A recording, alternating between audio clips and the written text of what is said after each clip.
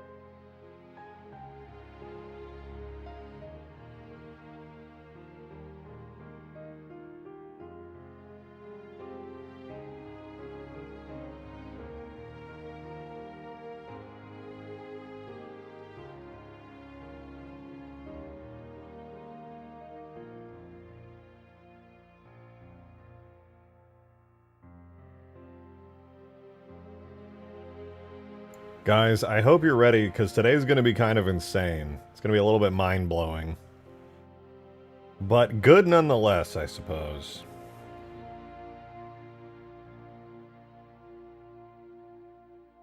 Why, though? Well, if you were in supporter chat last night at about 3 a.m. after I got back from the gym, there was a little bit of a brain blast that I had around this mod that I think...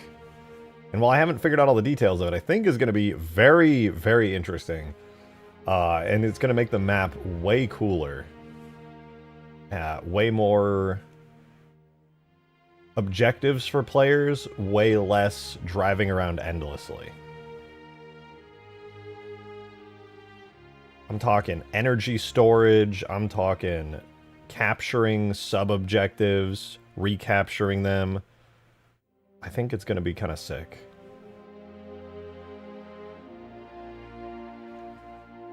Well, I won't be doing it today. I need to refactor a lot of the scripts on the map because they're kind of, they kind of suck. Where's your secret tunnel? Can't tell you. What is this rework you're talking about? You piqued my interest and I'm excited. It is a pretty massive rework. We're going to be doing a lot of prototyping today on some new systems. So hopefully you're ready for that. That said, I don't want to wait any longer, because I'm very excited and I want to get to work. I was thinking about this all day, writing down my concepts, my ideas. Almost like a pseudo RTS. There are some aspects of it, yeah. There are some aspects to it.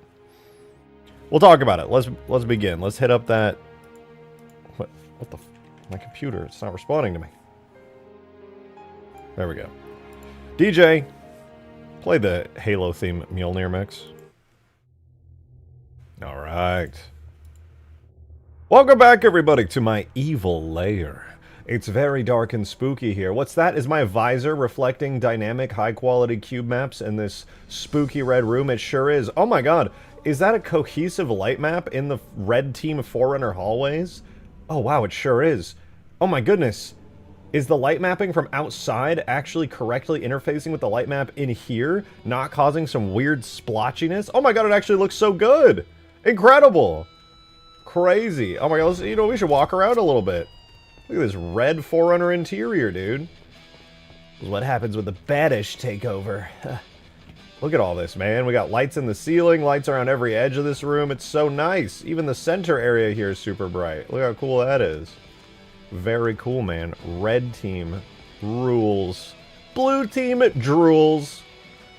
And if we come over here, oh my goodness, the light is correctly interfacing and bouncing in this hallway too. It's beautiful. My goodness. Red team is so cool.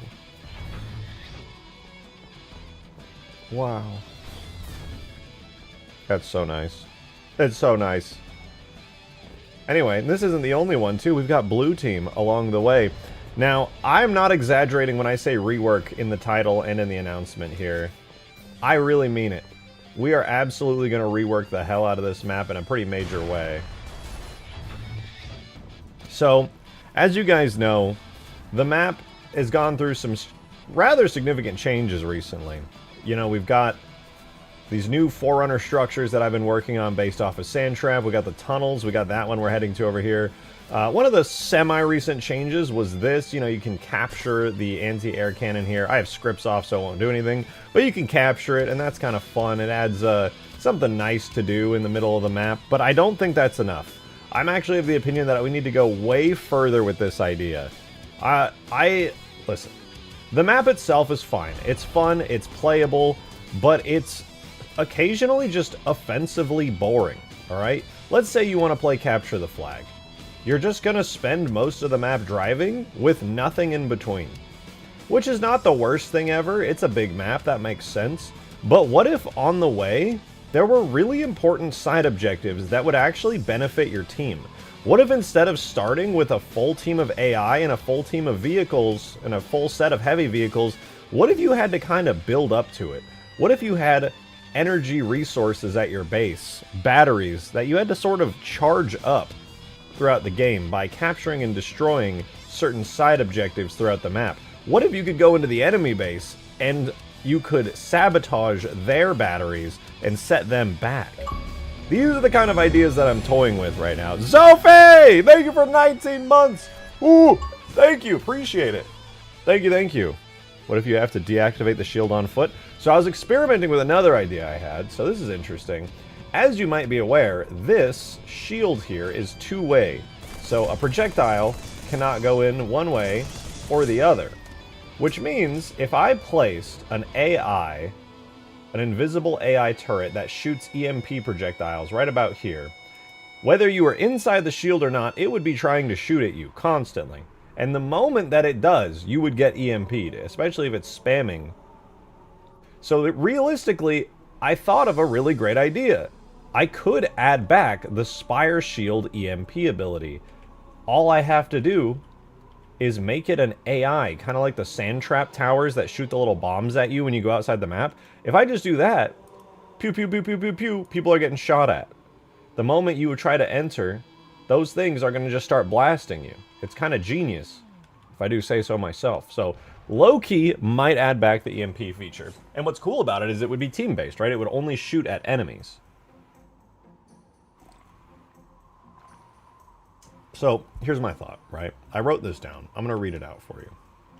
And this is, let me go over my grievances, because I love Permafrost. It's actually very fun, but Coax was bringing up some good points that I was already feeling pretty substantially, which is that this side base, I'm going to give my thoughts first. I actually don't like this side base. Spawning here sucks. Your vehicle choices are very limited. Oh, what up, Boom? Welcome, welcome, man. So I don't like this area. And here, I'll even run game script so that this door will open here. And you can see I was experimenting with some light mapping. It looks marginally better in here. These lights are way too bright on there, and I need some secondary indirect lights. But I got it lit up enough that you can actually see in here for once, which is kind of nice. But I think I'm actually going to remove this room. I think I'm going to remove this room. The reason I think I'm going to remove this room is because I think it's ugly, it's annoying, it doesn't fit in with the map. It's not particularly offensive or bad, but could be better served for something else. Need more cover for enemies to enter the base on foot if there's an EMP? Potentially, yeah. So here's the idea. Here's the idea. To knock out all of the map's issues, vehicle spawns currently suck. This side base, people don't want to spawn there. People didn't want to spawn over in the third tertiary side bases ever. I hated spawning there. Everyone hated spawning here. So here's my plan, and I already got started on it a little bit. I built into the map these teleporter frames from Halo Reach. Here's the red team teleporter frame. No teleporter in it right now. But the idea is you'll have teleporter frames, whether they be literally right here or if I move it, we don't know yet. We'll see. But essentially, you'll be able to teleport to the side bases if you want to. It will be completely optional. So that's fun. That's kind of nice.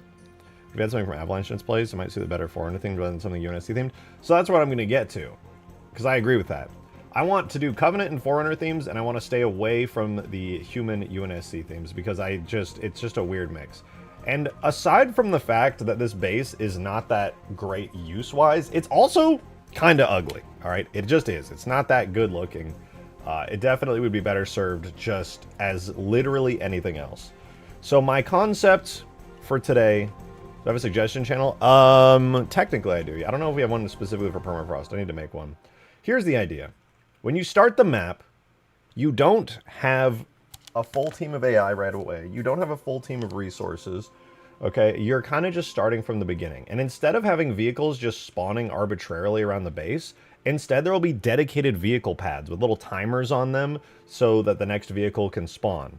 Right, so you'll have like light land, you'll have like land vehicle pads where you can spawn things like warthogs. You can spawn things like mongooses or skiffs, or maybe I'll put skiff on the heavy pad. Then you'll have like 4 pads: light ground, heavy ground, light air, heavy air, and they'll have timers on them. And I was thinking in prototyping, or I need to prototype it today, but I was thinking of different ways to make this happen, and I actually think it's very doable. Random idea always had some element that made the Foreigner structures be doing something. Foreigner train that runs along a rail. See, that would be really fun. I kind of wanted to do that originally with the big old Strato Sentinel. I never ended up making him anything more than a really cool set piece, but there is still time to stop the key from turning.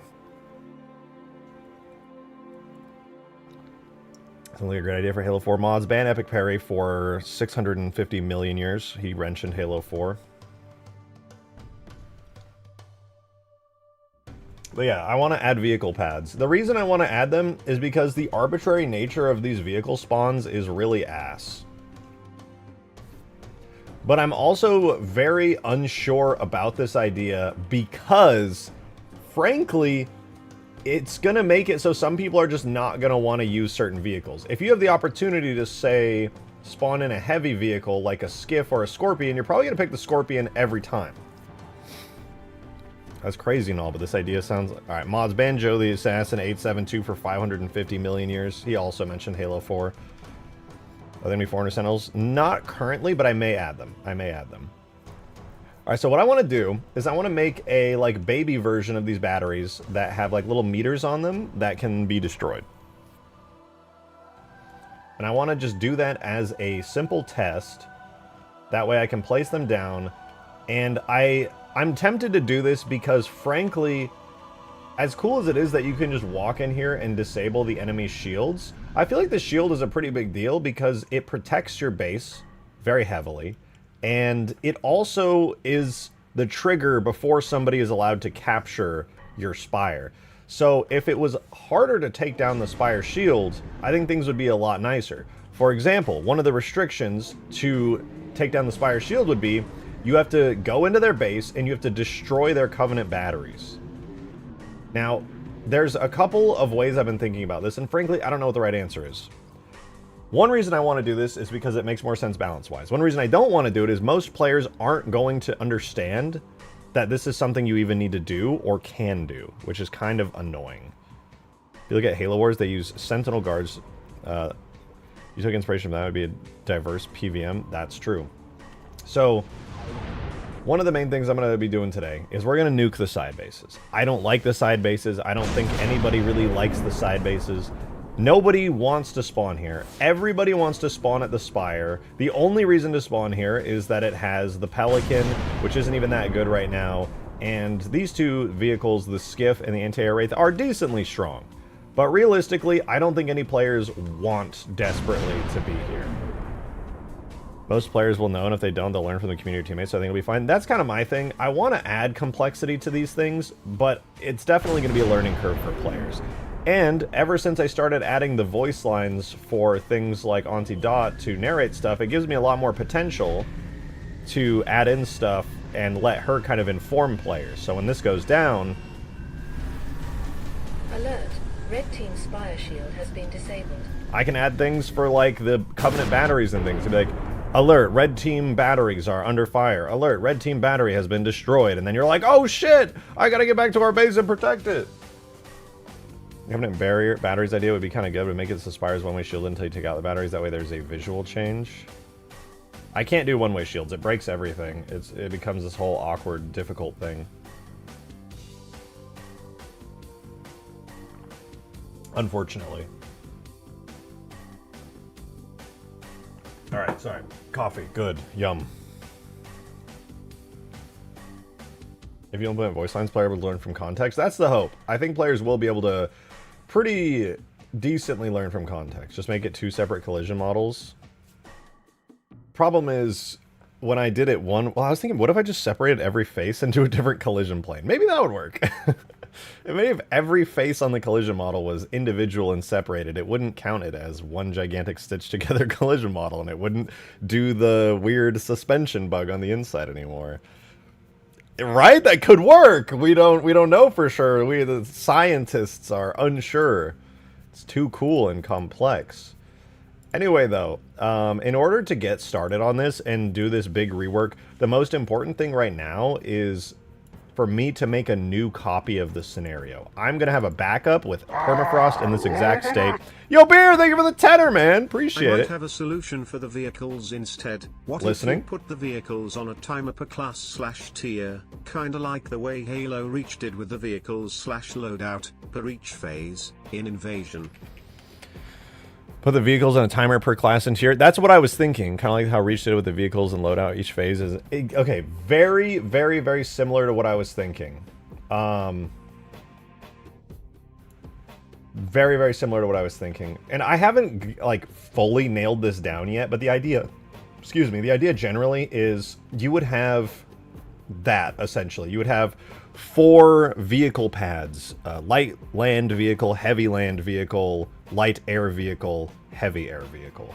And you could choose which vehicles you want to spawn in.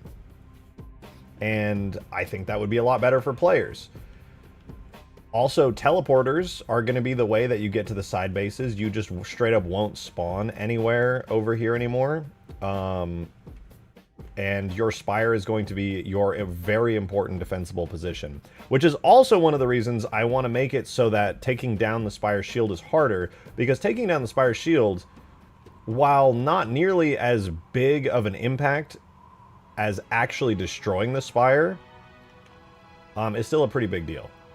Because you lose a lot of the protection that a potential shield gives you here. Maybe side bases being captured to change and give advantages to whoever prioritizes map control. That's kind of what I'm thinking about here. So I want to do some testing. What I'm going to do is I'm going to make some new objects. First and foremost, we're going to go into objects, levels, multi, huge towers. And I'm going to create a new object. I'm going to make a new folder for multiple objects. These are going to be objectives. And I'm going to make one called battery test first. All right, and we're going to go into the data folder as well. So object, huge towers. Oh shit, Milkman with the huge 10 gifted. Thank you so much, dude. Thank you very, very much. That's massive. Look at all those green names in chat. Oh, the grays are getting nuked, bro. They're out of here. They're out of here. Passive Forerunner regen structure like Halo Wars where vehicles can be repaired slowly. I don't think that's possible, sadly. Well, maybe it is. Low-key, it might. But the scripts would be really complicated for it, because it'd have to be done on a per vehicle basis. Trigger volume. I mean, you can do object set health and stuff, but I don't know if that syncs in multiplayer. And I don't think it affects damage states unless you manually set the damage state name and state together. So I'm going to go ahead and make a little test battery object here. And essentially what I want to do is just see what it's going to be like to have these and how I can incorporate them into the game. I don't think it'll be particularly challenging, frankly. Trigger volume, as in the volume of the notification, triggers me. Why? It's not even that loud. It's like significantly quieter than my voice. Where did my tip go? Thank you for the 2, Joe. I think it went right there. Was that not it? Just helps make the game mode more vehicle focused, but allowing players to hypothetically stay alive to damage vehicles. Yeah, I would like to make it more vehicle focused, but that's also why, so this idea I have for putting down these batteries and things, each place that a battery might be placed, for example, I might put like one battery right here behind this rock on each side. And what I'll do is any place that there's a battery is going to have light land vehicles and light flying vehicles. So at the very least, you can get in the fight. Or at the very least, you could fly or drive back to base for something better, or at the most, you could use that to your advantage to get more stuff. So maybe there would be like another battery down here that you can capture at some point, or around here. Maybe there could be like a stash of multiple batteries here, which people will fight over time. And you can essentially see it reflect. If I like, what I want to do is model and texture some updated versions of these Covenant batteries with like larger LED light indicators on them. And you'll be able to kind of see how many of these batteries each base has and essentially how much power they have because of that. And I want to have teams try their best to fight over these, kind of like a permanent territories game mode occurring. And I think it's pretty reasonable to do, actually. Oh, my shoulders, dude. This total side note, but I am dead, bro. I did Monday back and biceps, and yesterday was chest and triceps, and I'm Give dying. me a deployable equipment that spawns allies. I think the Phantom deploying grunts would be hilarious. That would be Guard pretty funny. towers with NPCs also add interaction. I do like the idea of guard towers. That'd be fun. Especially Not gonna lie, if it was up to me, I would just straight up remove that entire corner side base area. Like straight up sculpt tool it in Blender so there is only the H2 mortar area and move the vehicles to the dead spaces within the spire. Well, that's kind of the plan, right? Like in a different way. Thank you for that too, and thank you for the 5, Lieutenant Commander. I like your idea, Commander. If I can get away with adding more AI into the map without it overloading, I will try to do ideas like that. I'm also going to probably add in some different variants of AI and things that might come in with dropships with this new battery system. To say what you're saying, Joe, though, I'm not going to completely remove. So what I'm going to do is I'm going to remove all the vehicles. I actually can do this now that I'm actually here. What I'm going to do for this area, I'm going to delete all the vehicles. I'm going to delete all the scenery. And I'm going to delete all the crates. I'm going to delete all the weapons. And I already have a backup, so if I want to go back on all this, I can. I'm going to delete all the equipment. And all of the device machines. And I don't know if there's any device controls in here, but if there are, no, there are not. Okay, so I've just literally wiped out this base. It is empty now. We save that. It's nice and empty in here. Nothing to see. And this area is actually going to be more optimized, which will, in turn, allow more stuff to occur in the map because I'm going to be simplifying these. Even the door script. Yeah, the door script is going to have to go because I'm actually going to be, at least for now, you know, I got to make a backup of the scripts now that I think about it. Hold on. Levels. I'm going to make a backup of the scripts before because right now the scripts just wouldn't run because I just deleted a bunch of stuff. Let's do, boom. Here's Towers main.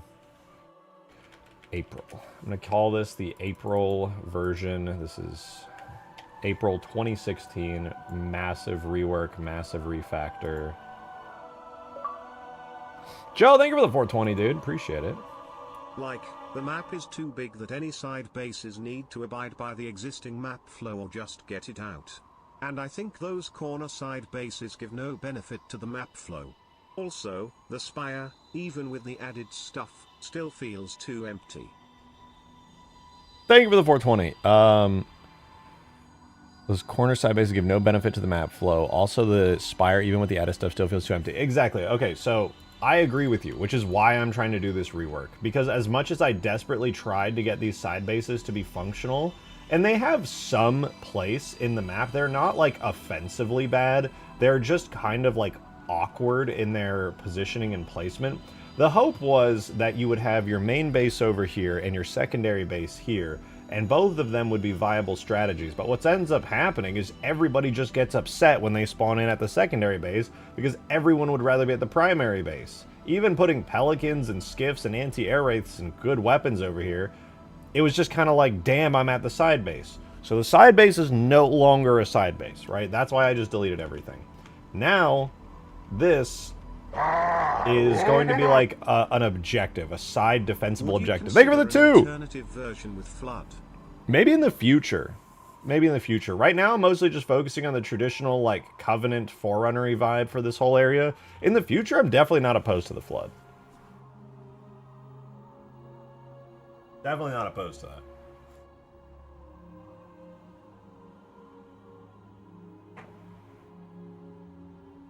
So maybe put a teleporter between the two bases? Yes. Actually, I already have the frames built into the map. I wanted to get the Steam controller, but I didn't get paid until the day after launch. No! You'd think they'd have a huge stockpile after the delay, but I guess not. No, sadly I want one not. with Scalpers. A transparent shell. Oh, they have a transparent shell one. Wait, that's fucking sick. I want that. I also agree. I think being around the spire and it being populated makes the map feel more intense because that's where the battles take place mostly. Yeah. Thank you for that $5 beer. Sorry, wait, I'll get back to you, beer, because I agree with you. But to Milkman, dude, that makes me sad. I saw Valve absolutely just crushing scalpers for doing that. For like buying out a bunch of the Steam controllers, and just like it was beautiful. It made me happy. Okay, and to go back to what you said, Beer, I definitely want that to be like a huge part of the map. I want the spires to become the main bases. Basically what I started envisioning in my head was Planet Side 2, where you have those giant dome bases that are like, in this map they won't be the same because they won't be like perfectly safe all the time or anything like that, but they will generally be pretty good and pretty useful. Okay, line 100. I'm going to null these out. I really have to refactor these scripts at some point. I have a bunch of stuff for the nighttime version, back when day and nighttime were round switching, and I just need to completely remove the round switching checks and everything like that. I'm not going to do it right now because it'll just break my scripts and I'll be forced to refactor it all right now, which would be like 30 minutes of boring shit. So I'll just leave them in and do it later. But to get back to what I was saying, yes, this teleporter frame is my first test. I ported it from Reach, turned it into a piece of instance geometry. We got a blue and red team version. And this teleporter, I don't know if I'll keep it right here, but essentially it will take you to the side base very quickly and allow you to defend stuff. But of course, the downside to a teleporter like this is that you can only go in on foot. If you want to take a vehicle that's actually powerful enough to make a substantial difference, you are going to have to, you know, get in your vehicle and fly on over. Not that it's a far flight by any means, but if you have your batteries over here and somebody is trying to destroy them to take down your spire or weaken your base, that's going to be kind of a big deal. The night switching was a really cool gimmick. It is a really cool gimmick, but I just think the map is going to play better and run better as either full daytime or full nighttime. Beer Big Drinking, thank you for the 5! So I know your idea with vehicles. Will I be the same way? Yes. Spawning them on our own, or will they just be on a longer time ours? So I haven't nailed down the exact way I want to do it yet, but I would like it so that the AI don't all just like spam out how they do right now. Right now there's only one, I think there's only one unique AI in the game currently, which is the Space Phantom. Once your spire goes down, the Space Phantom spawns in as kind of like a last defense. But I think it would be a lot more interesting if the AI spawns were a bit more dynamic and were actually tied to wait, why are the shadows so weird here? I think it'd be a lot more interesting if they were tied to the battery system. I'm calling it the battery system, but it's basically like a team-based resource system where you can collect more resources, sabotage enemy resources, etc. How impactful are the AI? They're really strong. So the ground-based ones, the Wraith and the Ghosts, are just kind of like minor annoyances. These bad boys here can straight up stop an entire push. I've had one of these things nuke me while I'm standing up here trying to capture, and that guy will just nuke me, so you gotta be careful of them. These turrets here are actually strong. You have to take them out if you want to, like if you drop somebody off, you can theoretically, I've done this a couple times, you can drop somebody off here kind of in their blind spot, but they will be shooting the fuck out of you, and if your next decision is not to immediately kill them, followed by the Banshees, you're fucked. They are really strong and they're really scary. I would say the Phantom is the least damaging, but it has such a large health pool that you do eventually have to take care of it. Otherwise, it'll just sustainably damage you so much that you'll die. Yeah. So it's pretty cool. It's actually really fun. When we were doing the playtest the other day, I was like so scared of them. And I love, nothing makes me happier than playing with Green. And he's like, dude, why did the AI keep killing me? And in my head, I'm just like, good. That means I made them actually useful. The AI aren't these useless, pointless parts of the map that are there for fluff. Like, you actually have to be aware of them. You have to be scared of them and treat them with the respect that you might another player. Minor accuracy buff to the Wraith AI would help. Yeah, I agree. It's using default campaign values, and I'm not really sure how strong that is in multiplayer. Thank you for the 2, Joe! What I think is that having 3 bases is just redundant because player caps. The Spire should feel closer to how the actual Spire invasion map in Reach feels with how populated it feels. No, I agree. RN, you passed the Spire's shield, it's just an open field. Yeah, all players will be respawning at the Spire from now on. There are no longer any spawn points over here. There are no longer any spawn zone. Oh, wait. What? I deleted these. Oh, I guess I didn't get rid of all the crates. Oh, because they're in a different BSP. That makes sense, actually.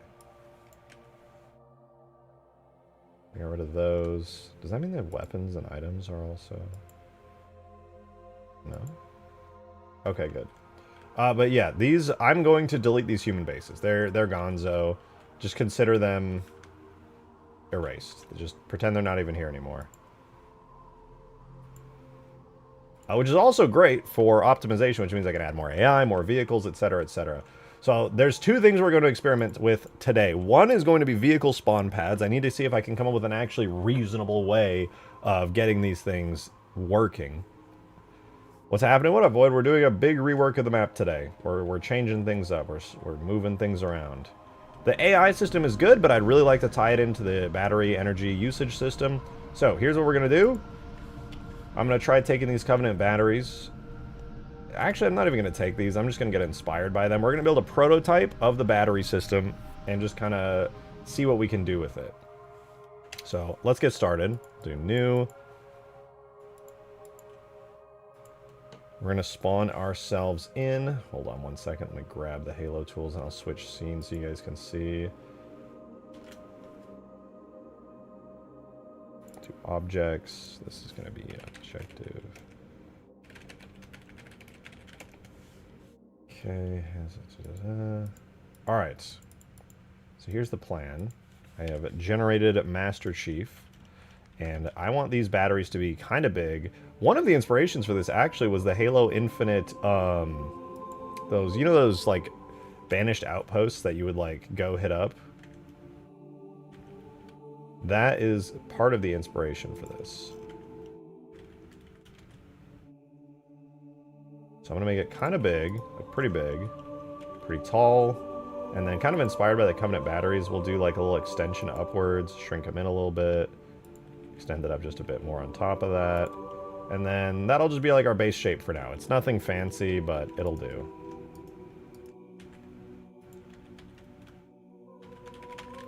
Alright, there's our temporary Covenant battery.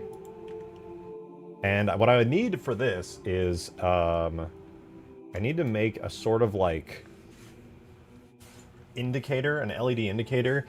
So in my head, I've been imagining that you're going to basically go up to things that look similar to this. You're going to blow them up. Well, two options. You either blow them up or you stand around them and capture them.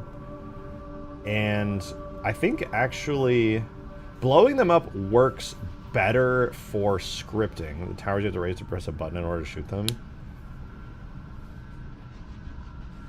Yeah, no, I'm talking about the ones where you just shoot the hell out of them and they blow up like really big, and then it's like, you've destroyed the banished outpost. Hold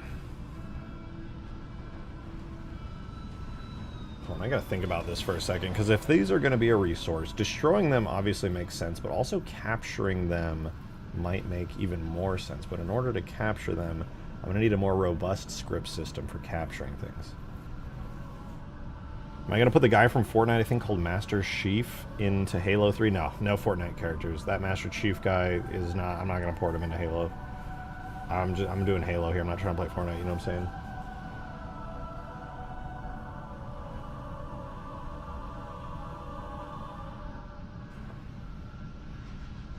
Take a core out of them?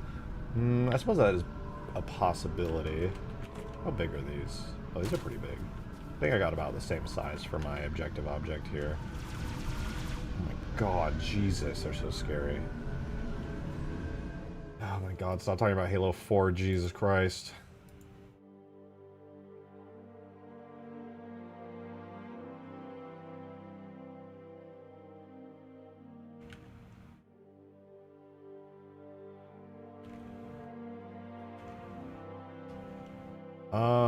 I'm gonna do 4 little battery indicators on this thing, on this bad boy here.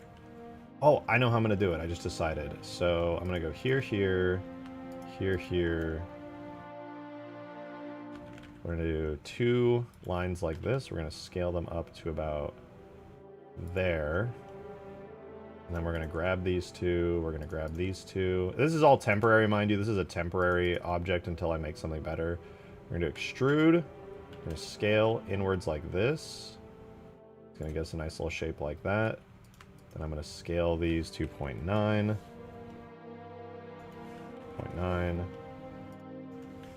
0.9 and 0.9.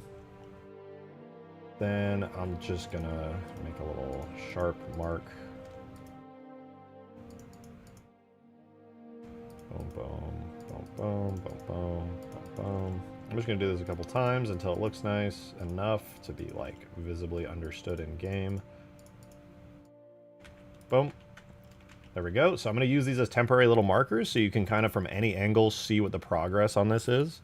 It's a very Halo CE looking model. Yeah, it's fine. I'll make it look better later. I just want a model that I can understand and work with, so I think this will do for that. Okay. Next up... Actually, you know what? Let me move this down a little. Yeah, okay. So next up, I'm going to make 2 materials for it really quickly. This will be Cov battery test. Material 1 is going to become... What should I call it? Hello, Blender? Did Blender just crash? All I did was make a material. No, I just... Am I going to have to remake this? I'm gonna have to remake it. Just crash already, Blender. Oh, we're so back. Alright. I don't know what happened. Anyway, we have our material. I'm just gonna call it Cov battery test. We'll do a very, very simple UV unwrap to begin with. Oh, and then before I forget, we're gonna do this. So, oh, these actually have like pretty nice UVs on them, all things considered. We're gonna do unwrap angle based. I'm gonna stack all of these atop each other. They'll probably, some of them will be like upside down and backwards, inevitably, but it's fine. I'm not really pressed about getting everything perfect right now. The only thing that's important on these is that I have them at about half the scale that the entire UV plane takes up, so about there. And you might be like, why do I need it this way? It's because I want to do like a sort of like progress bar loading screen on these visually by using a shader. Blender does that with new materials sometimes. It's terrifying. Somebody tell Blender to stop. And this will be Cov battery meter. I'm gonna call it Cov battery metal, Cov battery shell. Perfect. Okay. And then these guys right here will be on the meter. Perfect. So basically what I'm going to do is I'm going to put this in the game as a device machine. It's not going to have any visible capturing stuff to it. But yeah, besides the meter. I'm going to make a destroyed version of it really quickly. So we're going to do a little halo region on it. We're going to call it default. And I'll duplicate this really quickly. Cov battery test destroyed. And we'll do default destroyed, or no, destroyed defaults will be this region. Make sure I got this one. All right, and then for the destroyed one, I'm just going to be lazy and I'm going to mangle it. So I'll just go, how do I want to do this? Go like that.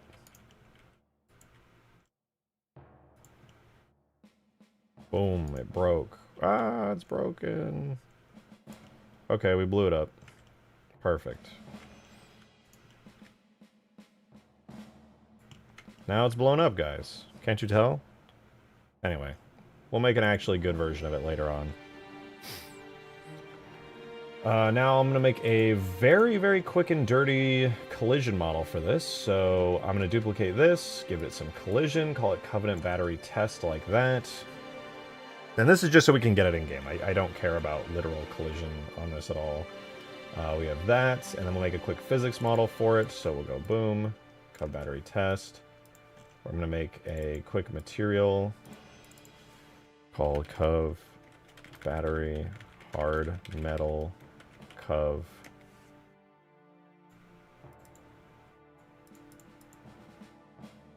Boom. Okay, both of those are good. And then I'll keep the collision as is, but then for the physics model, I'm just going to do convex hull because I'm lazy with it. There we go. We did it. It's an object ready to go. So let's just throw it on an armature, and then we'll make some materials for it in game, and then we'll be chilling. So for these and for the physics model, we can actually just slap these onto the armature. For the collision model, we do have to attach it to a bone directly, otherwise the game will cry and scream and throw a temper tantrum, just like I do. Attach it to the bone. Okay, this is now a ready-to-go model. So I'm going to export this out.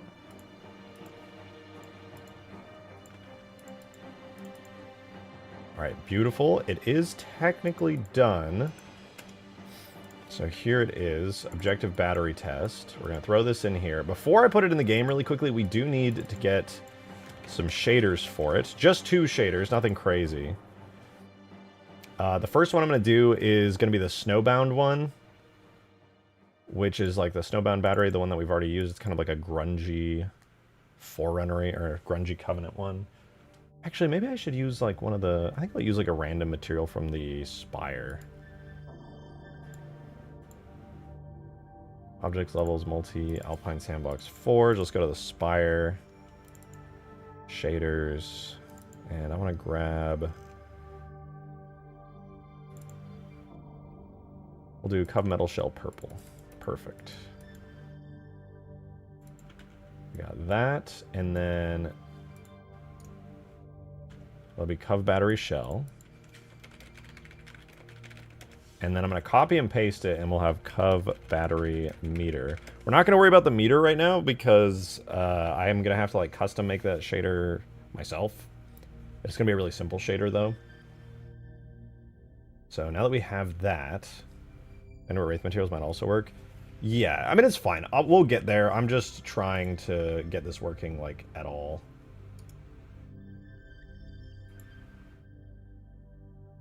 Yeah, it should be fine. All right.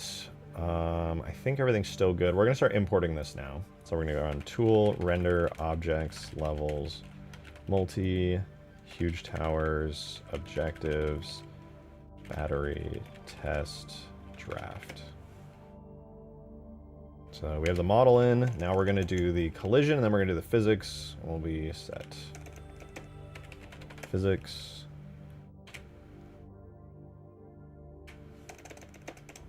Collision.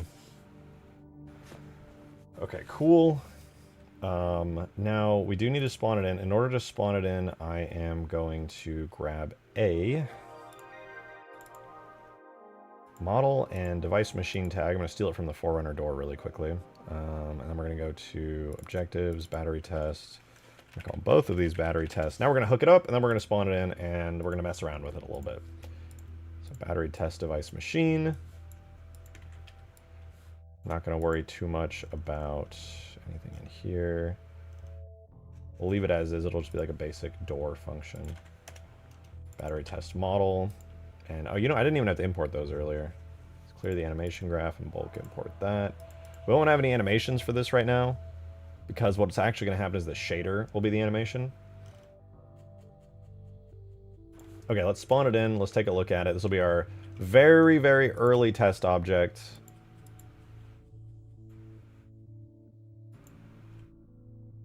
Huge towers, objectives, battery test, battery test.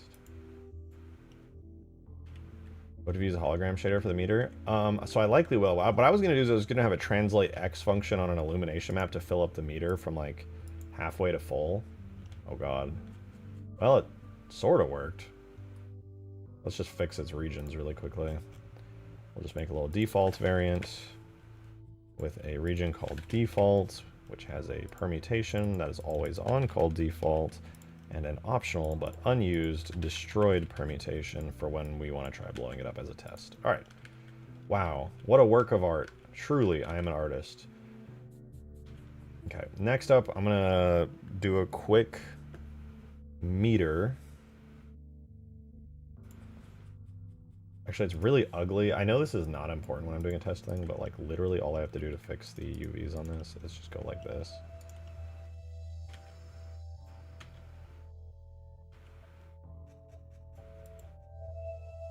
Oh, forgot to do that.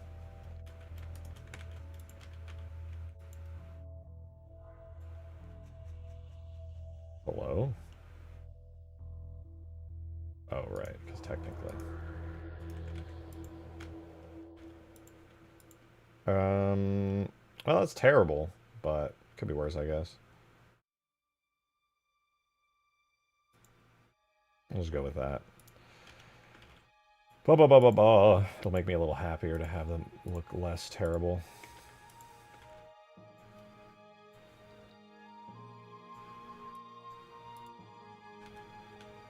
Well, it's marginally less terrible. Okay, so we're going to do the meter really quickly on it. You do it a bit easier, not translating the shader instead of hooking up the color to the battery's HP. That is true. I haven't really decided how I'm going to get the function to work yet, but at the very least, I'm going to try this. I'm going to make it so when you walk up to this thing, it'll activate. So now we can see it does activate. Thank you for the tenor, Gucci Pasta. I really appreciate it. Ultimate Forge map. So beautiful, so many trees, much land, great landscape, big mountain, huge river, looks amazing. Hell yeah. Too many trees, object limit. No! Set no more trees, map no trees now from. No! I should have added a forest tree object to every map. Only the alpine maps and the jungle maps ended up getting one. I'm sorry! I'm sorry!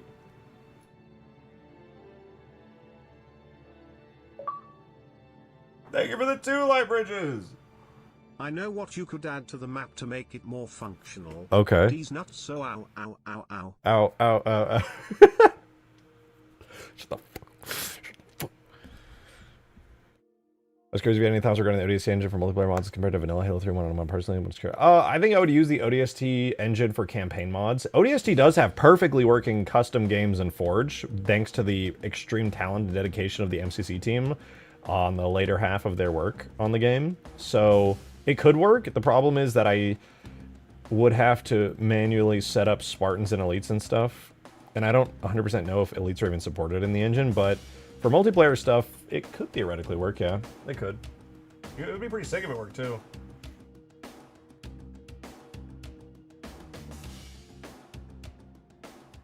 Okay, we have the battery test. Let's quickly edit the texture for this. So I'm actually going to bust open Photoshop in a minute here, and I'm going to do like a half white, half black texture that should work. I think it'll be... Yeah, I know how to make it work. So we have the Covenant battery meter material. Right now it's an exact duplicate of the shell color. So for albedo, we're going to do constant color. It's going to be black. For the bump mapping, we're going to have none. For specular, I'm just going to do no specular mask. Material mode, we'll keep it there. Environment mapping dynamic is fine. And we're going to do self-illumination is going to be simple for now. And everything else here should be fine. So we should see a funky looking shader here. Yeah, it looks very plain, very boring. Jesus! But this will be a really good start. So the next thing I'm going to do in order to make this work, I'm going to bust open Photoshop in the background really quickly. I'm going to make a super simple half black, half white image that I can use to scroll as like an illumination map across this thing. Let me see if I can make some adjustments. Does that lower the... Okay, that lowers the ambient color. That doesn't really seem to change anything. It's just very shiny. Let me take the specular down to like 0. No, it just seems to be white overall. What about that? That doesn't seem to change it. Well, we'll get there. In any case, I'm going to make a quick image in Photoshop. I'll do like a 256 by 256 here. Very straightforward. All we're going to do is make the entire thing black, and then we're going to make the left-hand side of the image here an entirely white color, like so. And basically what I'm going to do is I'm going to make a function that says when this thing is powered, it's going to scroll the UVs from on this side over to here, so you'll see them slide as the whole thing activates. So I'm going to give that a go. We're going to make this a TIFF file in my project folder there. We're going to make a bitmaps folder for it. I'm going to call this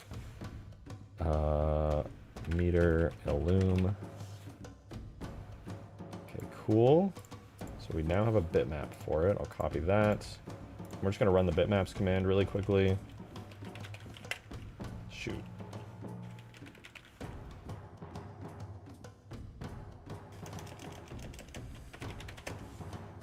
And I'm going to make it so the illumination texture is now going to use this. And right there. And what we're going to do is we're going to have a translate on the x-axis. And what's going to happen is it should use, it'll go from 0 to 1 on power. I believe power is the correct function, right? Let me double check. Where's functions?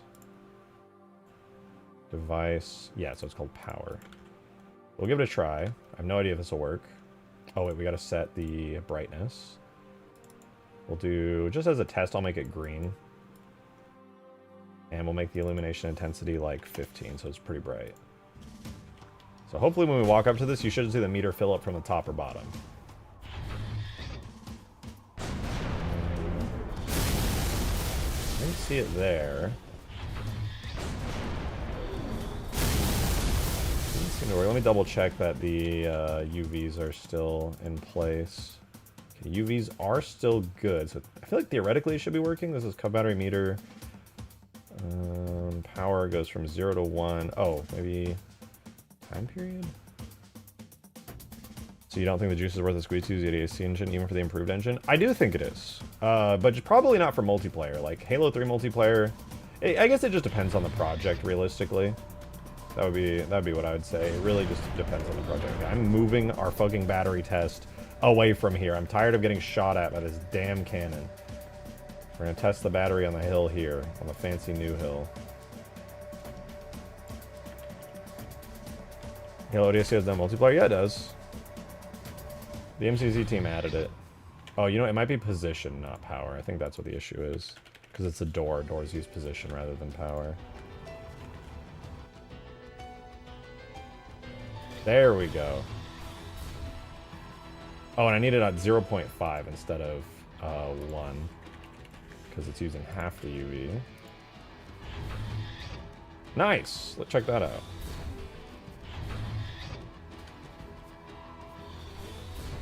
Cool. Which map does it have? It doesn't have any maps, but it has full mod support for it. Dude, I'm charging my iPhone. Huge.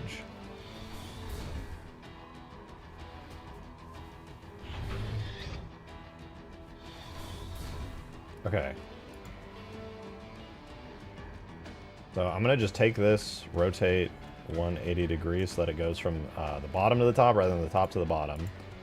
And we'll export that really quickly.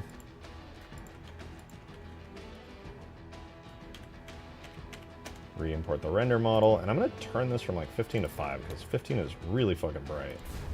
All right, let's give it a seat. Let's give it a look. I don't think that actually worked. I'm pretty sure that did not change anything. Why did that not? Hello?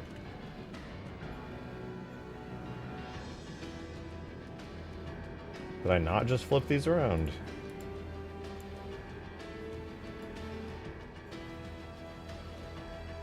Oh, I did the bitmaps folder. I did everything except the render folder. Alright, let's try that again. There we go. So the test is pretty straightforward. Now we have this device machine that, when active, we get a battery sort of meter indicator that causes it to glow upwards, which is kind of cool. Hello? That's a first? What the fuck? Did he just use the man can? Alright, so here's another test that we can do very quickly with this. So position translation or transition time is right now less than a second. I'm going to set it to 5 seconds, and I'm going to set the automatic activation radius to be a little bit bigger. There we go. Now we get the meter filling on the battery.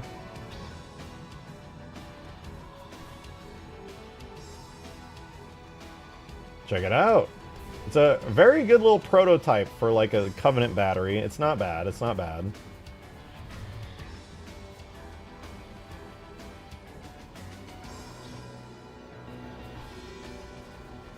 Gotta stream 2+ hours. Well, I'm not going to the gym tonight. Today is one of my off days, so I can stream for as long as I want, essentially. This is cool, though, because you can capture this, technically. And it's going to sync perfectly. It's not going to... the only downside, I guess, is that it opens completely and then closes completely. I don't know if I can change that. What if I do allow interpolation? Will that allow it to... No, that still causes it to open completely. Maybe I should change it from door to platform. Okay, that just broke it.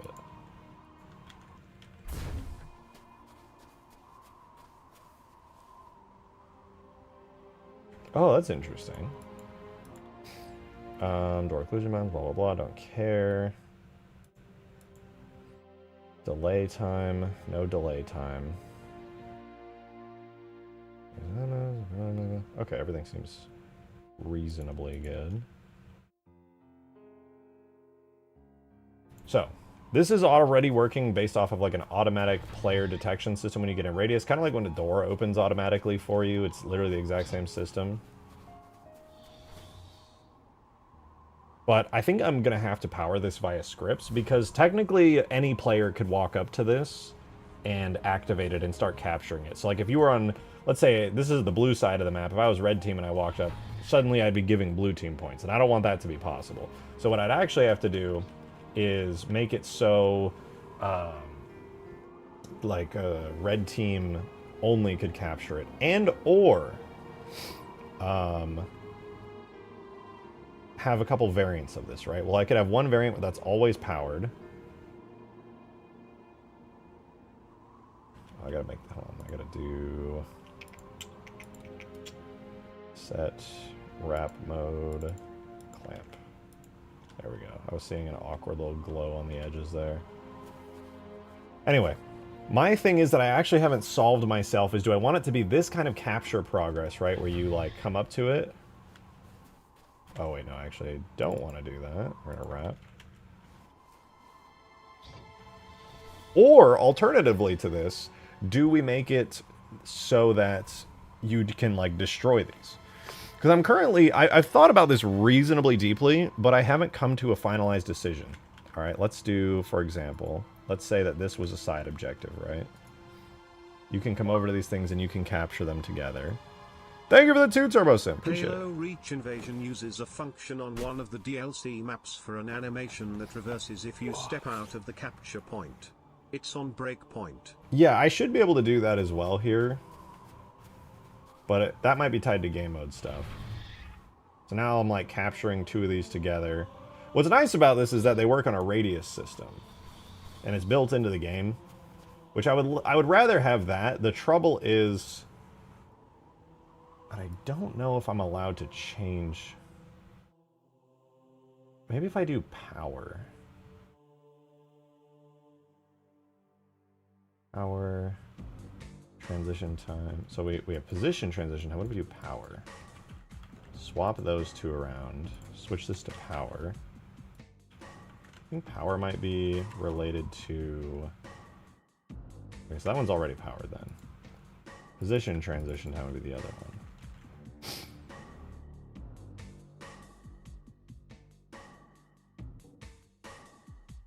I don't think you can make it so that it doesn't activate fully. Unless there's something I can change in game, actually. Let me look on Sapien here. Oh, right, I have this set to power. Set it back to position. Set our green color will only activate, excuse me, based on position. The animation can be used if you're going to make them explode to make it seem like they're overloading. True, not a bad idea. I could also have one maybe where like an overlay on top of the green starts to make it like flash red or something like that, and then it'll explode. I was also thinking that you could just blow them up regularly, like you just shoot at them until they blow up, and that way you start damaging the enemy team's like battery reserves.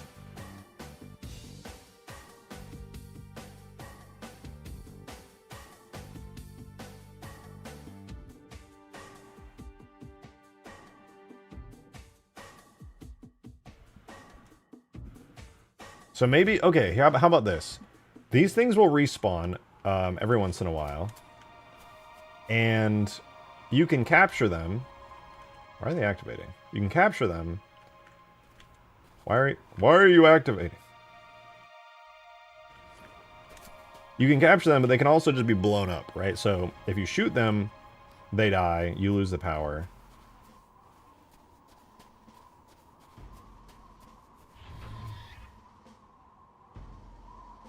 I think a pretty good way of doing that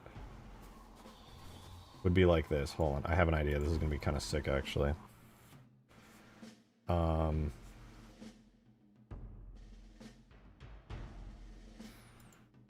my god, big brain. I'm coming up with some really interesting ideas for how to do this stuff. Anyway, we have this is set to like a door, blah, blah, blah. I think, yeah, I have to set these in Sapien manually, but basically what I can do is for each of these, I'll test it just with this one to begin with. We have these options down here at the bottom. I can do, can only change once. And does not close automatically. That should make it so that when I activate this, oops. It should stay open. And it should stay captured. And I can make it so these are respawnable. So if I back away, it's still captured, and then I can go to the other one.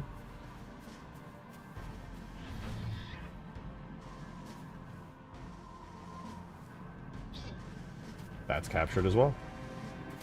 So now these are mine, right? Like I've capped these. Everything is good.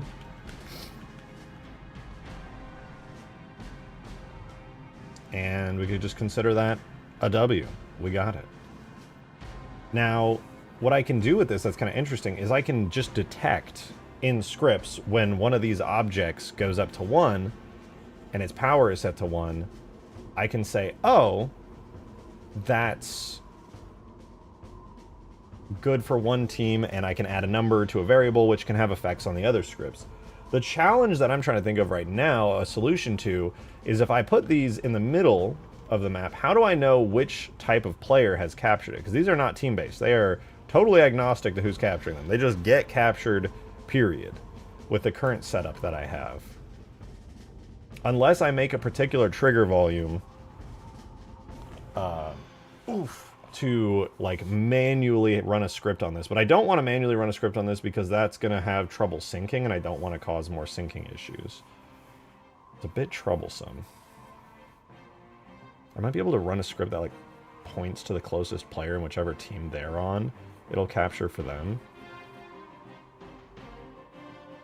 So like maybe when one of these batteries go up, a script will run on that battery that'll say point to the closest player, and whichever team that player is on is who will get the battery. What is it exactly? This is like a new system for the map that will allow players to gain... why does this one keep turning on? It'll allow players to gain resources. Okay, apparently it's just detecting me in the editor because it's being weird, but... yeah, this is like a prototype for a battery system for secondary objectives for players to capture. And you can also blow up the enemies, theoretically. And then once they respawn, they'll be like emptied out, so players will have to go recapture them. Which I think would be pretty cool. I think it'd be kind of fun to just like have these around the map and players are just going around. Maybe link the batteries to invasion-style shield blockers to the point that they have to open up new routes and allow heavy vehicles through. That's not a bad idea. That's the thing that's fun about these is like having particular ones activated and then adding them up can mean like positive things for you, the player. Which I'm really excited about. I think it'll be genuinely very fun.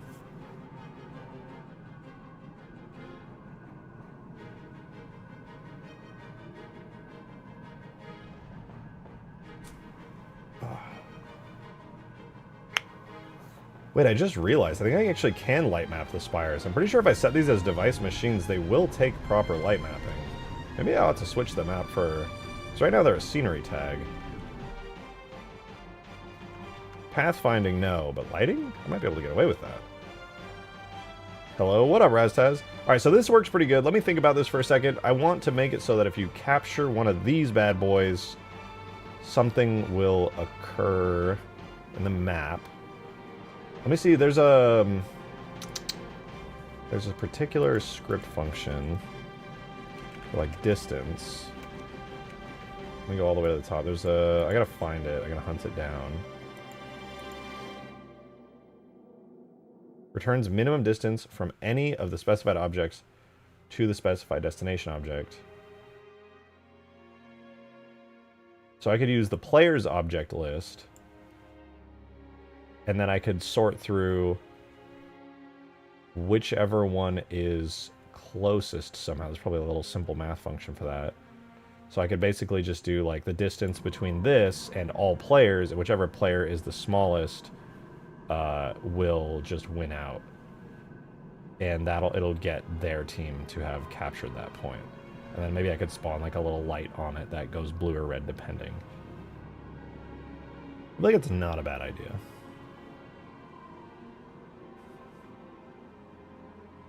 And then if you want to, say, not have one of these things go to the enemy team, you gotta blow it up. Hey, have a good one, Void. Thanks for tuning in. Alright, so I'll give that a try then. I think that's actually kind of cool. What if you had one in each Forerunner base as a capture point? Ooh, I like that. I like that. Maybe even just like outside. Yeah, maybe like inside the base would be kind of sick. And then somebody would have to like come in and blow it up. Let me do like a test for blowing this thing up really quickly. We'll have... oof. Alright, sorry. We'll have the destruction state get set up really quick. I'll make a very, very simple type of destruction for this. So we'll make a quick damage info on it. We'll give it a maximum vitality of like 15 HP really quickly. Add a damage section called main. And we'll give it a full vitality percentage. And its initial response will be kills object. Oh, let me make this a multiplayer type object property as well. This will be type ordinary. Yeah. Nothing crazy. We'll give it a default respawn time of 30 seconds so these things can be reasonably like grabbed and cleaned up. I wanted to give it like a big explosion maybe, but maybe I can find something for this. Well, maybe like, I'm gonna do the scarab explosion, dude. Fuck it.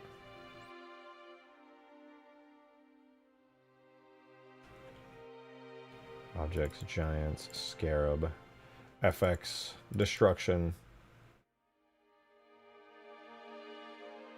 Boom. I probably won't even do anything, frankly, but... Can I shoot this thing now? Oh, right, I gotta set its collision up real quick. Now that that's a thing... Hard metal cove, main, hard... Oh, metal thick covenant. Okay, now I should be able to shoot it. Or not. Oh, I think it might have died, but I just didn't set it up right. Kills object, transition effect, and then we'll have default go to the destroyed state. It blew up! It also blew up. We did it. It's still activating even after it's dead. No!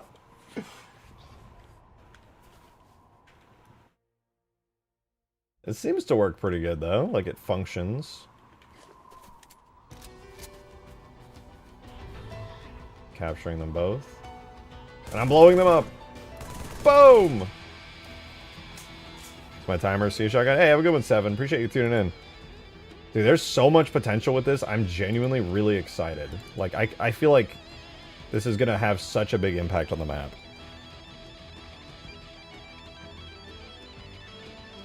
And what's cool about these is these become instant points of interest. So if you want a new reason to go somewhere on the map, collecting these for your team is going to be huge. And I can tie this into the Spire Shield system. I can tie this in to the AI spawners. I can tie this into vehicle resources. I'm excited. Tip jar isn't working. Is that true? Some people tipped today. I think it's working. Let's do explosions. Covenant explosion large.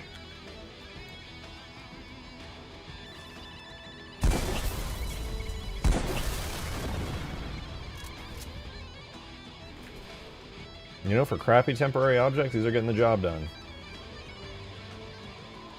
I return. What up, someone else? Welcome, welcome. Testing out new Covenant battery systems.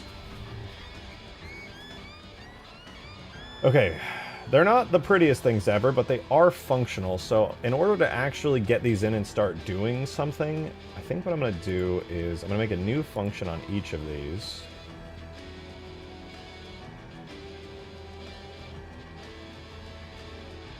I'm going to import position. I'm going to make the name be captured. And we're going to change the function here to go like this so that it only turns on at the very, very last second when it's fully positioned out at 1. That way, because I'm going to try to avoid scripts as much as I can. Aren't these the same size as the snowbound batteries? Yeah, you just kind of base it off that shape as well. I just made a custom really crappy one really quick so that we can just test this and get visual feedback that's like good enough. Okay, so this is good, and now that I made that function, what we can do is we can attach an effect to this, which I should have an effect already. I'm gonna, as a test, of course this won't be final, I'm gonna do the Spire Shield down sound, which should be under Invis Cube FX. Let's just say blue team Spire down on the up marker. Screw it. The primary scale for this will be captured. We should hear her voice call out when it reaches 1. Never mind. We tried. Oh, I think it's because this one actually has a very particular... Yeah. Oh, no, it's on the up marker. Or is the voice on the... Oh, it's because it's on the FX marker. Let's make a little copy of this. We'll go to our... battery test, and we'll do a temporary FX type object that we'll just use for this. Call it capture test. And then we'll just swap FX for the up marker. You're an LTE with... No! No! Alright, let's see. Maybe we'll hear her say it now. Alert. Blue team's spire shield has been disabled. And she should also call it out when this thing goes up as well. Alert. Blue team's spire shield has been disabled. Calm down. Calm down. Oh no, wait, it's a looping effect. Alright, we gotta fix that.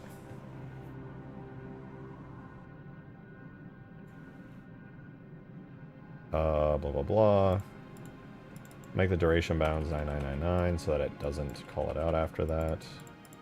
And that's all it does, so we should be good now. Alert. Blue team's spire shield.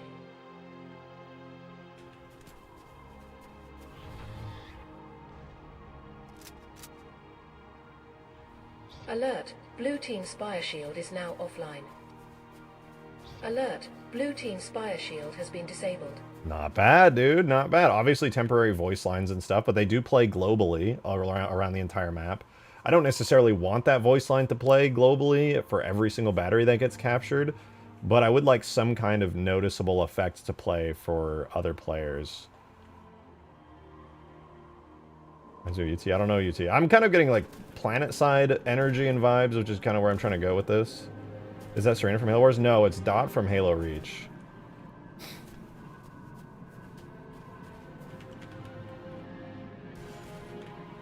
Alright, so this is so far reasonably good. It's not tied to the scripts right now. None of this is tied into the scripts yet, but I can very easily do so. I think what I'm going to do very quickly is I'm going to tie this into the scripts like way down here.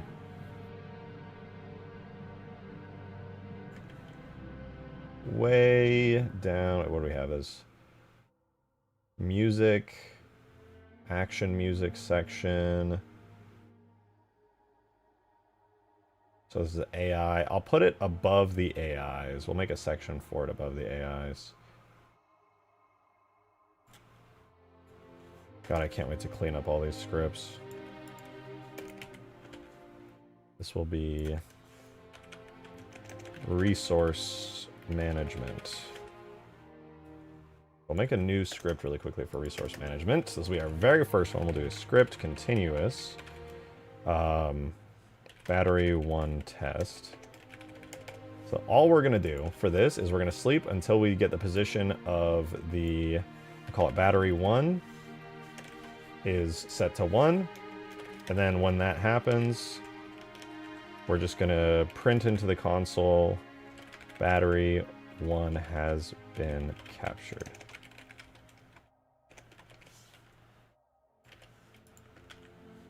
Let's compile the script.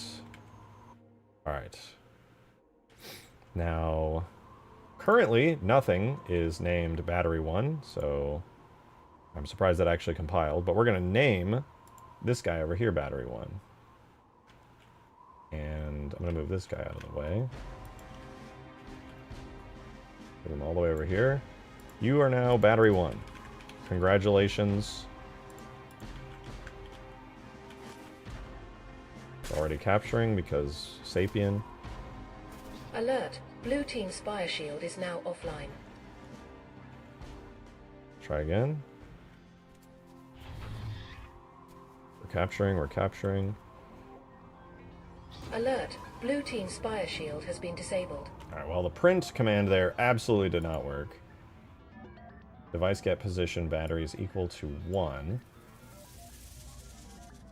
And then it's supposed to do print... Oh, and then I suppose... Nothing, actually. I should be spamming that really hard. Let me make sure I don't have any... Oops. I blew it up. Let's do... Events. I might not be compiling scripts this whole time. Oh, yeah. Left parentheses unmatched? What? Oh, I forgot to copy a parenthesis when I did that. Okay, so we should be able to test this now. So now it should spam on the bottom left in green text really hard. Alert. Blue team's spire shield is now offline. Oh, there we go. It's once per second, right? Because I had it checked once per second. Okay, sick. So that would basically, theoretically, be able to set a variable that will just kind of make everything work good. Oh, my arms.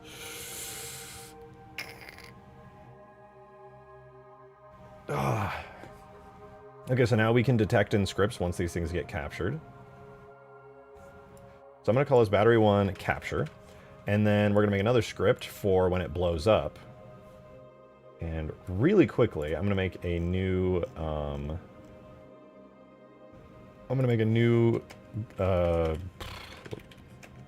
short that I'm going to call red resources, which will be 0 at the beginning, for now anyway. And then we're going to have blue resources as well. And what that's basically going to let me do is have cool resource management stuff. So let's say this gets captured, right? So we sleep until the battery gets captured. Then we're going to print that battery 1 has been captured. Then we're going to set blue resources, because it's on the blue side of the map here. We're going to set blue resources, and we'll make this more complicated once we do like player detection to see whoever is closest to this thing. I'm going to set blue resources to set blue resources. Thank you for the $5, Gucci Pasta. Good to see you, man. Map again. Plan ahead better now. Me know me can't have many trees. This work. Me use alpine sandbox. Me use forest. Yay! Me still have many trees. Or jungle. Jungle also has a forest object.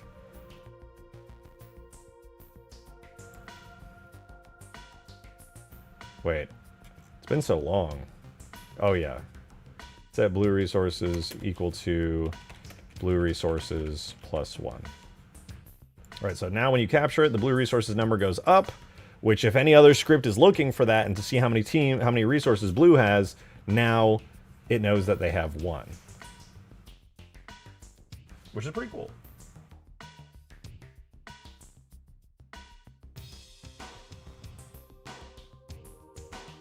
And then in order to make this not spam and run over and over and over, I'm going to not run a sleep forever, but I'm going to do a sleep until... then we're going to run this. But that's going to be when it's set to 0. So basically, it's not going to do anything until the battery gets set back to 0. And that's where the second script for the battery is going to come in, which is going to be detecting when it dies. So we're going to do script continuous battery 1 death. And we're going to sleep until, instead of device get position, we're going to do, where's the health one? Get health. Vitality. How do I detect when something dies? I totally forgot. It's in the dome. Dome light. Dome switch red. Damage section. Object destroy. Isn't it vitality? Set maximum vitality. Set current vitality.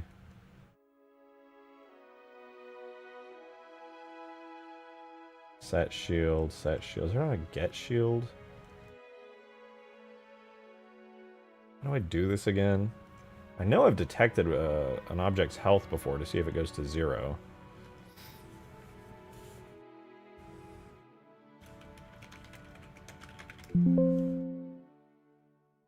I have a thing for this. Damage section, it's called. In the scripts, for whatever reason. So we have object, damage, damage section. So we can apply damage. Can I not get health from something? Oh, I can. Unit, get health. Object, get health. Okay.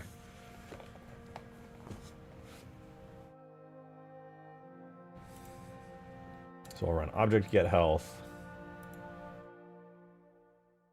We'll go back to resources.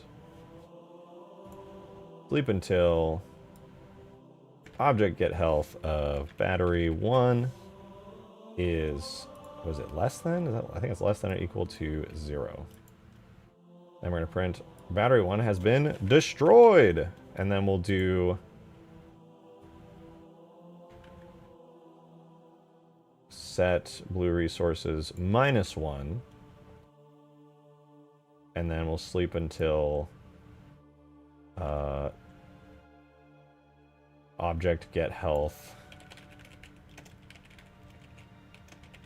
of battery 1 is greater than 0. That should work, and hopefully... Thank you very much, Kira, for the 5 gifted, dude! Holy shit, look at all 5 of those green names! It's beautiful! The Greys are dying one at a time, and I couldn't be happier.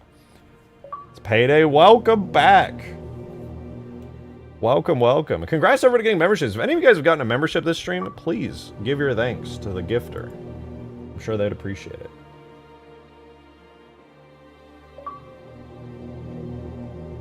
Did I do these backwards? I don't know, let's see.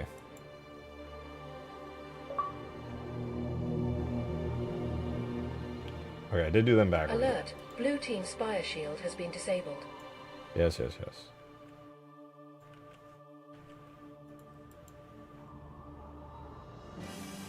Thank you for the 5 gifted though, Kim. I really appreciate it.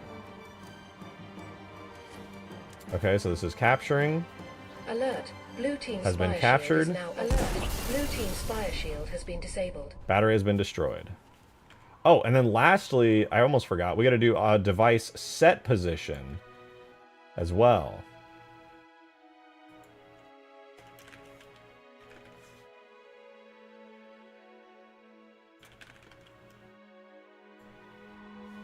Okay, so that you should see the green light go off once it does that as well. So we'll capture this. So it starts going up. I'll wait for the green text to appear that says that it has been captured. Alert! Blue team Okay, spire it says shield is now captured. offline. Now I shoot it. It says it has been destroyed. So the set position didn't seem to work. Let me do set position. Device set position.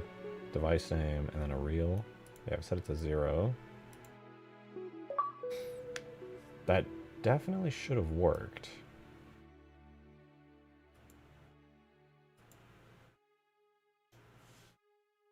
Thank you for the 2, Didax said. My wife, Homo sapien. Does that make me homosexual? You know, that's up to you. I can't decide that for you, my friend. Only you're able to answer that question. Alert! Blue team spire shield has been disabled. So captured, destroyed. The scripts are recognizing the capturing and the destroying, which means the variables in the host scripts are telling players that, hey, this thing is dead. You have gained a resource and you have lost a resource. So the scripts are functioning. It's really simple too. This is what I really like. And since I'm using device machines here, which already sync perfectly, all that's happening is the device machines are doing their thing and the scripts are just reacting to them, and players don't need to care about these because the host is going to be processing all these. And it doesn't matter if it visually syncs because the variables are set and they can wake up synced scripts as needed. So, W. Batteries and resources are, even though they're not integrated into the other systems, they're working. They are working. That's kind of dope. That said, these batteries are still ugly as shit, but you know what? They deserve to be loved nonetheless.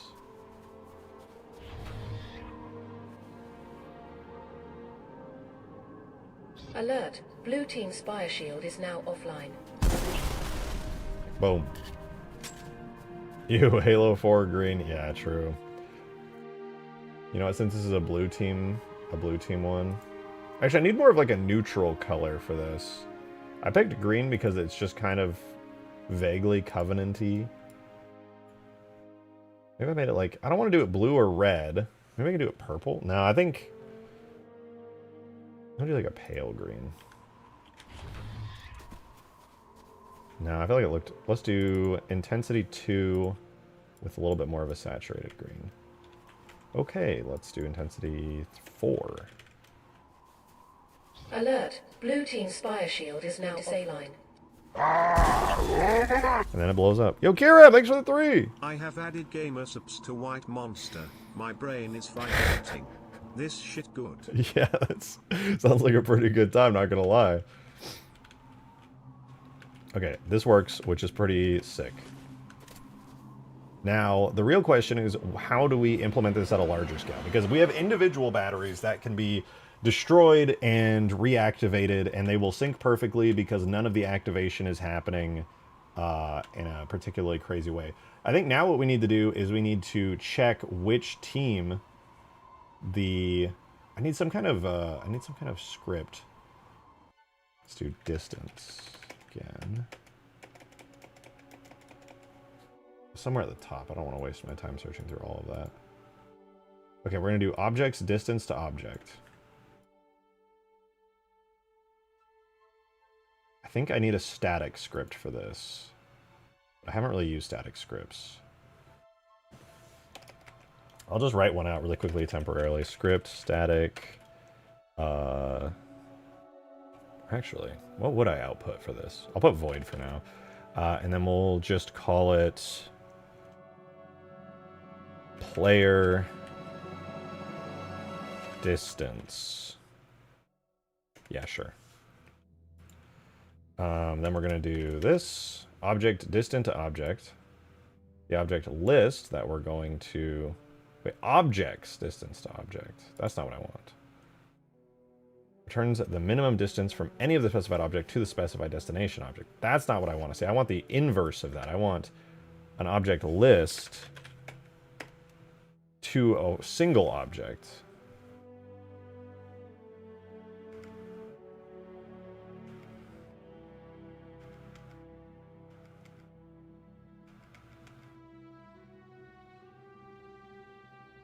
Wait, I guess the inverse would work too, now that I think about it. It actually just doesn't matter. So we'll do players.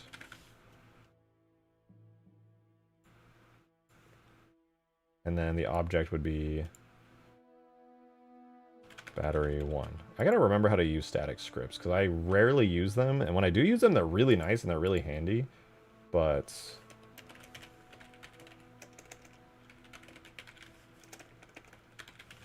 does this even compile? It says it compiles, but it always says that. Oh no, it actually did compile. Okay, so this is a valid static script. So this will basically give us the distance between our battery and the players at any given point. I'm going to go back to the C20 reclaimers. I'm going to go scripting. I think Halo 1 scripting has the most...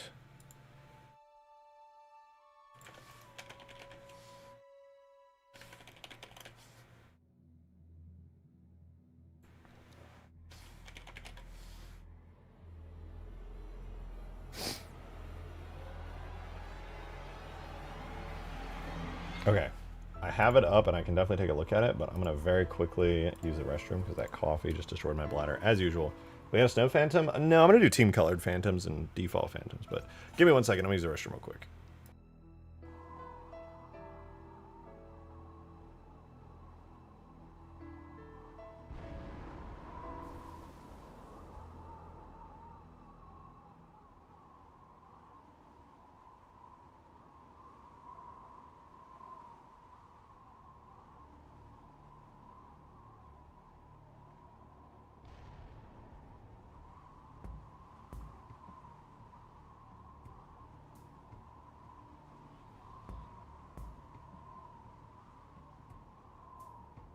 Alert! Blue team spire shield is now offline.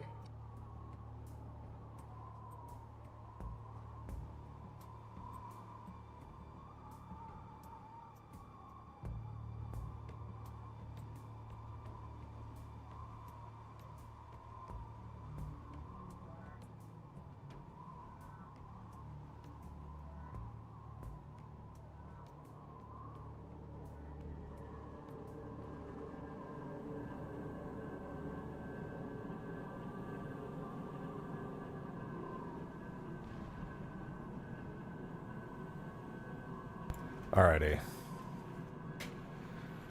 Oh, my back. Actually, my arms. Dude. Actually taking the gym seriously and having a plan is the worst. I know it'll get better and that's just week 1, but god damn, man. I'm in pain.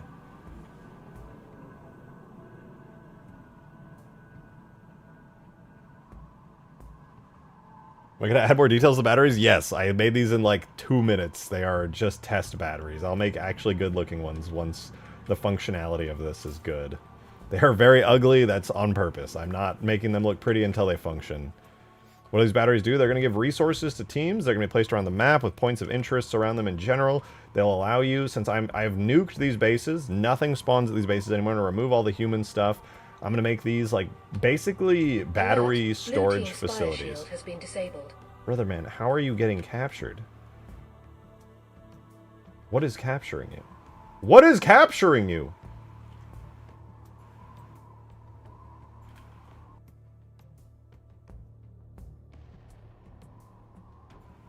What? At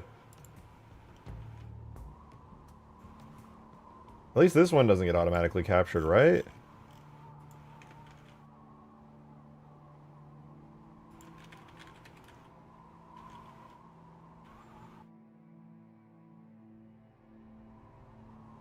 Why?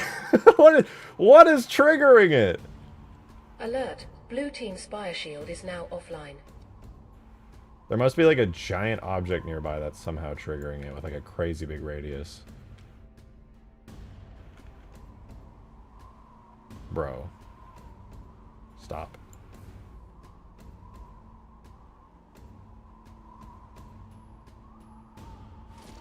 I'm not even in range.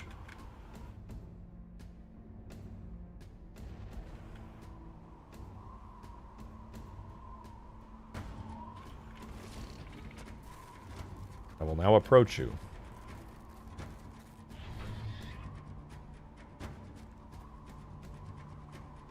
Alert. Blue team spire shield has been disabled. Nice. Okay. Whatever. We'll do it on the mountain from now on. Surely if I refresh, it still doesn't bug out. Okay, we're good. So we're good. Okay. Oh my god, it started. Alert. Whatever. Blue I don't team care. spire We'll figure it shield out is later. now offline. Next up, we need to tie this into an actually useful function. Oh, right, we were doing the static script. That's right. I got a little distracted there. So the static script is going to be something that I can use to just detect how far a particular team player is from this. And let me check. What does this return? It returns minimum distance from any of the specified objects to the specified destination object. Oh, that's troublesome, actually, because if the minimum distance... Oh, right. I got it. We'll do...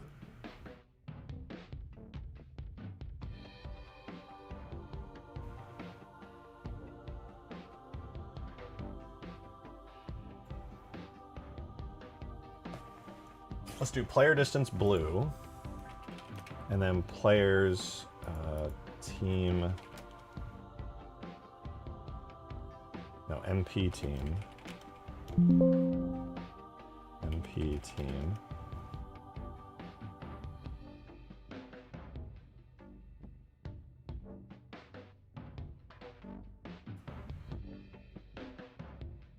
this is perfect, actually. We're gonna do object distance, MP players by team. Thank you, Laffy, for the 23 months. Appreciate it.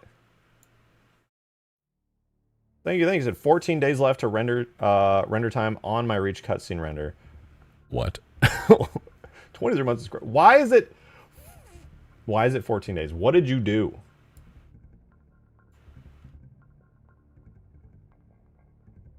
MP team red, MP team blue. MP team blue. Can I put an input on a static? I can do an input on a static, right?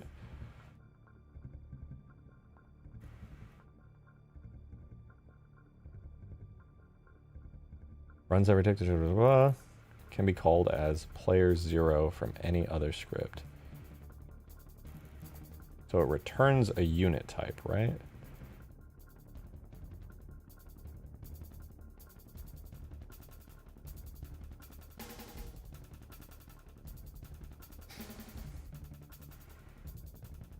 Parameters. Scripts can have multiple parameters, and each parameter should be enclosed in a set of parentheses. Okay. So it's a static void.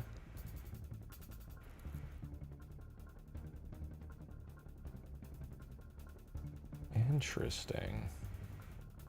I really don't want to learn how to use static scripts properly and be an actually good scripter on stream, but I might have to. Add more NPCs if it's that big. That's the plan. Anyway, this right now it's returning void. I'm gonna return. We don't need to sleep forever because it's static. I'm gonna return a distance, which distance is a real.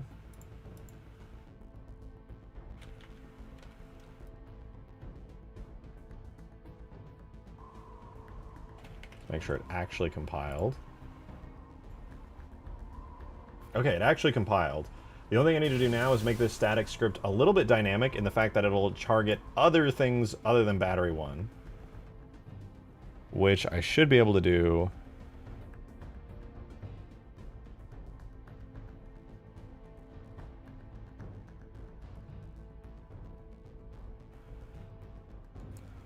So it's object, real scale, and they have names that you can just reference within there. Okay, so I'm going to try this.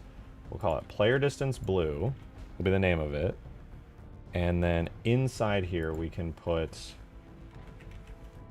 object battery. And that'll be battery right there.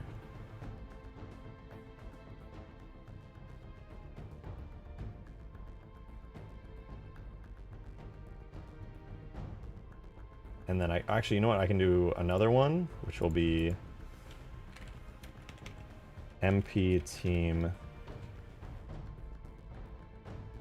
And then blah, blah, blah. You can put numbers, real scale. And then you input a particular scale. And then you have a text string.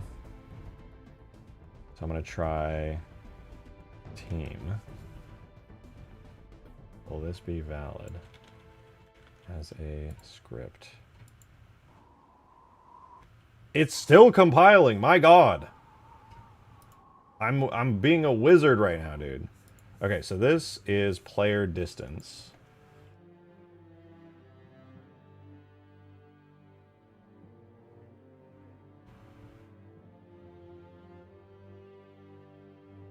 So now I can find the distance between a team of any choice, of any kind.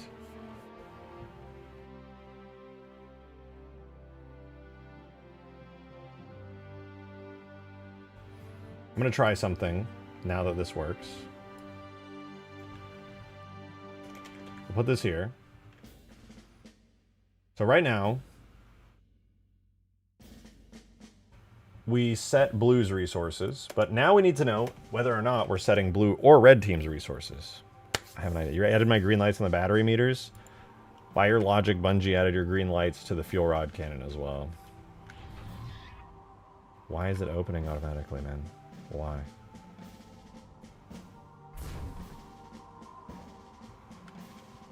It's freaking me out. I'm right over here by the door, which does not open automatically to anything.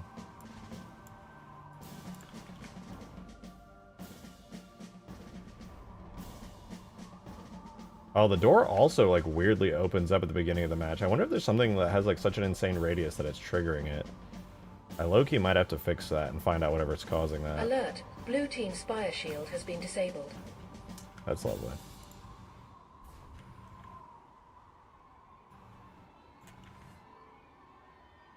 All right, well, we're going to try this now. I made this new static script that can detect which team is close to which object. So we're going to run this static script twice. Let me make sure I'm doing this right.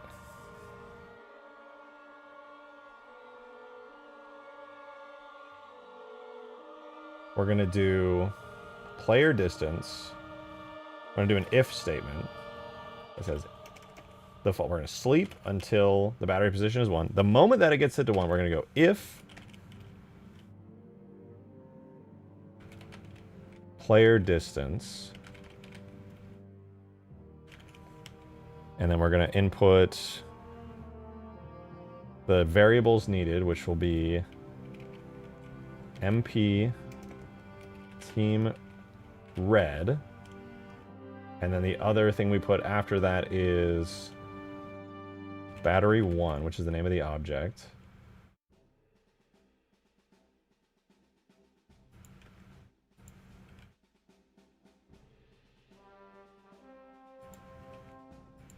Is greater than, oh, that's less than, is greater than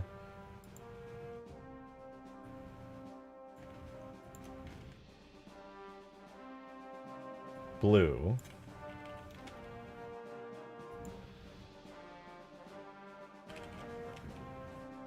Actually, we'll do less than to begin with.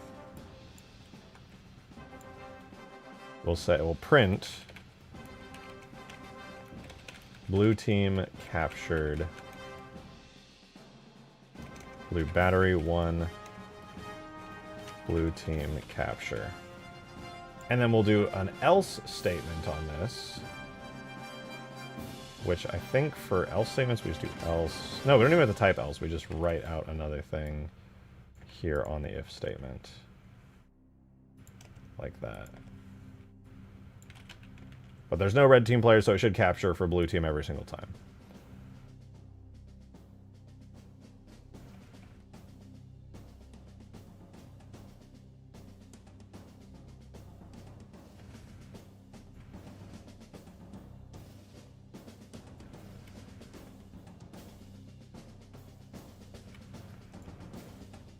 What have you done to Permafrost today? A lot, actually. We're at the beginnings of a major refactor to several parts of the mod, which I'm very excited about.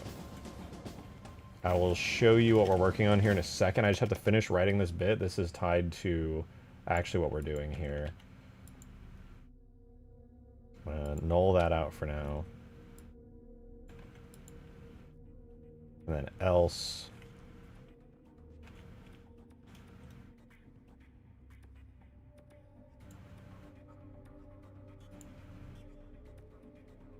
How do I, you know, I've totally forgotten how to do the if else.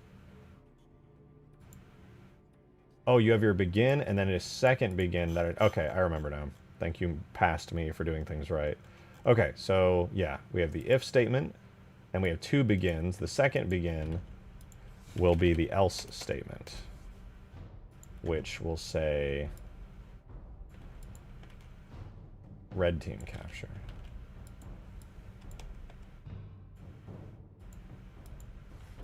Let's see if I did all that witchcraft correctly. Invalid arguments to inequality operator. Less than player distance, player team battery.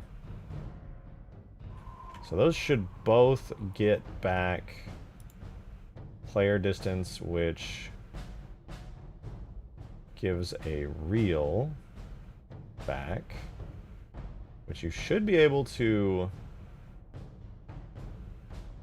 work with. Let me make sure I didn't do anything wrong here.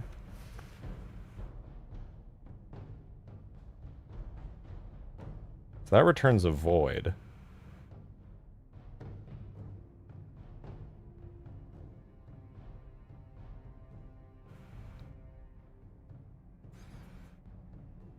Note that a parameter name can be anything the user declares so long as it's not already a global script name. Value types of function parameters are local to the static script they're named in, so multiple scripts can utilize the same parameter names without affecting one another. I want a static script that outputs... Does it have to be in quotes? I noticed in Halo 1 it needed to be in quotes. Does that break, though?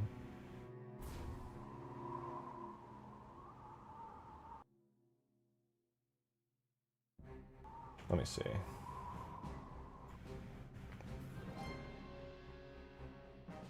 Is it because I'm comparing a static script call?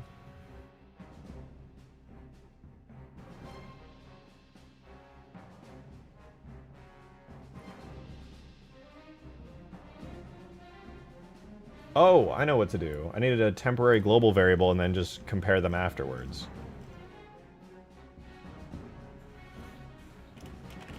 We'll do global, real,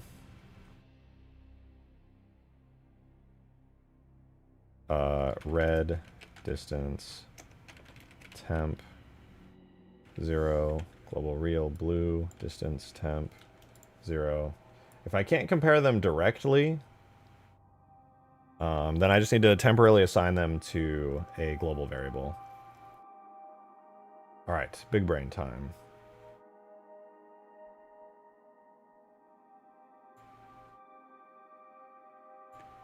If red distance temp is greater than, or is that less than? I forget. Blue distance temp. So what we'll do is right before this, we'll set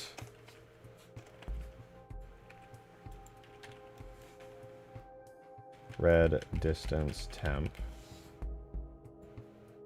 to that, and then we'll set blue distance temp to that, and then right afterwards I'll literally do sleep for 1, and then we'll compare these two, and hopefully it'll work. Oh, did I screw this up?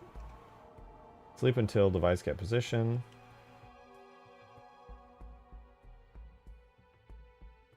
I guess I should probably nest these in a begin, huh?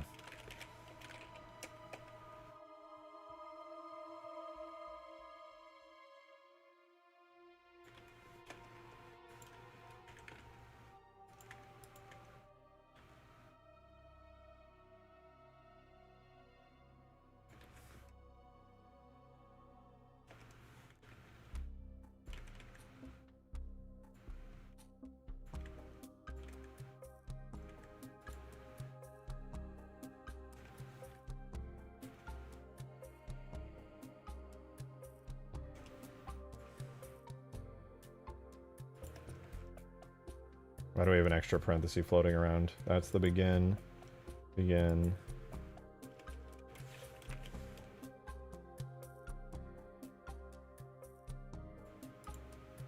Where's my if die at?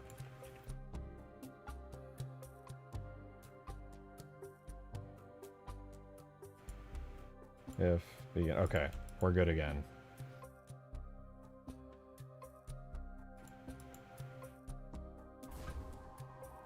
Number of arguments wrong, player distance, MP, team red, battery 1. Was that 1092? Okay, we're getting somewhere.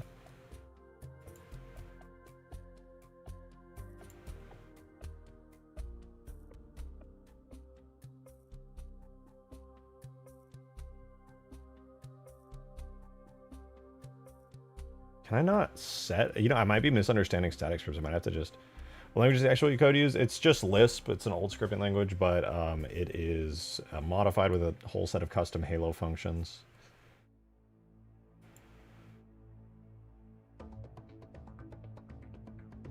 Is this not how it's called? I'm looking at it right here.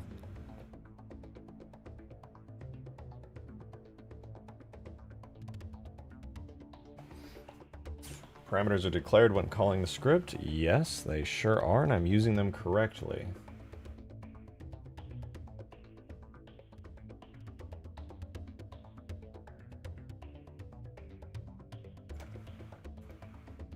Which has MP team, and object battery.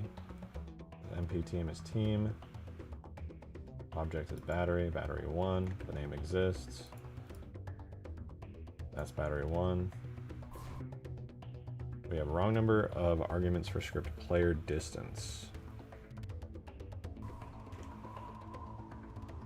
That's not the wrong number. What if it's like that? No, it is not that.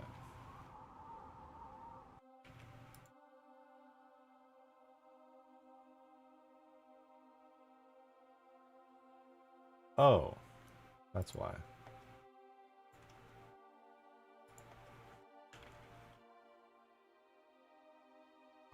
There we go. Okay, sick.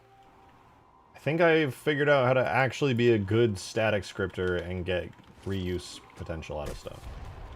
Alright, let's see what team gets this. At the bottom left, we'll see here in a second. Alert. Battery 1 blue team captured. Spy shield is now offline. Holy shit, dude, I'm a wizard right now. Do I know binary code? What? What?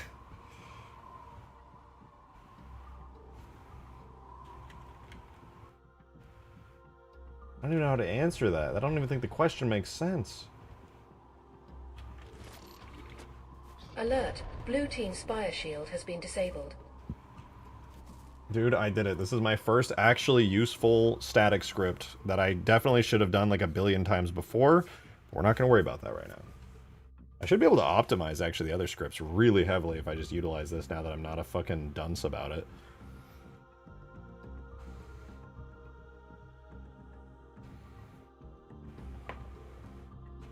Basically before, I was making these continuous scripts that would just like do some dumb bullshit.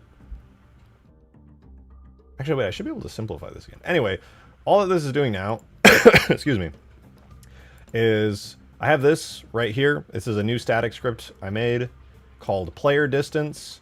And what you're allowed to do is you can call player distance at any time between a multiplayer team and an object. And what I did is when this battery gets captured, I run player distance. The second it gets captured, I run player distance for red team, and I run player distance for blue team. And then I compare the two, and I say, if the distance between the closest person on red team is less than the closest distance on blue team, make it so blue team has captured it. If you're closer, basically, to this thing than a red team player is, when it gets captured, you get it. It becomes yours. And I can do this as well, where I can do set blue team resources +1. And I can do the same if red team were here. I can set red resources to +1. I also probably should give each battery its own stored player state. I could probably do 1 or 2, or like true or... No, yeah, because it's going to have multiple state potentials where it's just uncaptured red or blue, so I'd have to do it as a short. So we'll do more global var. I can't wait to get rid of a bunch of these. I'm going to do a refactor of the scripts tonight. We'll do a little global short called battery 1 state, which will be 0 by default. And I think in terms of this, I'm going to do red team is 1 and blue team is 2. And since this is all going to be running on the host, I don't have to worry about the syncing at all, so this should be fine. So on top of increasing red resources, I'm also going to, if blue team captures it, we'll do set language the actual code used. I don't know if I answered that already. I think somebody else has, but yeah, it's Lisp. Or no, I think it was you. We'll do... Why is that? What?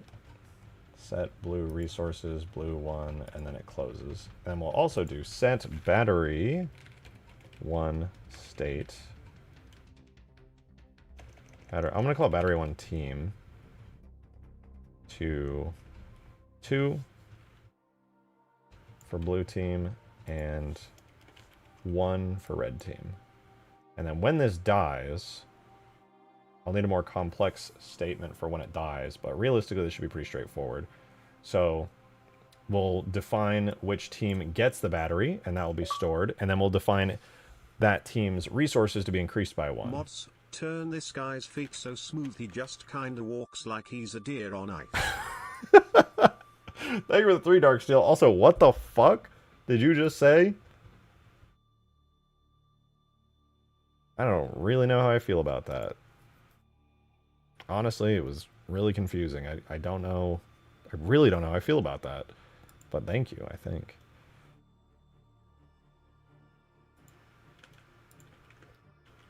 This is beautiful, dude. This is beautiful.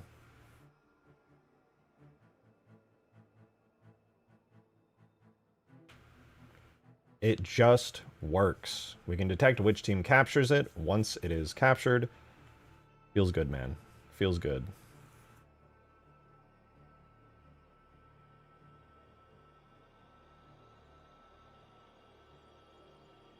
And I don't think players are really ever going to notice that it's kind of weird. It's kind of quirky.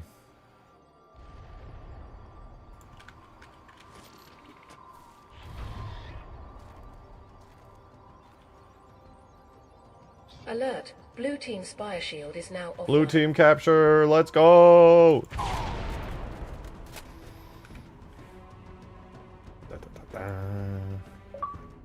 Okay, I'm going to move this battery over to red base. I'm going to launch this in... Drake is running out of content. He used the same thumbnail twice. No scarab in sight. Fuck, they're on to me. Fell off. It's not like that. Thank you for the 2, Davy Jones. Fuck. Wait, can I still compile scripts like this?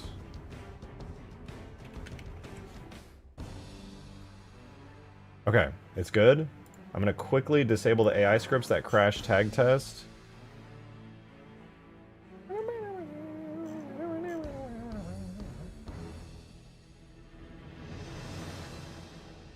I even use player counter at this point? Whatever, I don't care. I don't freaking care, dude. Okay, this will make it so the AIs are not tied to any teams, which will not crash tag test. The reason I'm testing this is I want to see if red team actually gets detected and actually captures it. No, you're beautiful? Thank you. What?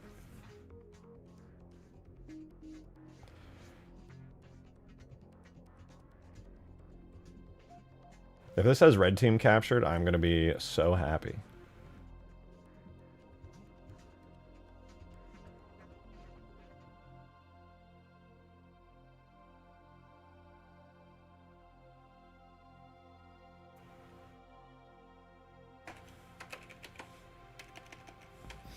We're going to do a game multiplayer CTF, because that's team-based. We're going to do game start, levels, multi, huge towers, huge towers.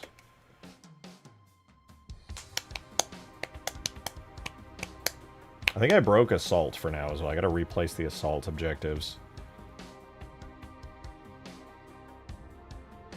You know, live your solar rockets. Is that the Kurt Cobain lore? Because I'm going to be honest, I don't know what the fuck that... I've heard his name, and I don't know shit about him. I feel like if you told me, I would remember some, like, news story from, like, 2006 or something, but... I'm gonna be real, I don't know. Fix assault. Bro, I just told you I broke it! Calm the fuck down! What do you... I said, oh, I think I broke... Fixed it. I'm busy! What do you... The fuck?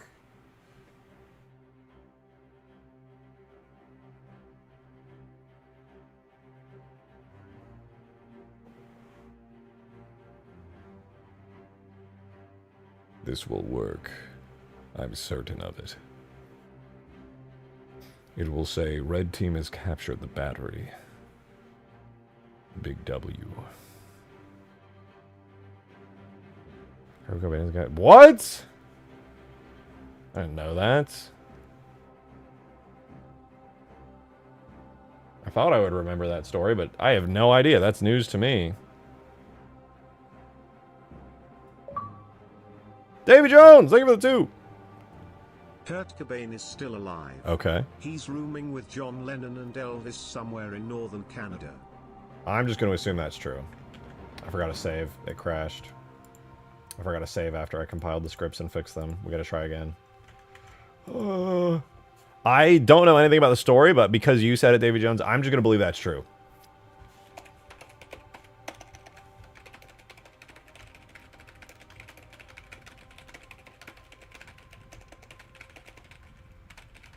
Alright. I thought about making the Hail 3 pulse generator rooms necessary to disable before disabling a Spire Shield. It's not a bad idea. I'm thinking about making these batteries like a particular amount of... Because the way this is going to work is you can capture a battery for your team, but then you can't recapture it. You have to blow them up in order to destroy them, make them neutral, and then capture them again later. And I think I'm going to tie that instead to the Spire Shields. First typing, sorry to get actual camera shake. I'm just tired. I just typed this in and it fucked up. Alright. Capture the flag. Where do you go? Alert. Blue team spire shield Oh, is it now worked! offline. It fucked up because it auto-captured, but it said red team. My player distance thingy, it actually functioned. It said red team captured at the bottom. It works, dude! Oh, I blew it up. But it worked! Dope.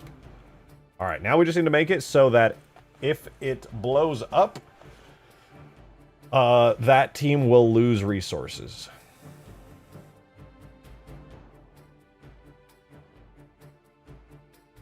Maybe I can make this a static script, actually. David Jones! Thank you for the 2. Kurt Cobain is the shadow director of Mossad. What? Everything happening in the Middle East are machinations of the ex-musician. It's all part of the New World Order. This is all true and fact-checked by real American patriots. See, I said I wanted to just believe whatever you said because it'd be funny, but now it's getting into conspiracy territory where I'm not well knowledge enough to know if somebody's going to get offended by that kind of wording, because I don't understand what half the shit you're saying is. But yeah, maybe that's possible, I suppose.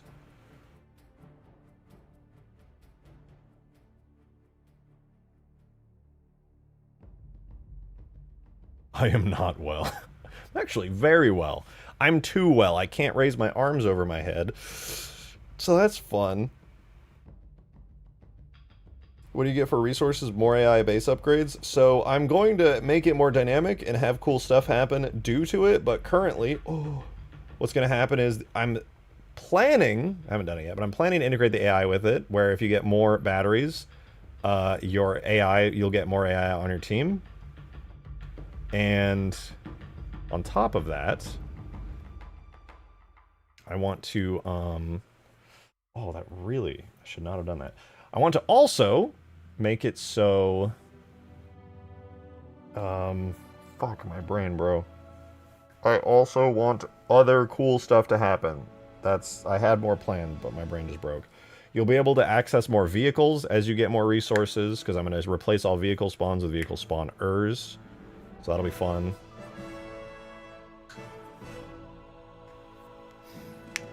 Basically a Halo 3 style Halo Wars Invasion 2.5. Yeah, pretty much. Pretty much.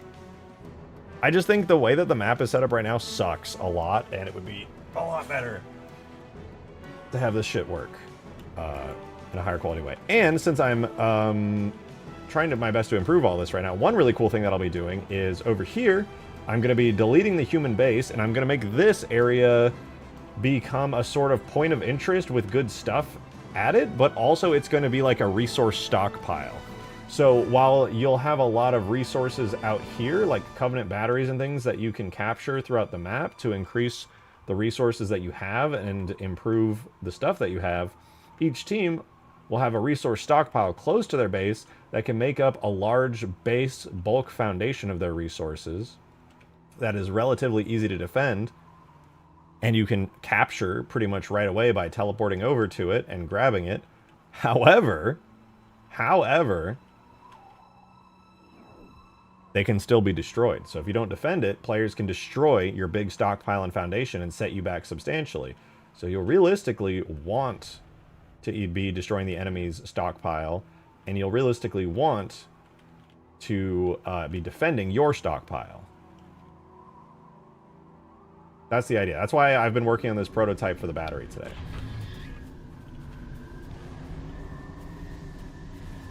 Alert.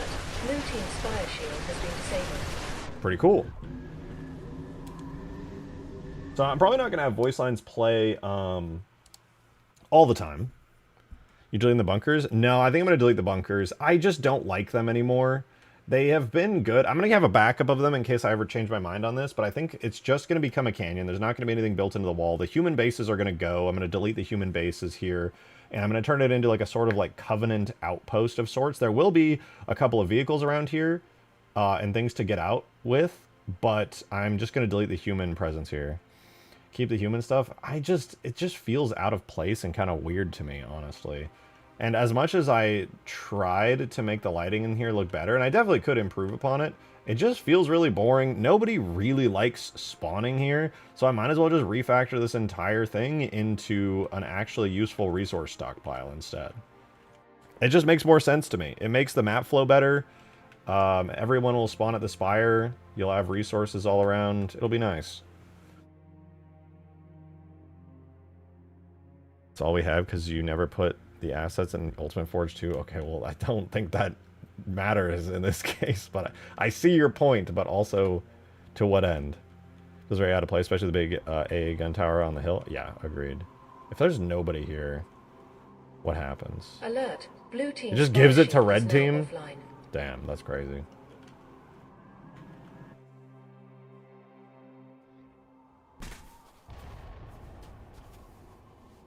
Alert. Blue team spire shield has been disabled. Yeah. Well, that somewhat seems to work. That's cool, though. That's cool that this system is functioning regardless of Alert. Blue team scripts. spire shield They're is just now device offline. machines that you get near, they open like doors, and they capture. So that's cool.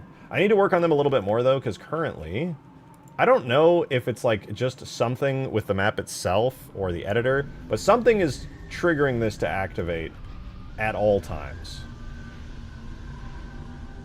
Frankly, I'm not sure what it is. Closes without power, not usable for any time, position reversed, does not operate automatically. One-sided for player. Oh, here, well, let's try. What if I do ignores AI? Could it be that the AI is triggering it? No, the AI was not triggering it. So what is triggering it then? Alert. Blue team spire shield has been disabled.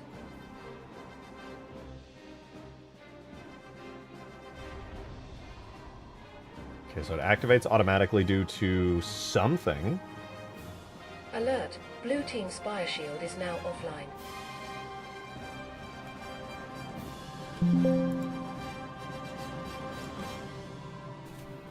Okay, if I walk up to it and then walk away, does it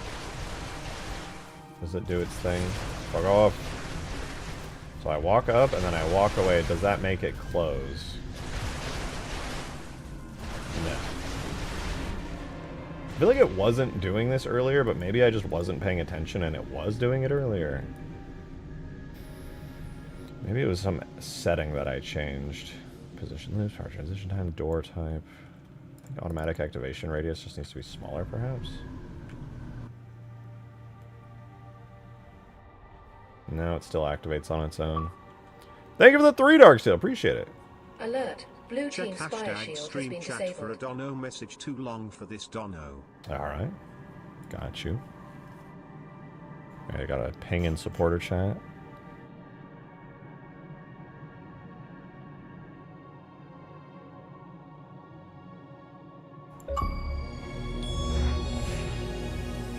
Thank you for the 39 months, Tombo. Holy shit! Much appreciated. That is massive. Said, what if you modded Halo 4? What a terrible idea. Let's see. I don't feature creep my mods.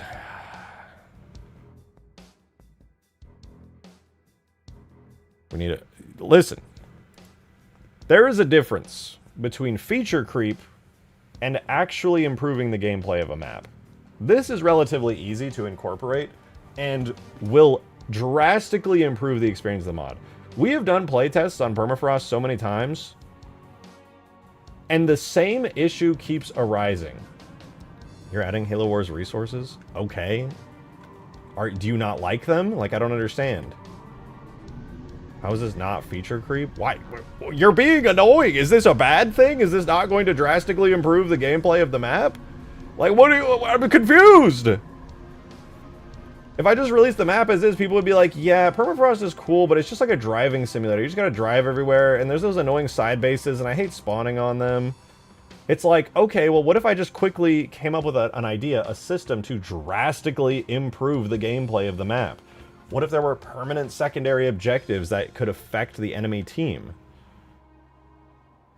You're adding resources, what do they do? So the resources will be around the map, and when you collect them, they will add to a point system that will just be tracked internally, that I'm going to try to make it so that there's going to be some kind of indicator at the base as to how many, like, points you have up to a maximum number. And what you're going to be able to do, because I'm going to delete all the default spawns on the map. You deserve that. But, I'm going to delete all the default spawns, and I'm going to replace them with vehicle spawners. And if you have a certain amount of resources You can spawn bigger and better vehicles. You'll be able to get bigger and better weapons.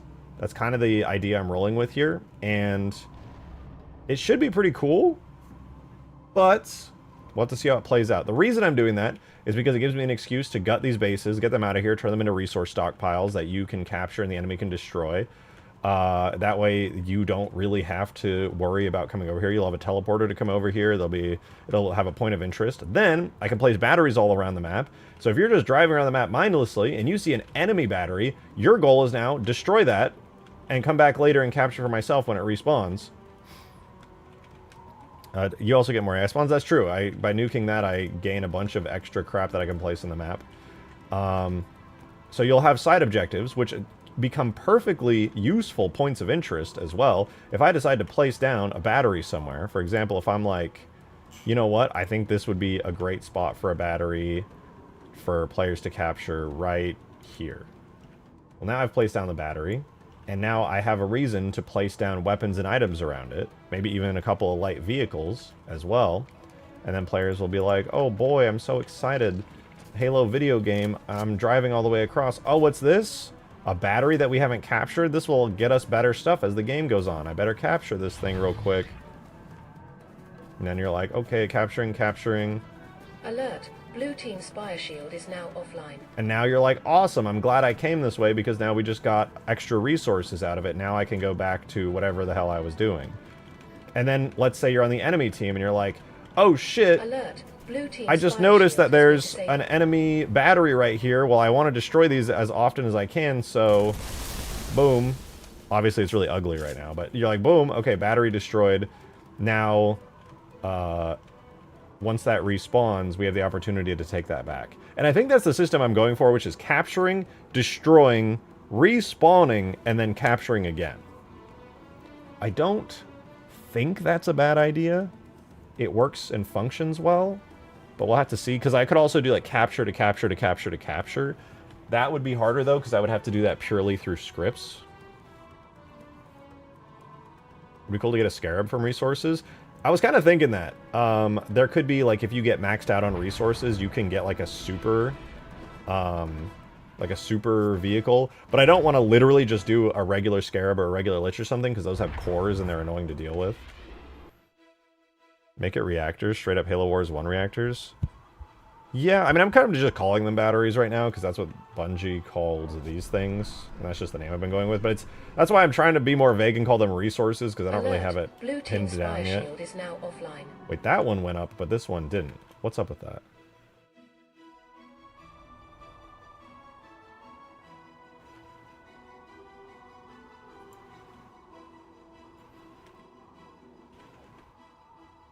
Well, I think I have an idea for this. So that one did not trigger automatically. Oh, now it's triggering automatically. Bro! What's happening? Alert. Blue team spire shield has been disabled.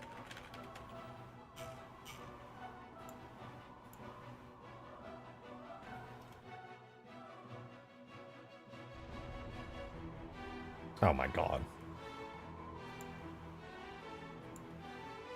Alert. Alert. Blue team spire shield has been What disabled. was that? But does that mean it'll go up and then back down if I get close now? No. Now it's opening fully. Alert. And then it Blue goes team back spire down. shield is now offline. Oh, wait. It'll go up one time, and then when it's coming back down, you can reactivate it. I think I get it. So if I back away, Alert. and then I approach Blue team again, spire shield has been it'll disabled. go back up. Alert. Until Blue team then, spire shield is now Then I can go... offline. Okay, okay. I'm understanding. Auto-capturing itself. Gotta love scripts and bugs. It is what it is. Frankly, I just don't know what is causing it to get captured currently. It just seems to automatically open at the beginning of a match for some reason. And maybe it needs a position group.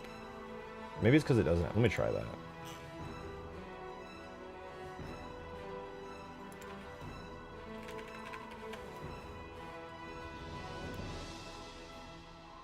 I don't know if that's really going to change anything, but we'll give it a try.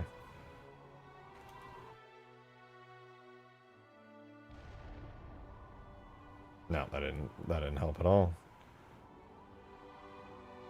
Alert, alert. Blue team spire shield has been disabled. Offline. What is triggering it? I don't understand. Is there like some enormous weapon that I'm unaware of? That has a pretty small thing. Are the kestrels really big? No, they're normal. Are the reach shades really big? No, I can see their radius is normal too.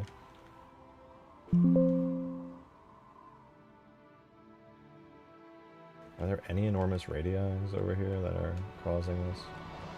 Literally nothing is triggering it. Even the big stuff that could theoretically trigger these. Blue team spire shield has been disabled. Bro, what is activating you?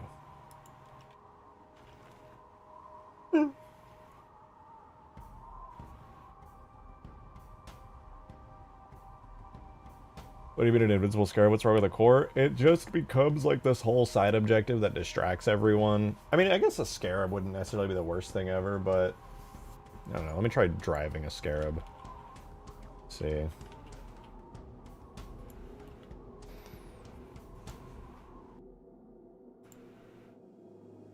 Like a player scarab would work fine. AI scarabs are a no-go, sadly.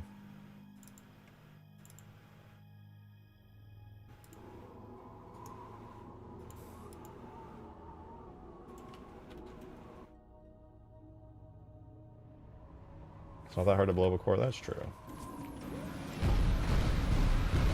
Alert, Should be able to cross the bridge. Spire shield has been disabled.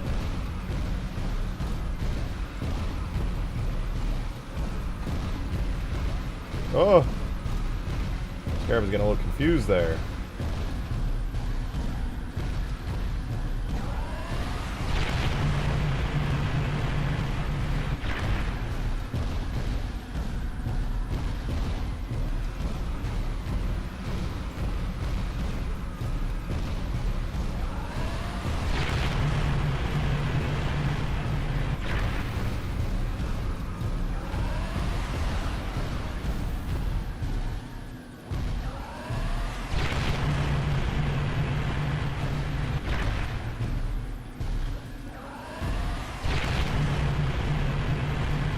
This Scarab Beam is weak as fuck. Why would you even want this?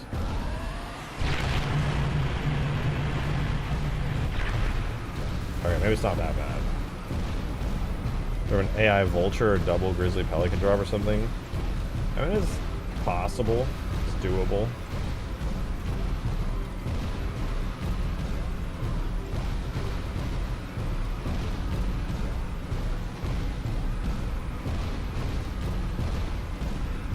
Dude, the Scarab is so slow on this map. Is huge.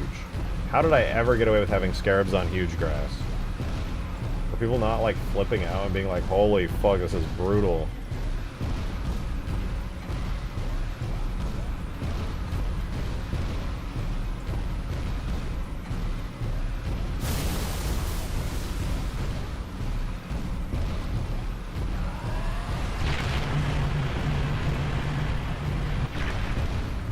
I can't even kill a Scarab in one shot with this.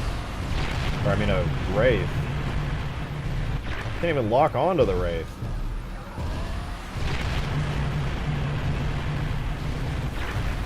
Thing sucks.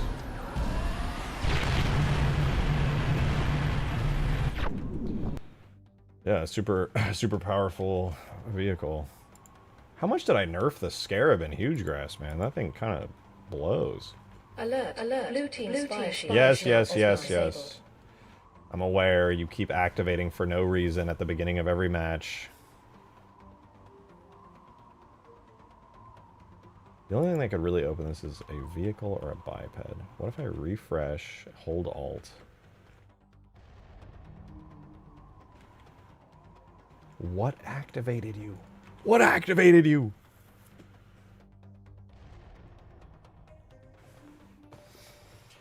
I would really like it to just activate like a door with proximity, but like, god damn, it doesn't make sense. What if I make it set to like a platform? Last time I said it's a platform, it just stopped working. Yeah, now it just doesn't do anything.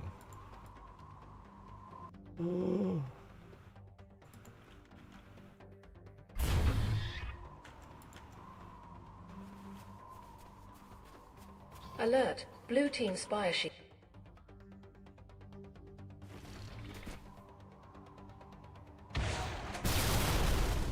Alert.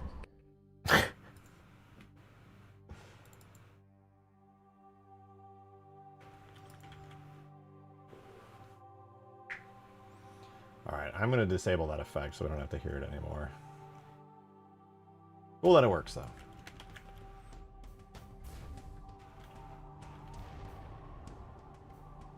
I want to get a better prototype of this working that doesn't bug out constantly, and then I will feel satisfied actually implementing the system more effectively.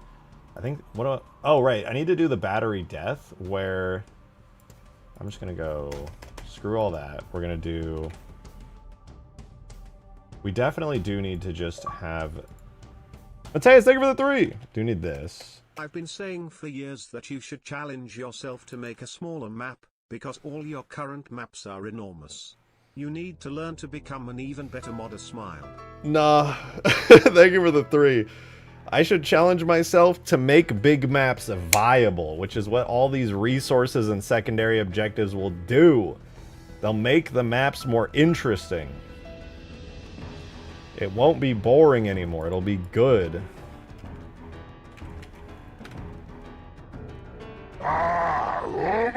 Beer, thank you for the 5! Alert blue shield SP. Alert blue shield. Alert blue shield. Listen, I turned it off, alright? We're safe now, we don't have to hear it a million times anymore.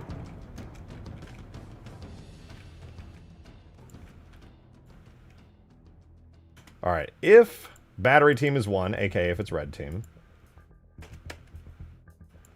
we'll run and then this gets destroyed, and so we say if battery 1 is red team, we will set red team's resources -1. I think you're going to have to make new Covey structures either kit bashed or from scratch to replace the UNSC ones, 100%. Otherwise they have nothing but the spires, a couple batteries and some landing pads. Thank you for the 2. Yeah, I'm not sure what I'm going to replace the human stuff over there with yet, but I am definitely replacing all the human stuff. All the human stuff is getting yeeted and then promptly deleted.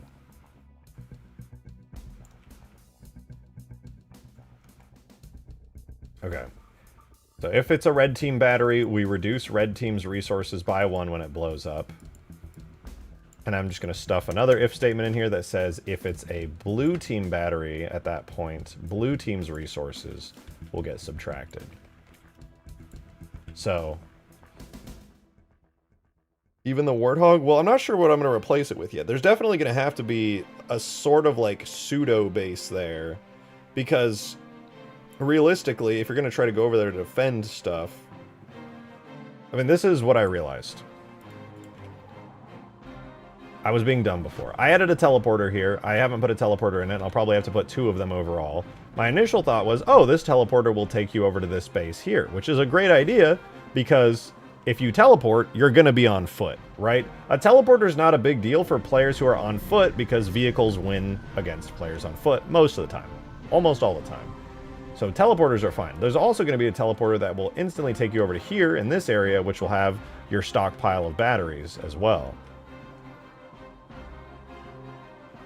I think I'm going to put like 3 or 5 batteries here, or maybe have like a mega battery here. But I think it would be better to have like 5 individual ones, that way it's more challenging to take them down. Hopefully it doesn't overload the map. No, actually, I deleted every vehicle, every weapon, every equipment, every crate, every device machine, every spawn point, every vehicle again from this area on both sides. So we've actually gained back a ton of resources from this. So adding stuff in that are just a couple device machines and some teleporters is like way less than what was already here before. Okay, so this is a pretty simple script. I'm going to run a quick little print command here to make this easy. We'll say print battery 1 blue team destroyed.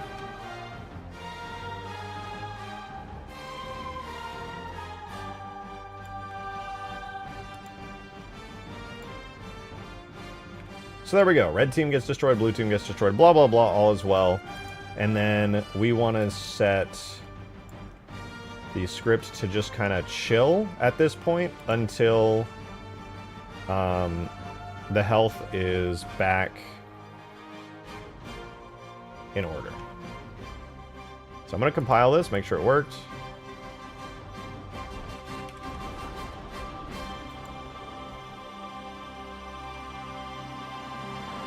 So here is battery 1.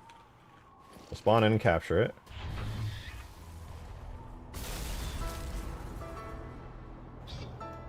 Okay, blue team captured. We'll blow it up. Blue team destroyed. And obviously, you won't have a meter working when it actually blows up. Zeno, thank you for the 2! Follow up, what about using small UNSCPOI like a crashed albatross, Yeah. pelican or elephant? I'm planning on The that, bunker actually. could also be just a forerunner room of some sort. Furthermore, what if the crashed lich idea used the broken frigate since it's already there on the map? Also, good ideas. I'm planning on using a lot of crash ships to make the battlefield alive and have good POIs. Thank you for the 3, Mateus. To make smaller maps so that you can understand how to make bigger maps more viable. Oh, I Smaller see your maps point. help you to understand things like sight lines, choke points, and high traffic areas better. You can then apply that knowledge to your big maps. You are 100% right. I've been trying to apply some of that logic, but I'm not going to argue with you on that one. It is challenging for me to do properly good maps because of my lack of actual arena design knowledge.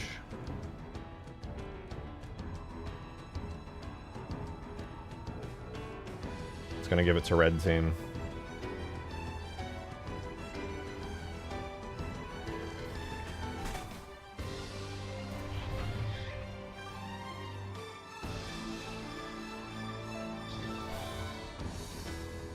Oh, it's just broken. That's fine.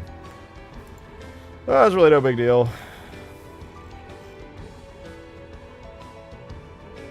Ignores AI. Can only change once.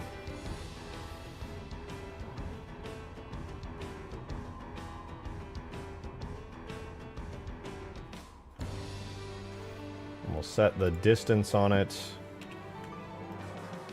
to be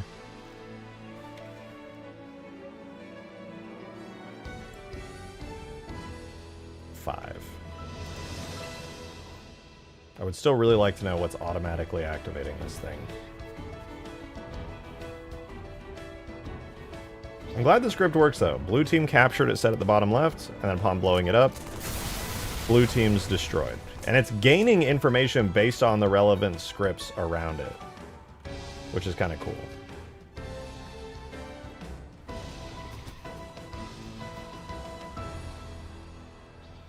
Oh, and you know what? I don't want this thing to have a position group either. These actually should not need position groups. They should be able to independently inform the script of stuff.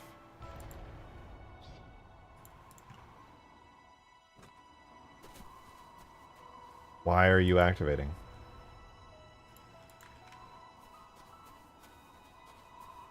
Beer McDrinky, thank you for the tenner, man. Hear me out. Okay. I'd if it's possible, but what if the opposite team destroyed reactors and the team that owns them had to recapture them to repair them to get vehicles back? That way it's not a permanent.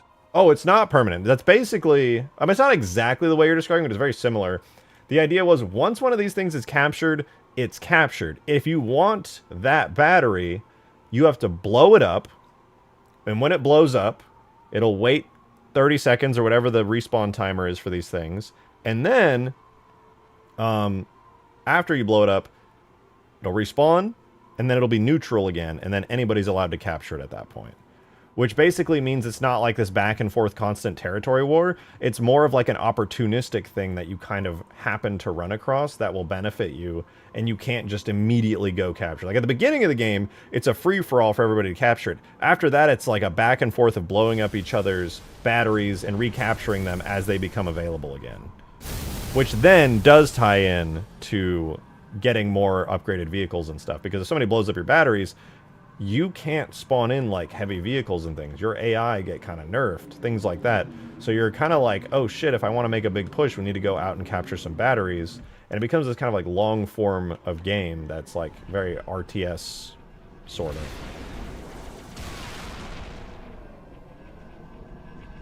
Which I think is kind of fun.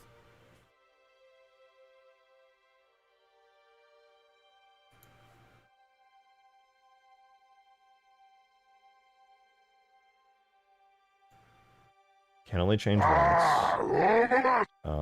Ignores AI. Does not it's close always fun automatically. rewatching the Halo videos and design breakdowns. Thank you for the 5, Milkman. Yeah, they have some really awesome info on those. I really appreciate that those are just available.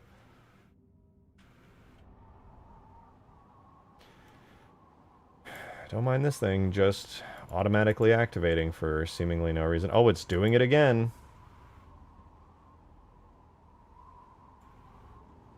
Has it finally chilled out?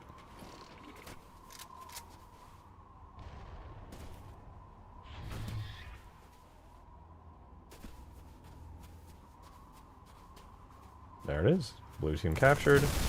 Blue team destroyed. Cool.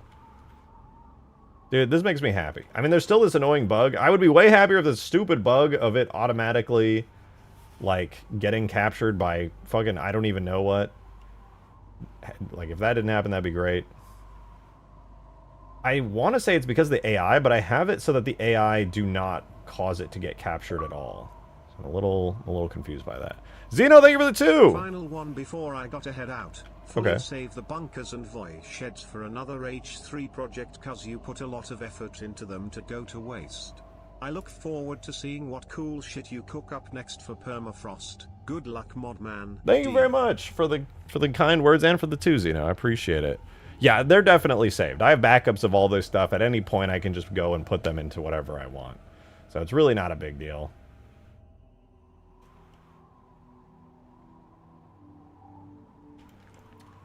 I'm in an empty version of Permafrost here because I want to test out the batteries and see if a completely empty map will still trigger these batteries.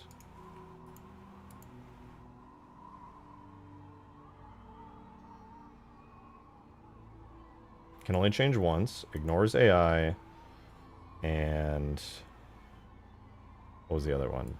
Does not close automatically. Okay, so it is something on the map that's causing them to activate, so I actually have to fix that.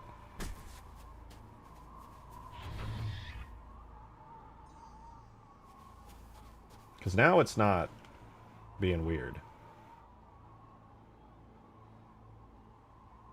Okay, I have another way of testing some stuff then. So we're going to go back to the main version of the map that's not empty. What's your current AI limit? I think Halo's engine has a limit of about 30-ish AI before they start getting stupid. You can still spawn more than that, but their brains will kind of just not work good, and they'll just start doing dumb shit like just standing there. You know, it's not if the blue team Spire is offline. I suppose I could. I suppose I could.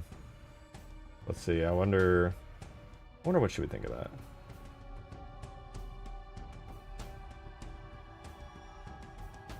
And let this cook. All right, with scripts off. Turn scripts off. Does it still do it? It doesn't. Interesting. Interesting.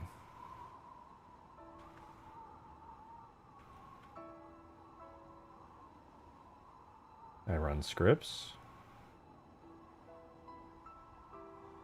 It's still not doing it. There's a scripting error. No, it's not even a scripting error because I don't set this thing ever. It never gets set via scripts.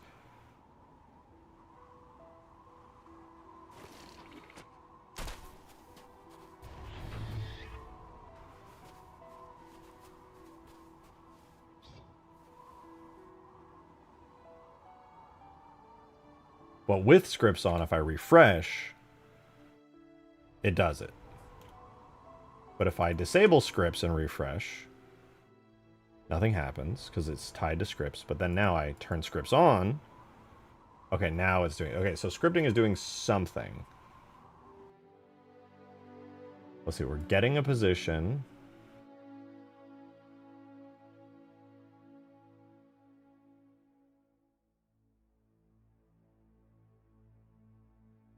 What if I delete the death script? Could it be tied to that?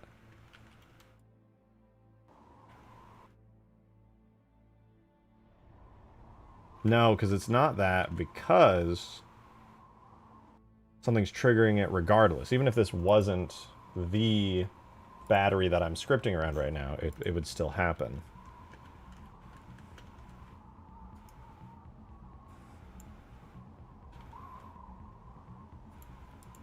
So, like, here's a random battery I just placed down. It's actually safe up here. It's not activating. That's a little odd. What if I bring it down here?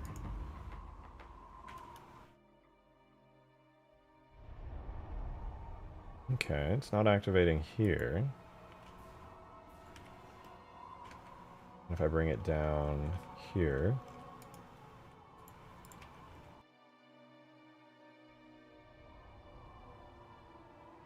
What? Hello?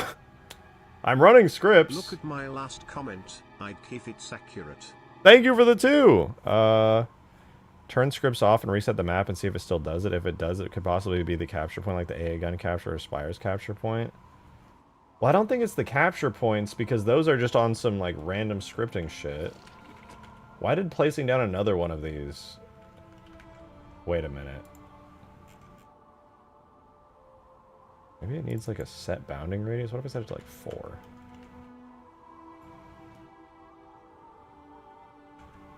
.1.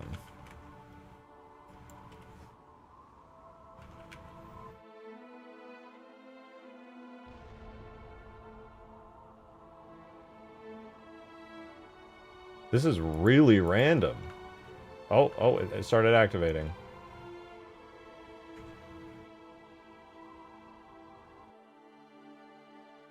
I'm going to go through all of the very large objects in the map really quickly and make sure... No, because they're all device machines. Device machines cannot open doors.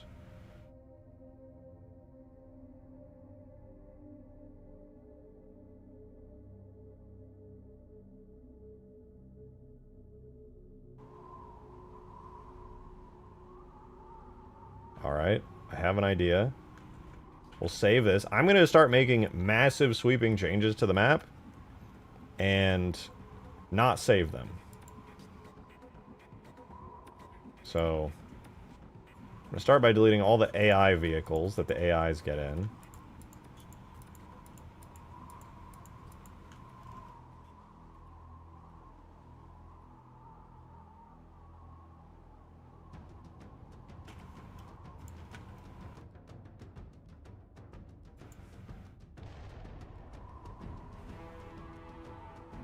So this should let us know if it's the AIs that are causing it.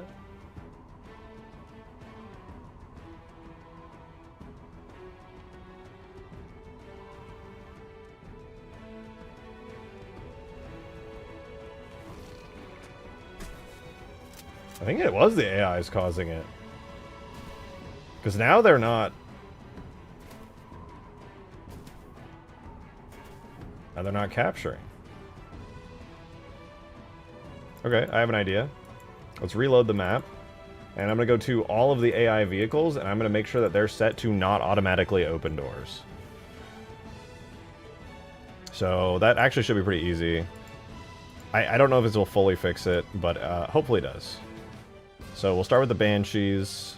Banshee Blue. There is a flag, I believe, down in Vehicle Properties. Can trigger automatic doors? No. So they're probably both going to have that setting. Halo Online Map Pack Lockout Remake has an incredible skybox. That would be out of left field considering it's lava. And this is a snow map, but understandable regardless. Okay, let's do BFG.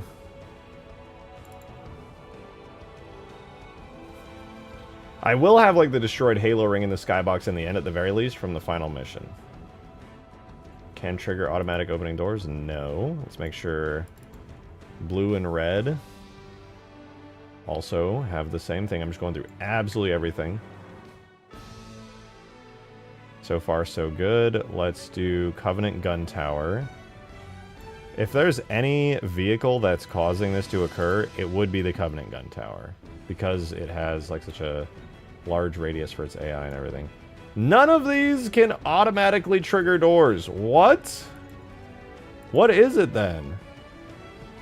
Could it be the Phantoms? Maybe it's the Phantoms.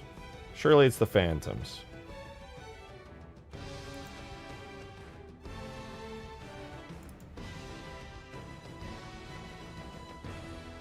Could it be the Strato Sentinel or Mothership? It can't. Those can't even... These can't trigger automatic doors either.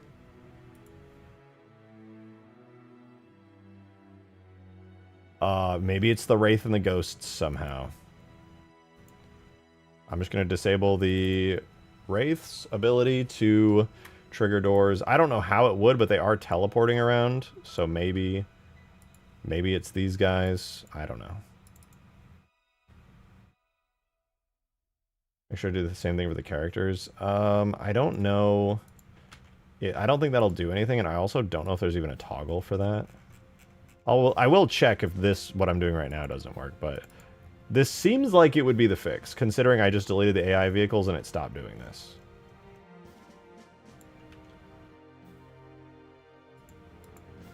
We'll find out, though. So I think this is all of the vehicles. I'll double check the shade. I don't think the shade is going to already have this checked, but I'm going to do everything regardless, so... Okay, so the ghosts are now good. Let's just do the reach shade to be safe.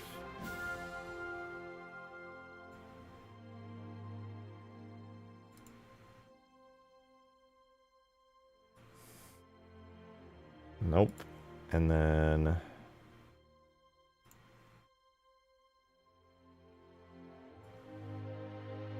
Nope. Alright, we refresh.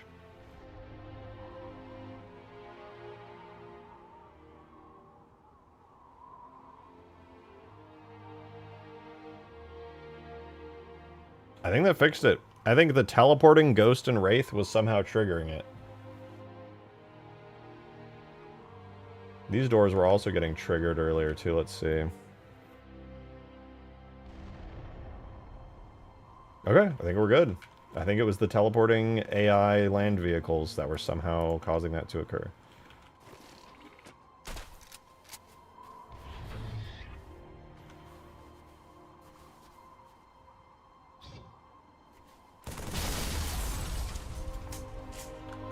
Cool, dude. It works now.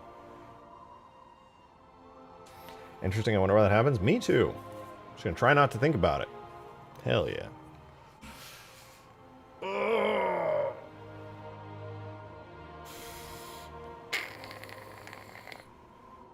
My poor arms. All right, now that we have working batteries, I will need to upgrade these for sure. Let's see if I can optimize these scripts at all.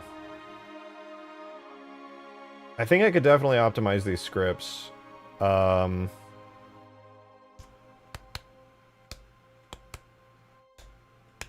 problem is every battery needs its own team that it's assigned to. It needs its own variable. I don't think I can optimize these scripts. I lied. I thought I might be able to, but I can't because they're all going to have unique global variables for each of them. It would have been nice. It would have been nice.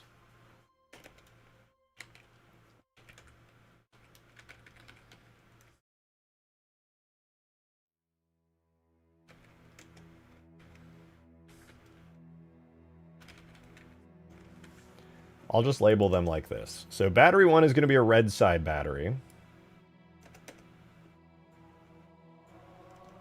And each battery is going to have this set of scripts for it.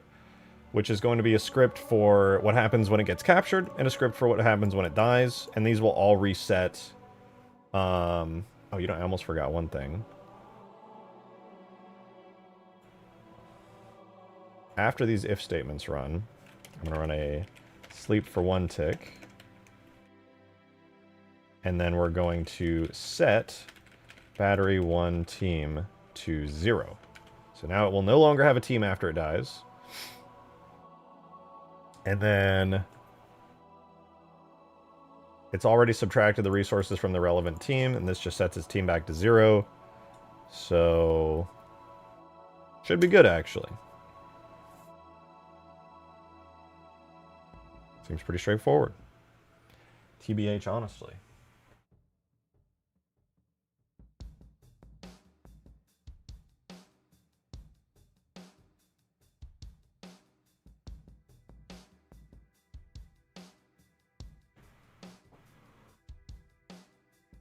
I'd like to have voice lines for Auntie Dot as well, to be like if you somehow captured every battery on the map, she could be like, red team has captured every resource, blue team has captured every resource, or if you lose all of them, it could be, or if you lose like almost all of them, it could be like, blue team resources are critically low, you know, just to like let players know, or blue team has lost all resources.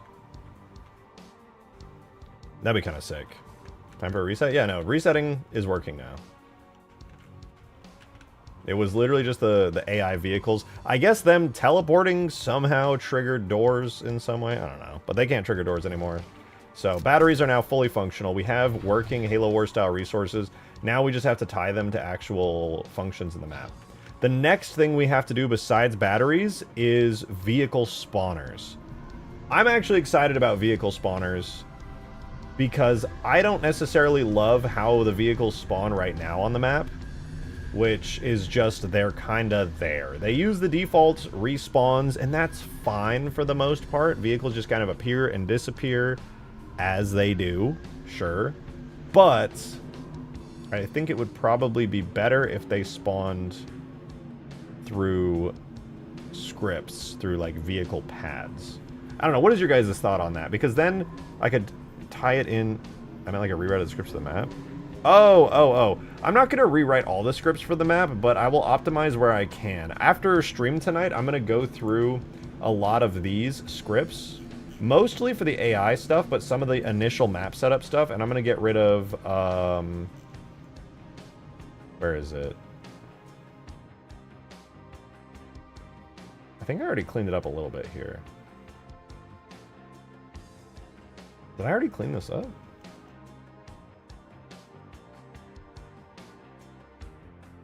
Well, I was going to clean up the nighttime stuff, but I think I already did. It was before based on zone sets. It would check like if it's nighttime or daytime, but I think I cleaned it up already.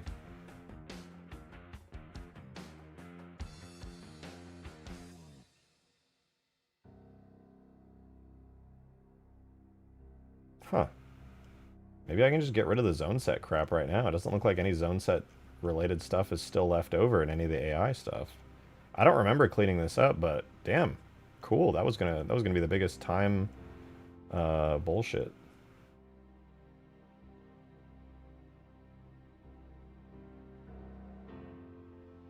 Cool.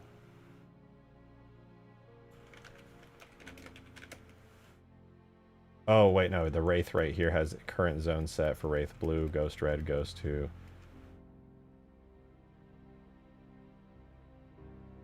I can cut down the script fat quite a bit. Oh, because the command scripts were what controlled it, not the spawning. Spawning was separate. So round checker, map day, map night, map lights, glassing timer has it, and then the scripts. That's not too bad. That's actually pretty easy to do. But I'm not going to worry about it right now because that's not affecting anything. It's just bloating the script file and adding extra checks that I want to get rid of later.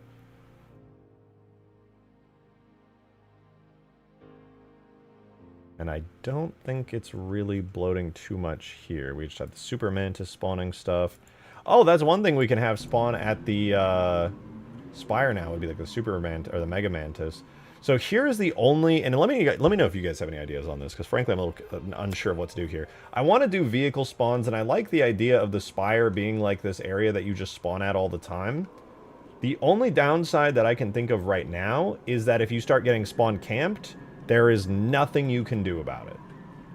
Because if somebody starts spawn camping the vehicle pads with like a Mega Mantis and a Scorpion and they're all just swarming your base, what are you supposed to do about that? Like, yeah, the AI will be there and they'll be respawning and they'll be messing you up, but like, what the fuck do you do about that? If you can't even get to a vehicle because somebody's spawn camping you, your shield is down or your spire is destroyed.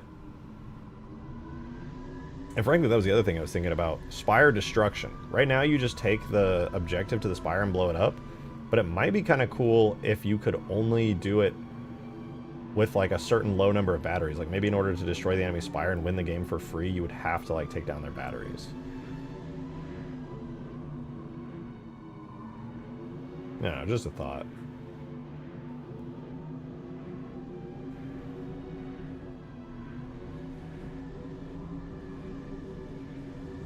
I love that the Phantom just gets trapped in the spire all the time.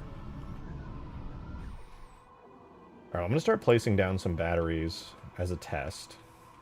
I'm thinking it would be kind of cool if there would be like 3 batteries here. I would want to put like a battery here. I would want to have it be like protected behind this rock. Because I think both sides, yeah, both sides have the rock, so I could put a battery here as well. And technically you can see them both from like these ground... Well, you can't really see this one very well. You can see it from the bridge. So we could have like a battery there, battery there. I'll delete this one temporarily. Beer, thank you for the $5, man! Maybe a teleportation point for vehicles? Like the I or Y you have with current vehicles in the side bases so you can't be camped. The AI or when you have current vehicles that can't be camped. It's not a bad idea. I just need some kind of secondary base defense layer for the spire so that people can't just fucking nuke you out of existence.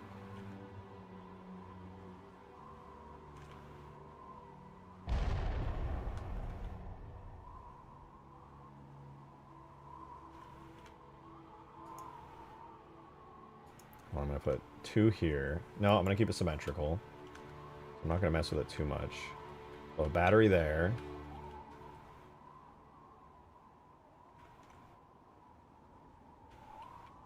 Might be kind of cool to have a battery like in this pathway. I don't know how many people would actually use that. Battery at these bases. Maybe like a battery here as well. So you could have 2 batteries up here. 4 in total, actually, now that I think about it. I need to think about how many batteries I want total on the map. Like per side, so it's 1.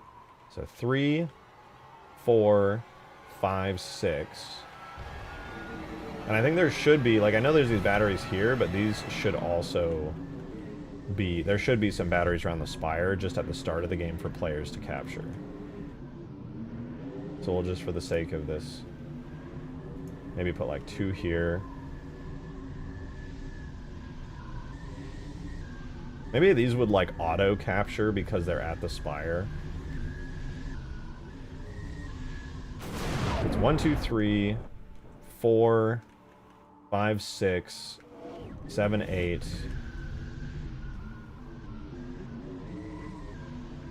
9, 10. So that's 20 batteries in the entire map, 10 per side. Then these would obviously take the place of the these over here.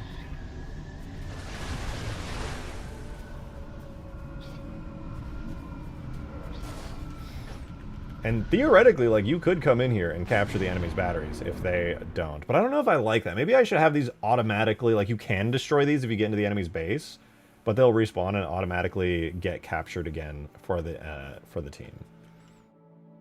I think batteries should be pretty hard to kill, too. They should have a lot of health. Like, you should probably need a vehicle in order to capture them.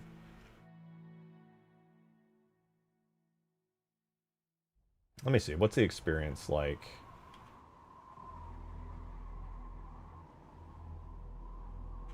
So you drive up or something with your vehicle. Like da-da-da-da-da. I'm gonna go capture these batteries real quick for my team and get some resources. We got one. Oh, right, none of these have the correct, hold on. Go all of these, set their flags.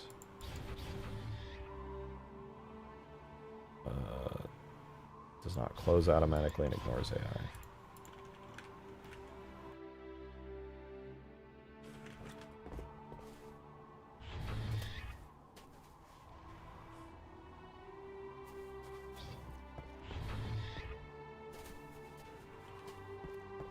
Why is this one already captured?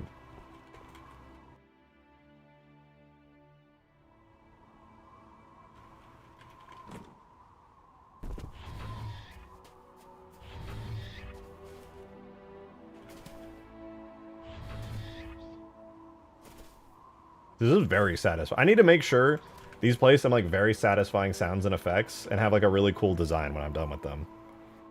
If you lose all batteries, the shield strength shows weakness before falling. That's not a bad idea. I was thinking that that would be pretty cool. Because right now, obviously, you go and you invade the Spire and you take down their shield. But it would be a lot more interesting if you could, like, permanently deplete the shield by, like, taking the enemy's batteries. Problem is, it becomes a lot more challenging at that point. Like, right now, you can just invade the Spire and take down the shield. And you can just do that kind of whenever, even pretty early game. The idea that you can actually, like, destroy all of their batteries and permanently deplete their shield... I don't know. I don't know. Beer, thank you for the tenor! That's why I was saying if the enemy team can only kill them but your team has to recapture them to reactive them, then the opposite team can't capture all reactors and it's still somewhat balanced. Yeah, I mean, is that not kind of how it is set up right now? Like, they can't just come over and capture these. They have to blow these up. Let me read it. Maybe I did misunderstood. If the enemy team can only kill them, but your team has to recapture them to reactivate them, then the opposite team can't capture all reactors and it's somewhat balanced. Oh, right. Like, you're saying, like, these on this side of the map are only ever able to be captured by a blue team. Yeah.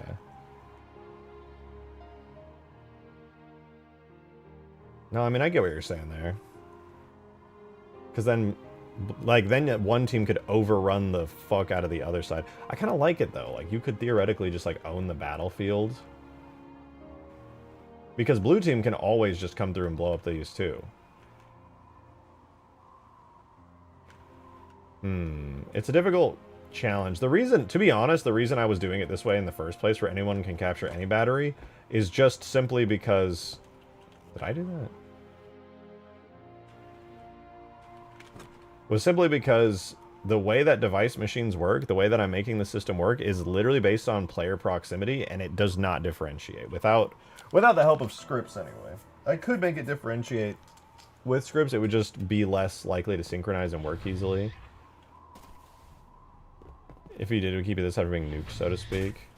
Wait, why are some of these activating automatically when I just, like, teleport in? Is that a bug with the editor? Okay, it is a bug with the editor. Yeah, one of them will just randomly be like, I think a player's nearby. He pressed Control Q. Like if I do that and then come over here. Yeah, this one's just like, oh, he teleported in. I will now capture. Well, at least that's just an editor bug.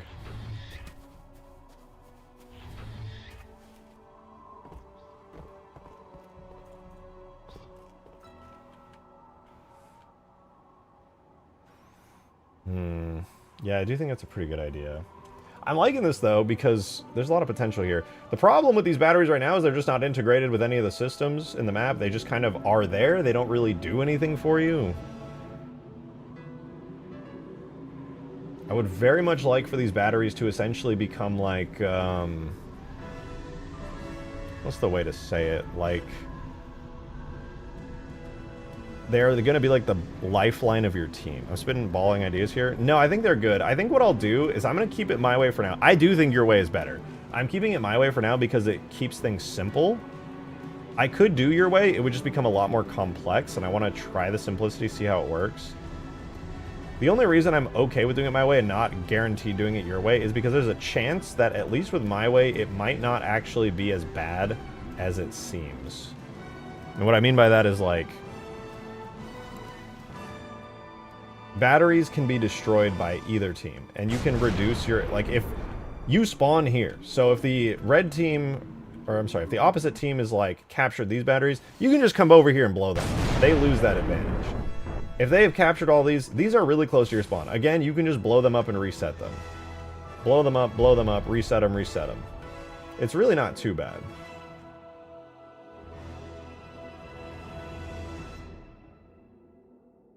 That said, I need to make sure these batteries are in a relatively defensible position.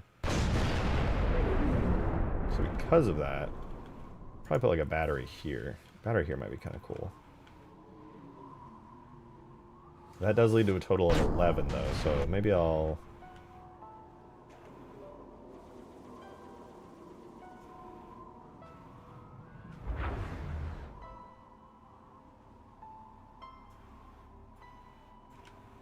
Well, these to be in relatively defensible positions. And what's cool about these batteries is they give players a reason to go to locations.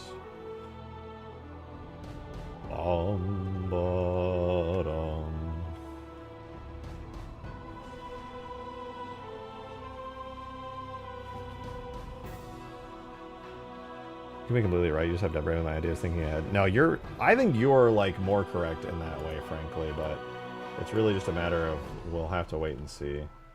Oh, no, these vehicles automatically activate it. No!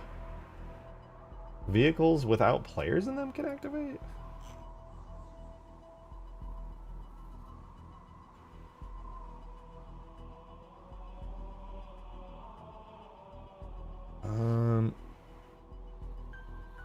Is there a way to make it so that a regular... I guess all of these should be cut out. Actually, no, I'll set these to default and then make sure it's cut out in the editor. Frankly, I'm just happy that this is working. Like, I wasn't entirely certain this would work. I felt very confident that it would, but I wasn't certain.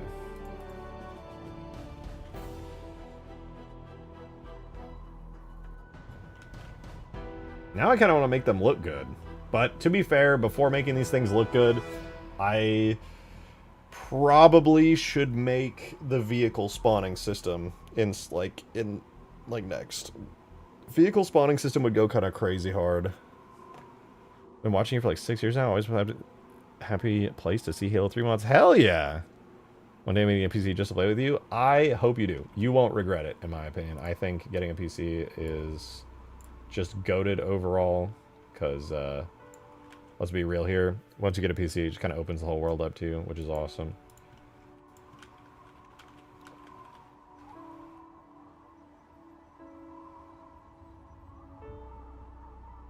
Dude, oh my god, I just realized it's the chug jug, bro. I made a bunch of chug jugs. You gotta capture the fucking chug jugs, man. That's why this looked familiar. Since you're replacing UNSC bases, could you add the bases from Snowbound to replace them? Maybe the same. I've thought about it, and it is possible. It would be a bit challenging to integrate them in the map, but it is not impossible. It is not impossible. It would just be a lot of effort.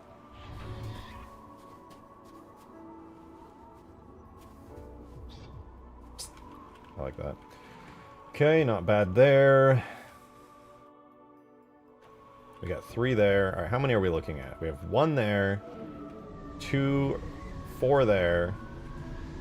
I gotta prioritize these. I want there to be a lot of them. I want them to be like things you can find all over the place and capture regularly.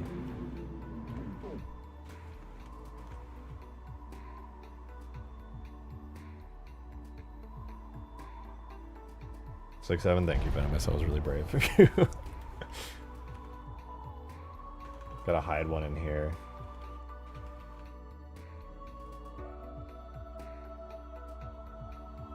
Function over quality is priority right now? Yeah. Once it functions well, because we can even test in-game with these, right? Like, we could literally play the map and test with these crappy ones and just see how it feels.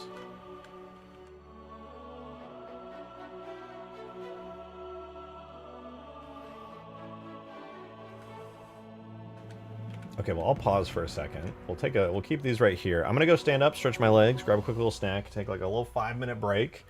And when I come back, we'll do vehicle spawners and all that kind of stuff. Because honestly, that system is going to be a lot harder than the battery system. Batteries, it was just like, get it set up, make sure the scripts function, blah, blah, blah, we're happy.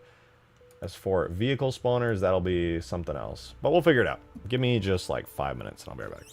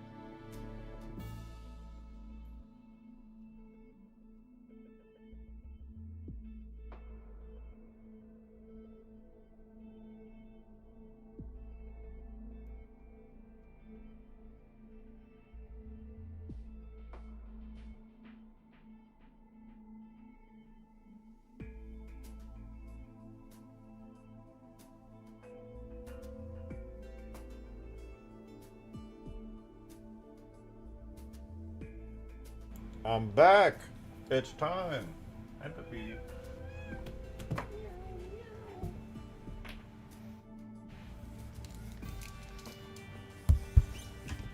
All right. So, here's the challenge that we have here. Making a button to spawn a vehicle is so easy. All right, that's nothing. That's literally whatever. Making a button to switch through and cycle between which vehicles you're going to spawn is a whole other problem, because sub-menus and things in Halo... Hi, Peppy. She's ready. She's coming. Little kitty. Peppy, Peppy. She's rubbing all over the desk. She needs attention. You gonna come sit with me, Peppy? You gonna come sit with me? Yeah. I have a Peppy here. You can't see, but she's in my lap. Hi, sweet Peppy. You're so cute. Master Oof! Thank you for the 3! Jug chug. Jug chug. PLS no scrab. Lotus? Lotus? What's happening? What's happening? I have invented a new technology. Check this out. Oh, I love you too, Peppy. I'm adding a team resource currency that is capturable around the map. This is Covenant Vague Resource number 1, prototype. There, it says at the bottom, Battery 1 blue team captured. Now I can blow it up. Battery 1 blue team destroyed. Because I am on blue team, I was the closest player to it when it was captured, therefore it becomes a blue team resource. A resource is then added into a little local blah blah blah thingy that is marked down and captured, and I'm gonna have a way for players to be able to tell kind of how many resources they have at any given time. Probably through like a giant object at the base near the spire here, realistically. Speaking of the spire, can I light map the spire? Is that our device machine exclusive thing? Let me see. Object. I want to see if I can light. If I can light map the spire, I'd be very happy. Forge, spire, spire bottom.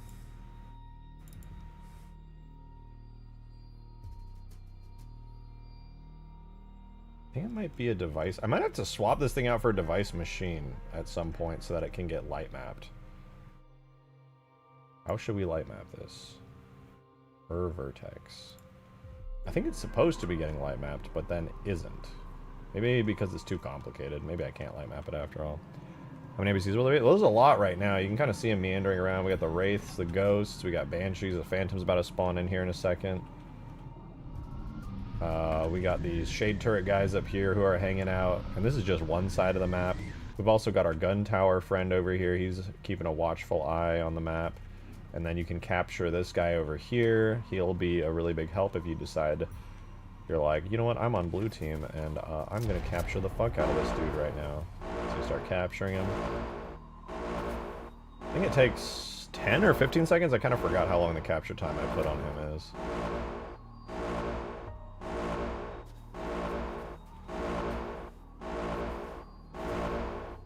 There we go. Blue team has captured W. And then, of course, the enemy side has the same amount. And if your Spire goes down, you will no longer get Banshees and Phantoms spawning, but instead a Space Phantom will come in, and that dude is scary as hell. You do not want to fuck with the Space Phantom. But yeah, that all is pretty good, pretty cool. Oh, hi, Peppy. AW. AW, Peppy. You're so cute. This is a very happy cat in my lap right now. She's very, very happy, very cozy. Hi, Peppy. Nice, sweet Peppy. Oh, big yawn.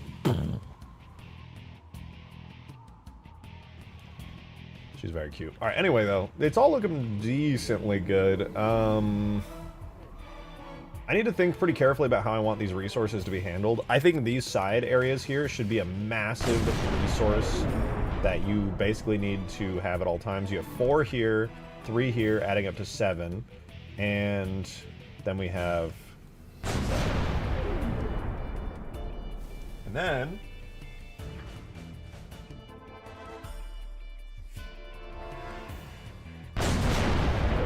beyond that, you have... so you have 7, then you have... 8, 9, 10, 11, 12... 13. I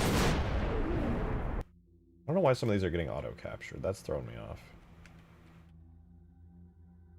Looks like you're having fun. I'm stuck in light mapping. Hell yeah. I don't envy that. I was just light mapping overnight every night. And just like, this is so fun. Yeah. Look, Skaboodly, I'm adding Halo War style resources to the map. It's an early prototype. And now I've captured one. And it's tied to scripts and stuff, and it works! Well, this one is tied to scripts. All the other ones I just kind of slap down. How does resources work? I have like a vague concept for them. Where essentially, I'm going to tie them in. Right now they function, they have scripting functions, they add and subtract to the team resource values, and they have scripts for blowing up and then being recaptured and things like that. So they function, but basically what they're going to do is they're going to be tied to the Spire shield, they're going to be tied to vehicle spawns, because I'm going to, instead of having vehicles just spawn naturally with their default multiplayer timers, I'm going to tie it to a vehicle spawn system that will have like a timer and things by using and hijacking device machines. Same with weapons and stuff like that and AI spawns. Thank you for the 3, Master Oof. Asking to implement Nonday's idea for the cannon destructible hatch. Oh, I forgot about that. Supplies are low. My legs are perma-frozen as of yesterday. Send help. Okay, I will add that. That's not going to be a huge priority for me at the moment, but I will add the destructible hatch is a guaranteed feature. I promise. I promise you that.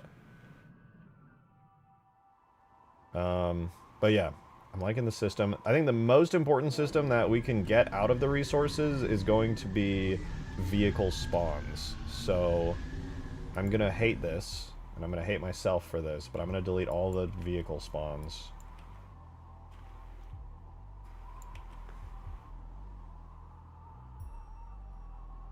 You didn't promise? I mean, I have to do it. It would be extremely unbalanced to not have it.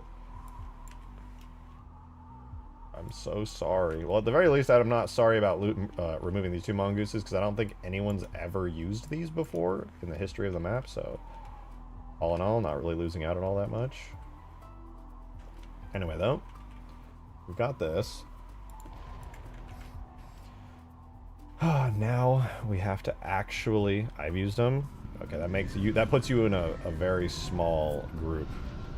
Why mongoose? Yeah, it do be like that. Very sad.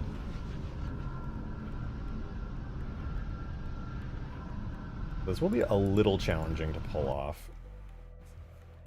But essentially, I want to make a spawn point, several spawns actually for these vehicles. We'll have Pelican Phantom on one. Then we'll have like Falcon Banshee on another. On another one, we'll have the heavy ground vehicles, which will be Skiff, Anti-Air Wraith, and Scorpion. And then I guess we could have one for like a mongoose and a ghost. I don't know why anybody... Maybe you could just have that one that's like spammable. Batteries, I'm picturing mongoose duo battery hit squads. I mean, you could. Their health is really low right now, so you could easily just like take them out in that way, but yeah, you could just be driving around and be like, take out their resources. And I mean, that's half the fun of this, right? Like, the problem with the map right now is that there's like nothing to do in it. You have no side objectives whatsoever. And now you actually do. I'm going to try to put a bunch of these around. That'll give players a reason to go into these places and destroy their resources.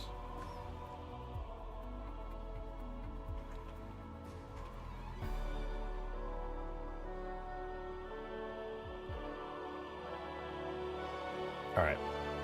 Vehicle pads, vehicle pads. I'm going to have to model one really quickly.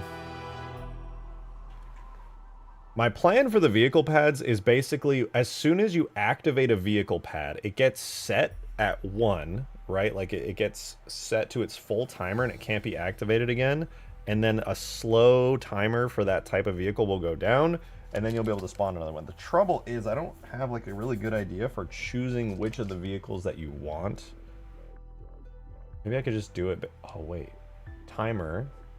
Prevent spawning. Button. Choose specific vehicle. Maybe that's not such a bad idea. I actually kind of like that. Peppy, tell me I'm smart. I'm smart, right, Peppy? Yeah. I wish Peppy didn't sit on my lap right now, because, God, I just suddenly got the urge to pee, bro. I'm going to have to suffer in silence. That's what I'm going to have to do. Running the flag with a mongoose is exhilarating. Hell yeah, it is. That's true. Alright, here's our lovely Covenant battery. We'll save that. And... guess we gotta make a little temporary version of the vehicle resupply pad. That's what we'll call it.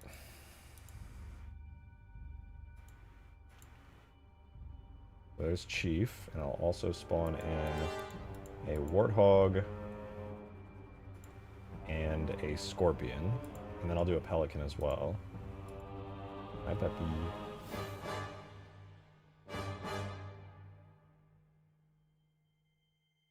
Okay. Let's go back down to Warthog scale. Hi, Peppy. What's the matter, Pep? What are you doing? What are you doing?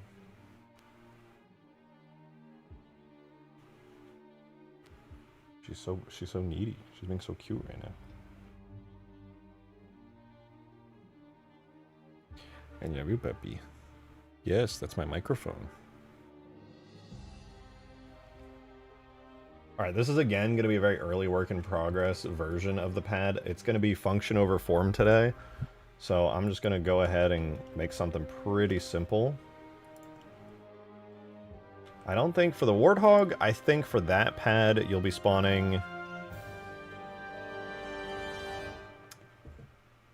Before I make the size of this, hang on. We gotta plot this out real quick.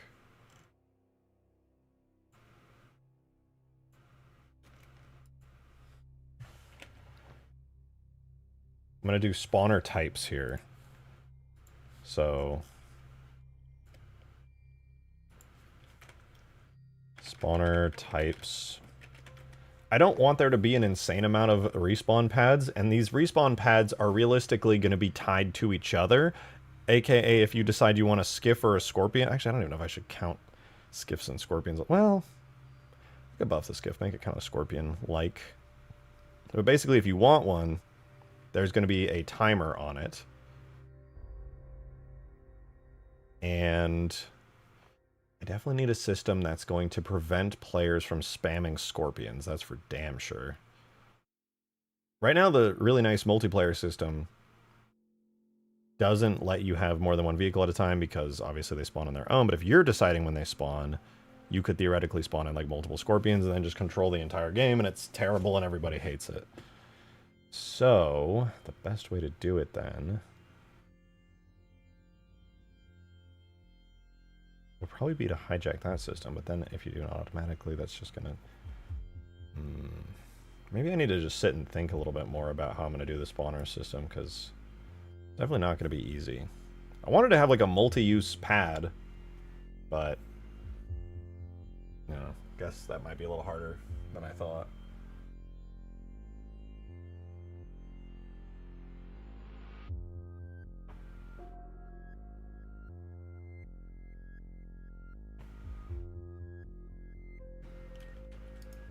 At the very least, I'll make a Warthog-sized pad.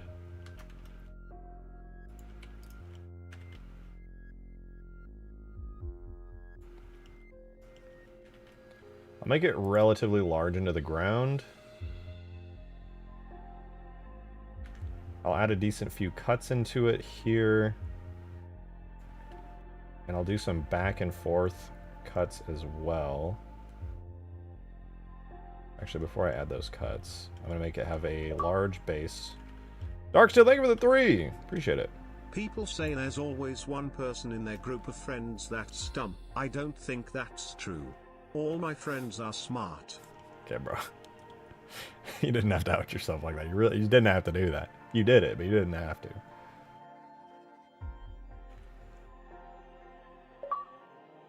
Mateus, thank you for the 3! Just set a timer per vehicle. The bigger the vehicle, the longer it takes the timer to recharge. But then I would have to have like a pad per vehicle, basically. Or maybe I actually... wait. The pad itself could be individual. I could have multiple podiums per pad with like a glowing holographic icon of what you're going to spawn instead. And those could have the timers on it. Yes! That's what I'm going to do. Okay, this is fine. This is fine.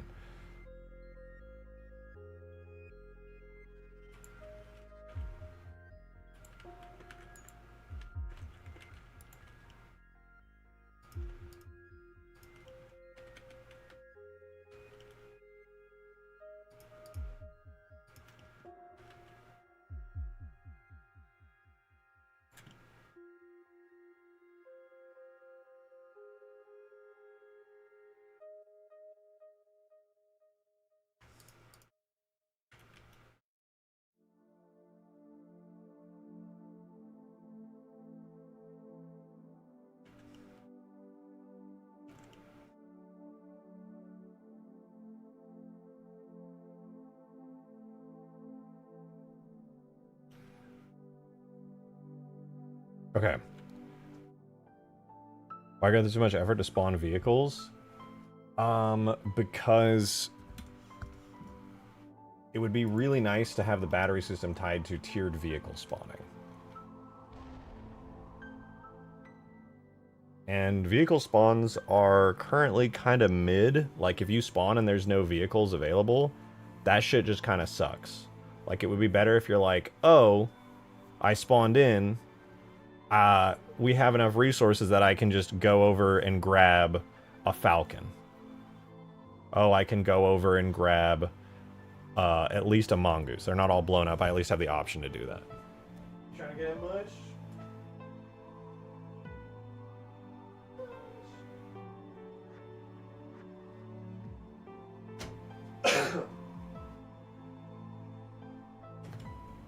Is the battery like a score thing? Yeah, it's like it doesn't count towards the multiplayer score. Like, if you're playing Capture the Flag, it's still Capture the Flag. But you know what's going to really benefit you in Capture the Flag is having a bunch of these batteries captured so that you can spawn heavier vehicles and weapons, and destroying the enemy's batteries means that they can't spawn a bunch of heavy vehicles and weapons.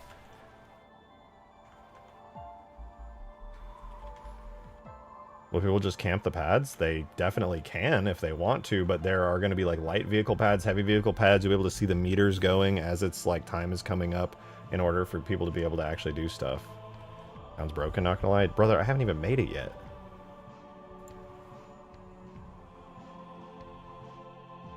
It might not work. I'll be totally open to the possibility it might not work, but it should be fine.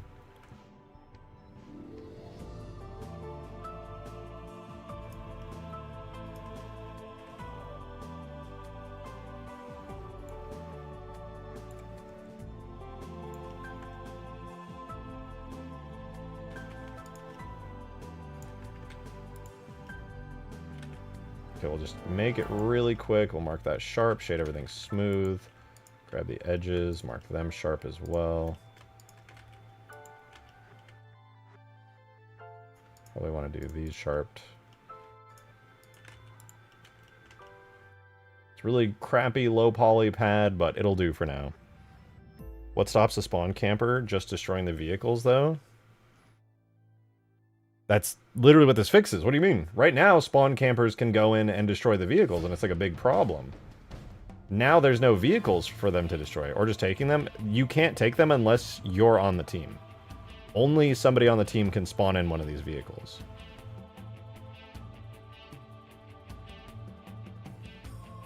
So, I'm going to create a pretty robust system around it to make sure that there's like a bunch of checks before you spawn a vehicle, but yeah, it should be fine. This will basically prevent people from, like, you know, spawn camping, Scorpion flying around the entire base, destroying every vehicle. You have no more vehicles to spawn in or to go into. This is the solution to that. It's theoretically the solution to that.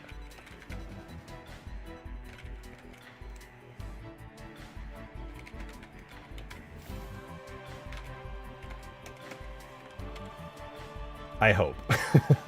We'll see, but I hope. Making the spawn pads from Halo 4's Dominion. I keep thinking it's for another Halo. Yeah, this is, I guess, sort of like Halo 5 Warzone that had something similar, but that was like rec packs and stuff, so I wouldn't count it.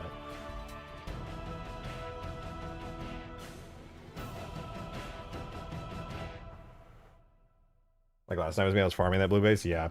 And since everybody's going to be spawning at the Spire now, and this is no longer going to be a base, and this is no longer going to be a base, and you basically have to teleport over here if you want to come over here. Yeah, you basically just get some pretty good options. Also, what should be fun, I'm planning on adding at least like a medium vehicle pad over here. So if you do teleport over here and you feel like you're stuck, you'll at the very least have a medium vehicle pad that you can, you know, summon your weapon or your vehicles and stuff with.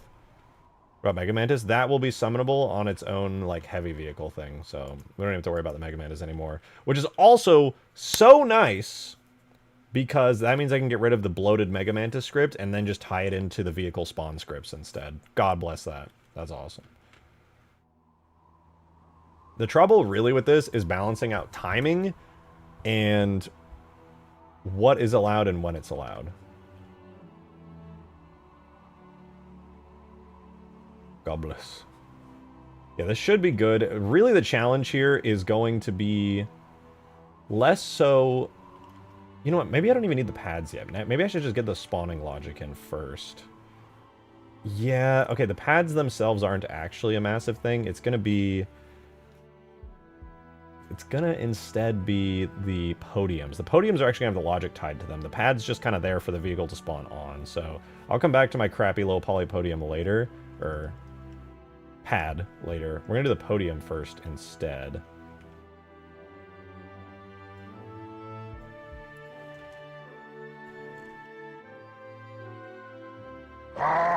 Cadius, thank you for the 5. Appreciate Putting a $100 bounty on the upcoming Eldu tourney. There's an El Dorito tournament? What? That sounds sick. When did this happen?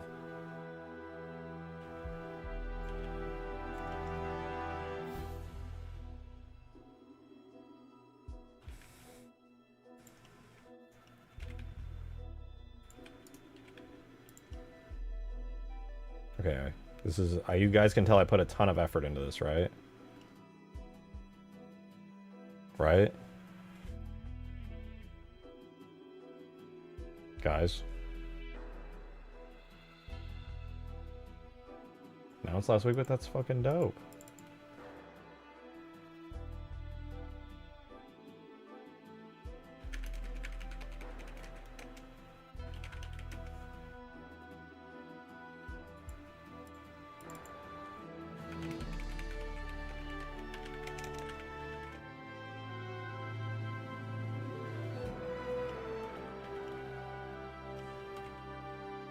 Can the new spawned vehicles have some invulnerability time to stop immediate death? I don't think so.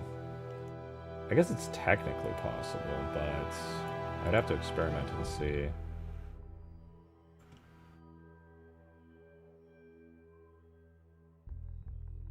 So here's my early test of an idea. We have this bar. I'm going to do the exact same type of bar that we have on the, excuse me, batteries.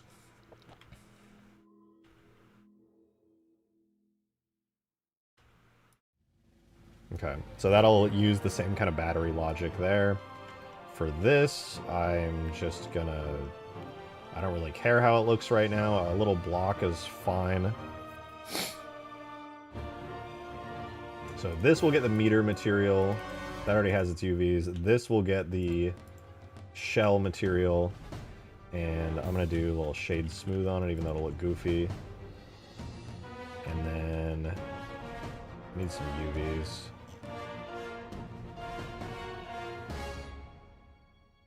And I'll just grab the back here.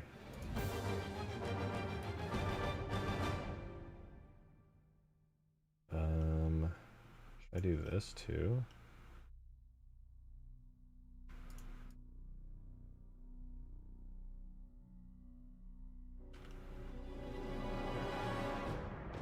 And then I'll just straighten it along that edge.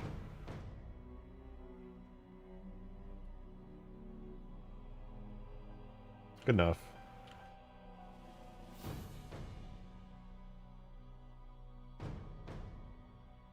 I'll make a good one later. What matters now is that this actually functions in-game. So this will be Cov Podium test.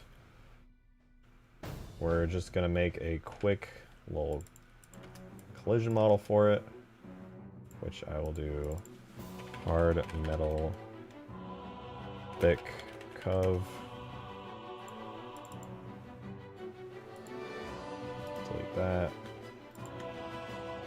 We'll duplicate it, make a physics model for it.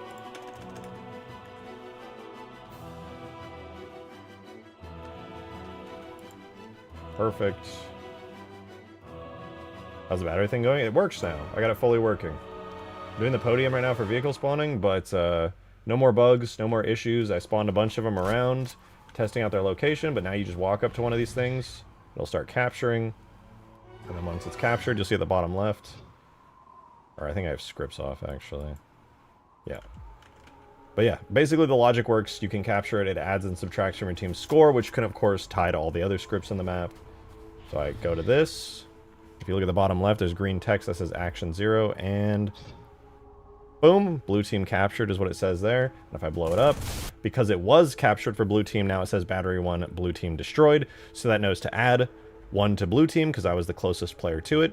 And then afterwards, because it was a blue team and that value is stored in it, it subtracts blue once it blows up. Thank you for the 2, Mateus. God bless you. But thank you. I don't know why I'm sneezing so much, man. What if I'm dying? I think that's really the only explanation. Alright, we can delete all that. Actually, we'll keep that, but I'll just export it properly. Okay, so we'll do a armature. We will slap these onto our armature. And we'll slap that on there.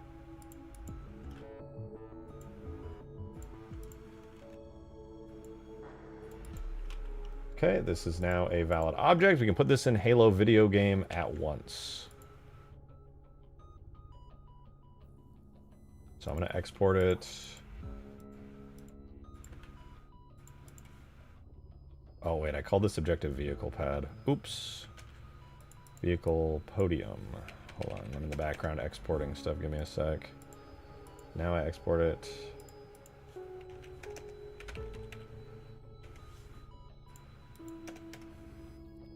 Boom. Okay, lovely. So there's our battery test that we've been working on. Now we can do vehicle Podium. So we go to our data folder, objectives, vehicle Podium. Throw that in there. We'll grab our device machine in that. These are not going to be destroyable, so try all you want. These are completely indestructible. I can't wait to get all the data out of these Halo 4 builds just to use it in a campaign rebalance. Oh. Ooh, it's fine. I'm sure you'll make some cool stuff with it. Campaign rebalances are just the easiest because you don't have to do everything from scratch. You can just, you know, take the campaign and tweak it a little bit. You release a full mod out of it and it feels like a full mod, and it is a full mod, and you just didn't have to make all that much.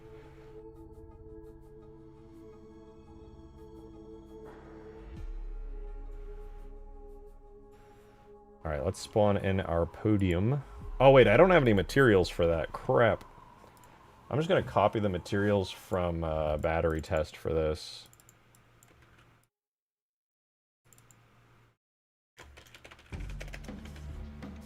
What did I call them again?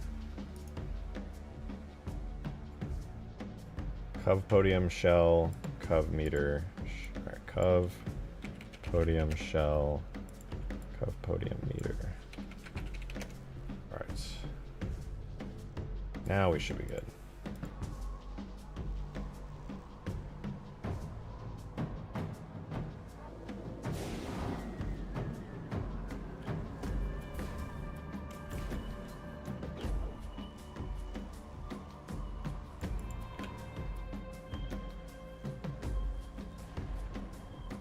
Okay, we're going to test out our Podium over here.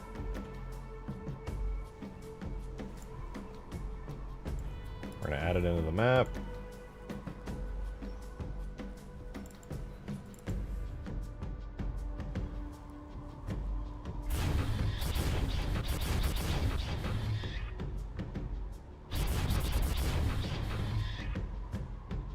It's too close to vehicles.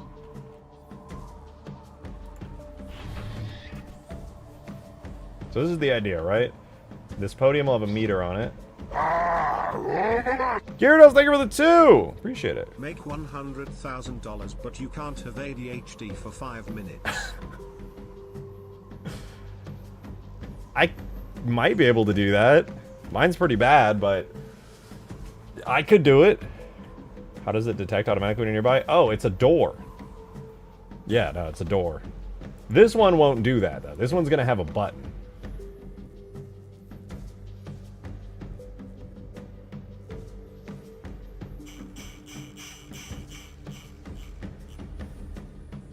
Yeah, no, I'm just hijacking door functions and making it look nothing like a door.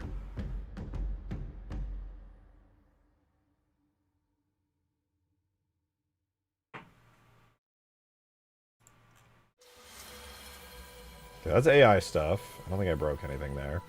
And then that's battery stuff. Resource management. Right below resource management, I'm going to insert... I won't call it resource management. I will call it vehicle management. And this is going to have an entire fucking thing around this little podium. So that'll be fun. I'm going to put a vehicle down right here. I'm just going to have it be a mongoose to begin with. A little tread goose. Beautiful. You love to see it. This thing is going to be set to not automatically. This is going to be goose test is the name of it.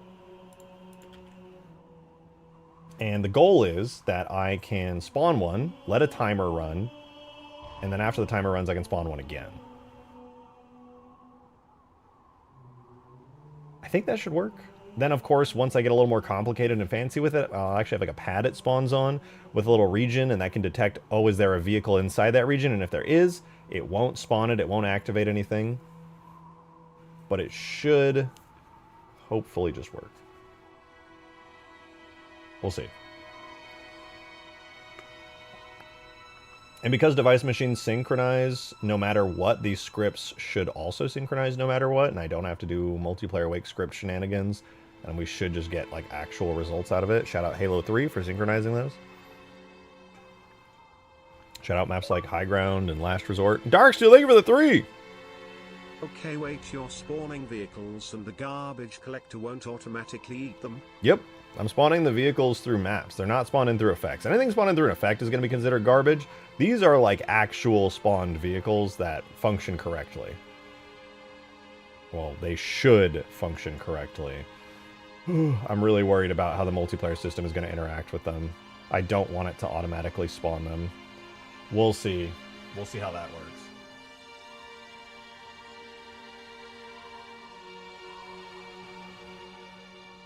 Well, so much for Forge on this. I'm more interested in really fun gameplay.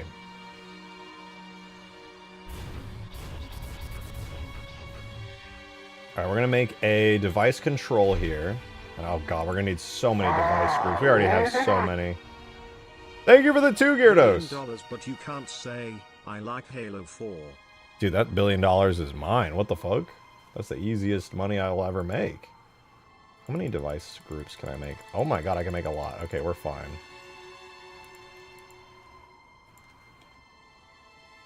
I will call this vehicle underscore test for now. And this is going to be tied to a little control. I'll give it like a random name. Call it the equip switch, I guess. Fuck it. We'll rotate our little equip switch this way.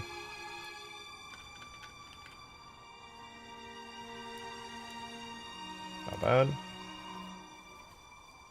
It says equip loadout, but obviously that's not what we're doing here. Our control for the equip switch is going to be tied on the position group to vehicle test. Our... Wait, I think closes without power is good,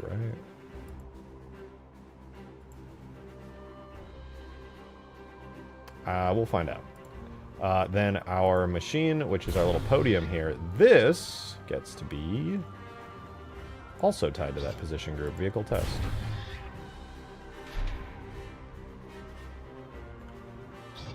And for our podium, we do not want it to do anything. We do not want automatic activation.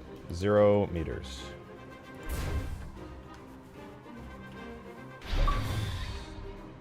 Thank you for the 3 Darksteel. $1 billion, but you won't know where it came from. It just appeared one day, and it appears on the news that a bank has been hacked for $1 billion. It is not the source of your acquired gains, but you live in paranoia that it is forever. I'm cool with that. I'm fine with that. That is totally fine.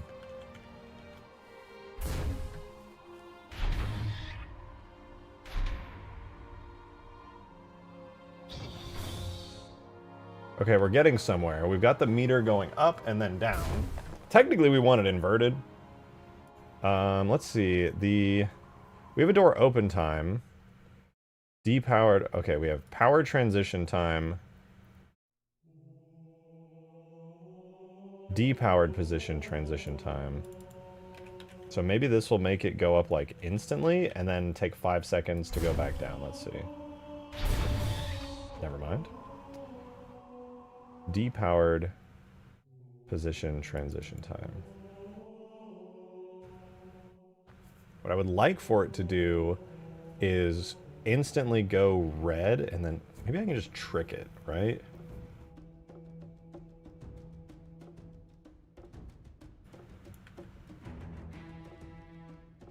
Power transition time. Oh, it's position transition time.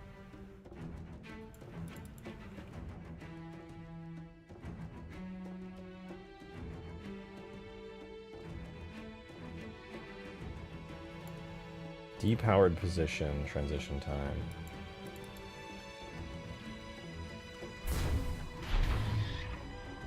This is gonna have 5 seconds. Does it go down again in 1 second? No, it goes down again in 5 seconds. So what is even the point of this? Ugh.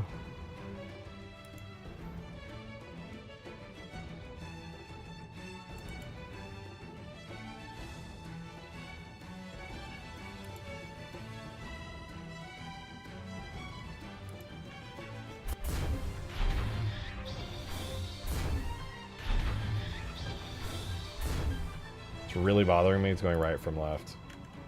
I gotta fix that.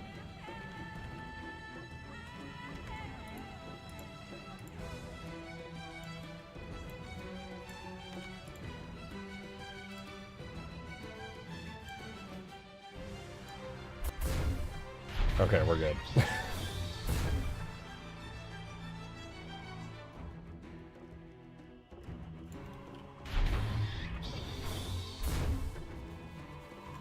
Is there something I can do on the control, perhaps, that'll make it so it won't be able to be pressed until...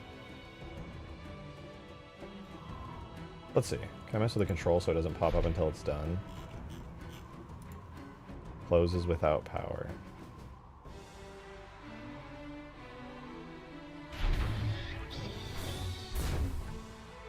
Maybe I should change it all to use the power system? Because door is good for position. I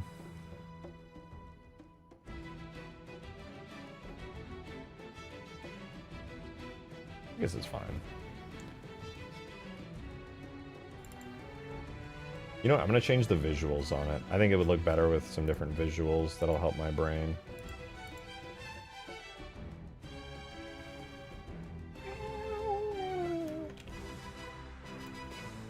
Here's what I'm going to do.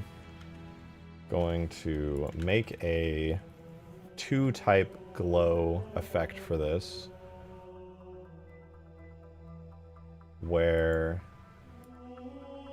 I'll do one in pure red, so this will be the first channel for it. It'll be what it is by default.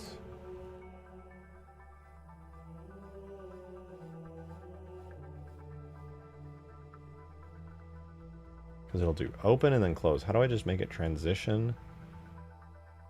I don't know, I'll figure it out. At the very least, we'll do red. Or wait, I can just do this in white. Who am I kidding? I just change it.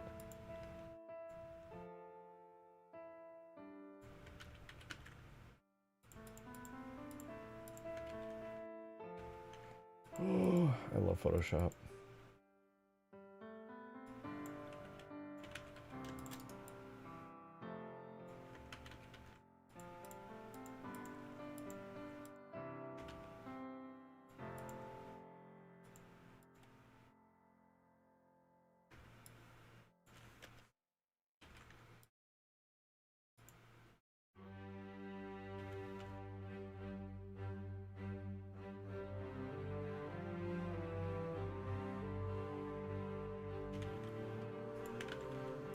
Why didn't I just do, you know, whatever.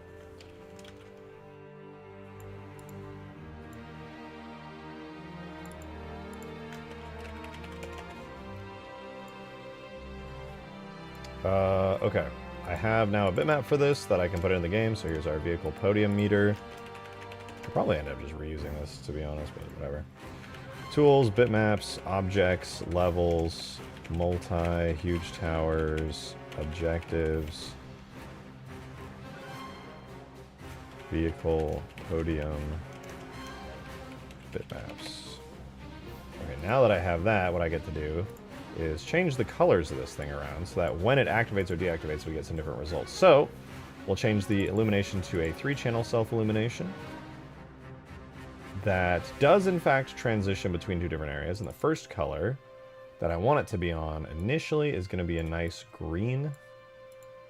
And the second color is going to be a pale red.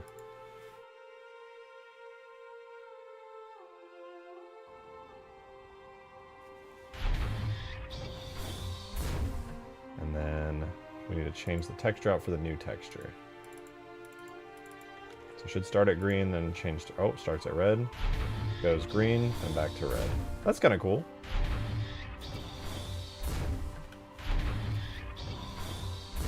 Though I do want it to start on red. No, sorry, I wanted to start on green.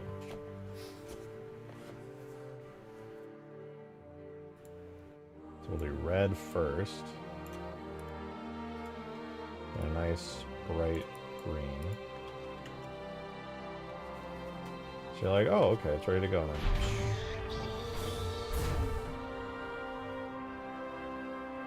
Maybe it should be the inverse.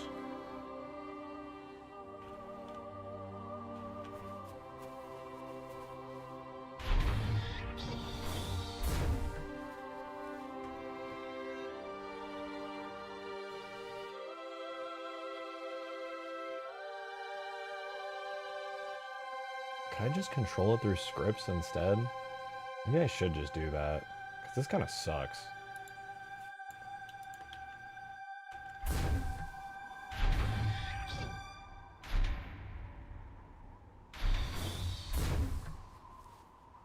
Well, now I can toggle it.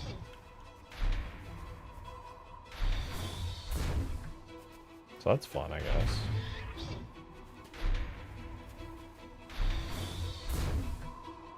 But what I want is press it, instantly disable it, and then have a slow, gradual build-up back to goodness. Red to blue? Yeah, we might do that.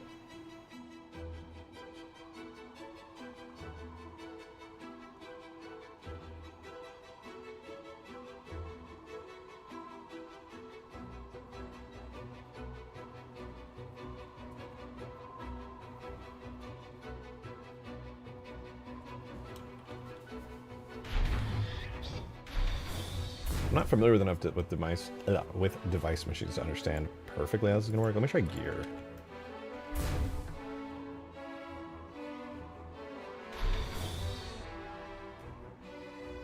Certainly interesting, but that's definitely not what I'm after, I suppose.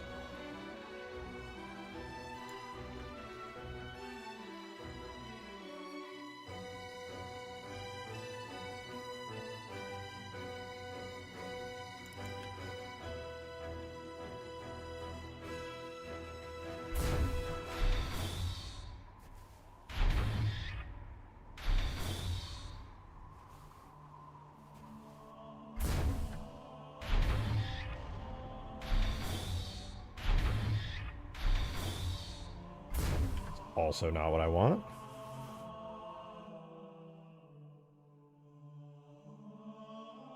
Maybe I do. I don't want to do this with scripts, man. Doing it with scripts would suck. Because it would overcomplicate the fuck out of it. But it would work.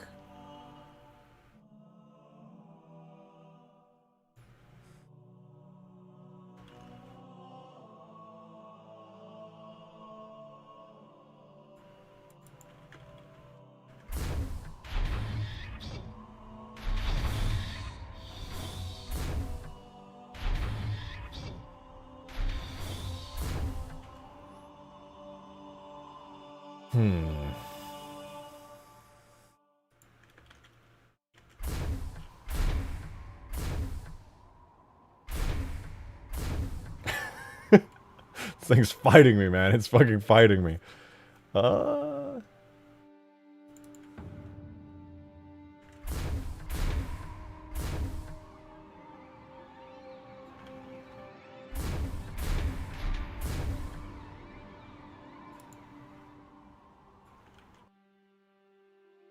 Hmm.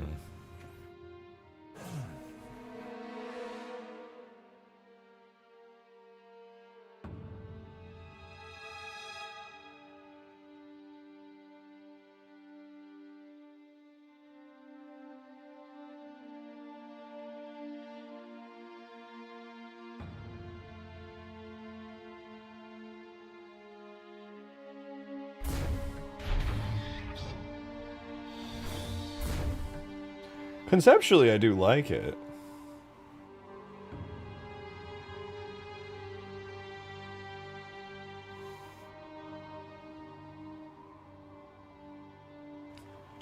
Is there a better way to do this? Maybe I need a 2-layered meter. If I have 1 meter, that instantly goes red when it's activated. And then have it come back up. I'll try a script. I'll try a script to see if I can hijack that for the vehicle spawners.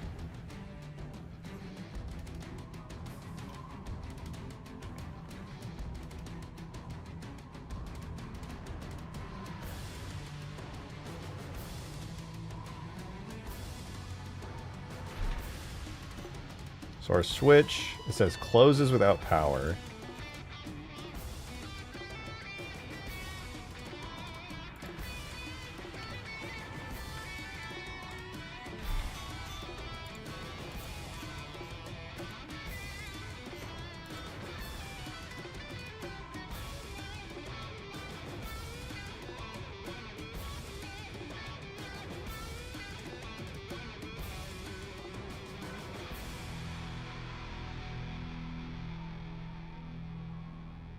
Perhaps if I set its power group and make default 1. I'm gonna give that a try. Thank you for the 3 Darksail, appreciate it. Why do I get the feeling that capturing the flag on the spires is gonna be 30 times harder than it already is, when the only spawn is gonna be the spire and you need resources to spawn vehicles? Capturing the flag on the spire is gonna be 30 times harder than it already is when the only spawn is gonna be on the spire and you need resources to spawn vehicles. Because you can spawn certain vehicles practically for free, and because you can flood music, and because you can destroy the enemy team's resources, which also affects their AI spawn times.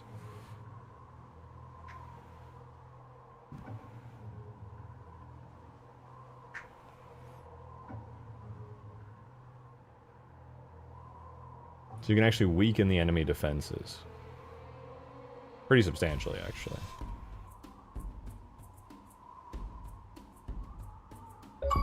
Yo! Halo, bro, thank you for 41 months, man! I appreciate it, dude. Thank you, thank you. Spire. Damage Phantom. Where at? It's, you know, it's around. Are you unhappy with Bungie's damage states they did for the Phantom? With it, you know, its engines breaking, the fins breaking, the chin gun breaking, the giant explosion. Are you unhappy with what they did with one of the most critically acclaimed damage states of all time? Is that what you're saying?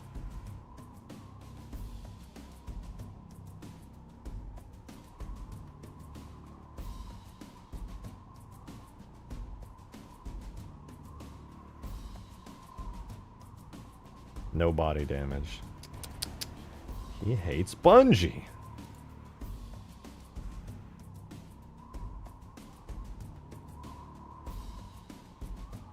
I hear you, though.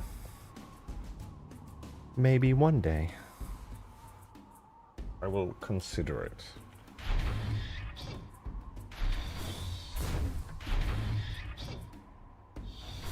And what the fuck am I supposed to do about this?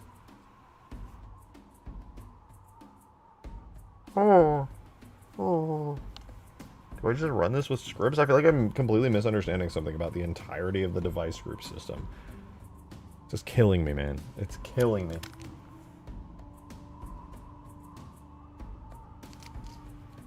How does the power... I genuinely, at this point, feel like I don't understand how the power system works.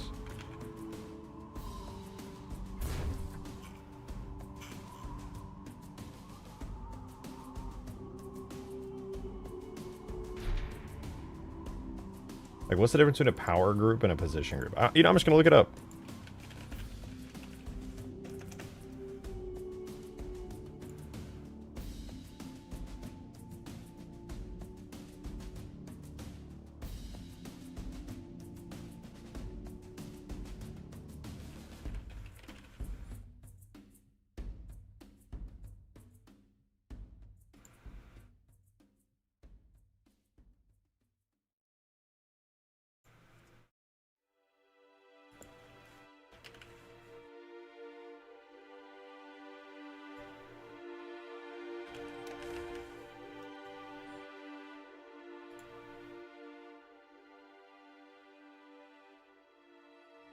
Okay, wait, I actually found a tutorial. Maybe this will help.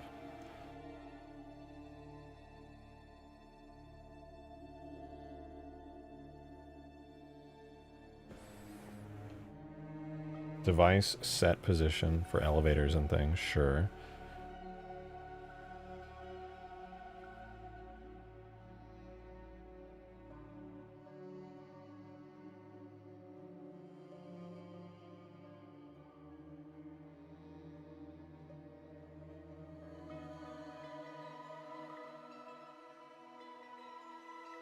Position group. There's nothing about power groups, man. Oh! Okay, I'm gonna use the restroom very quickly. When I get back, I'm gonna make this shit work. It's gonna be phenomenal. I'll be back though.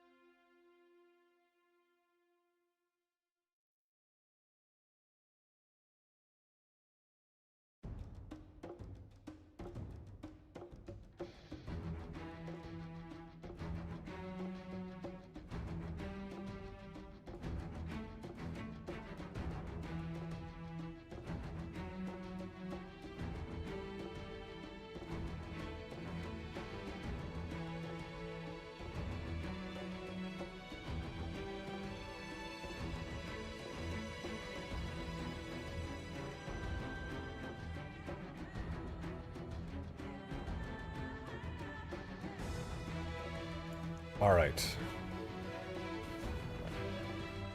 This is CEA OST? It is. It starts to play after the 4-hour mark. I think I know what to do now.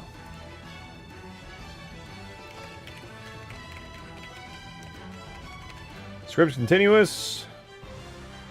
Vehicle Podium. Test. I'm gonna run this entirely through scripts because I'm just crazy, man. I'm actually just insane.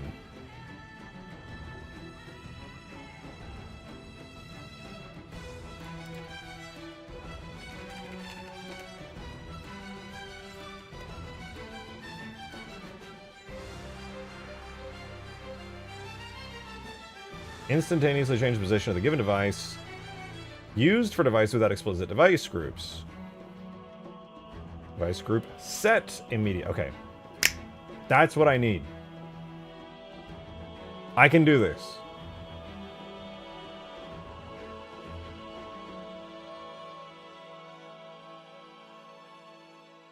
So we're going to do power transition time for this as a test. I'm going to make it 10 seconds. We're just going to make sure it works too. 10 seconds. It's going.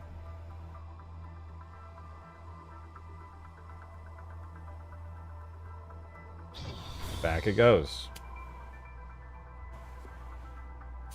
Okay.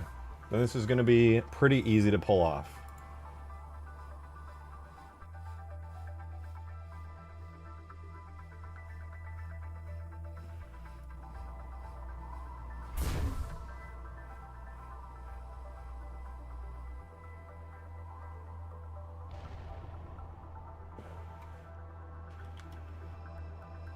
So we're going to have two, unfortunately, two device groups per one of these spawners. So, vehicle test.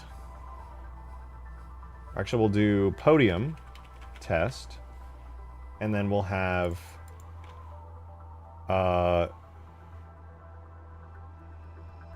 yeah, podium test and... Actually, maybe that's exactly how I should use it with one. I lied. We're going to do vehicle test. We're going to try it with this. I'm going to do the following. We're going to start with an if statement on this. Dude, this song is not it. This is like killing my brain right now. Halo 2, please.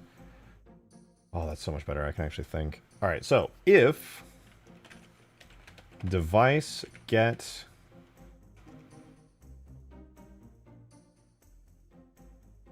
position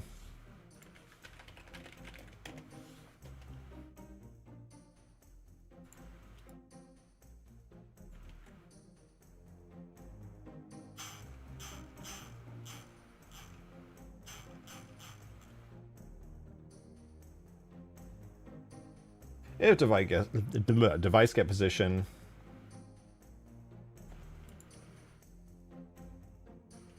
boom is equal to 1. Is there a way to detect if a control is pressed?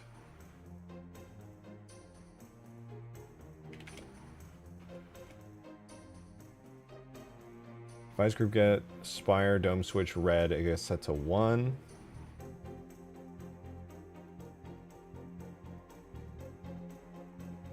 We have the switch, which goes to 1 because it gets activated.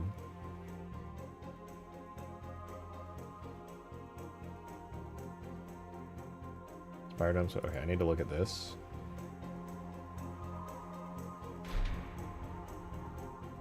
Spire dome switch red. That has a position group. It goes immediately to 1, so it like crawls to 1.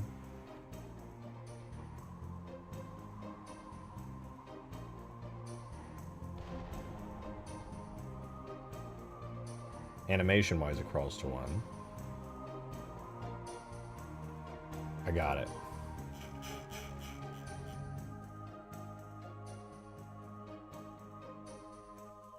If device group get position, vehicle test is equal to 1,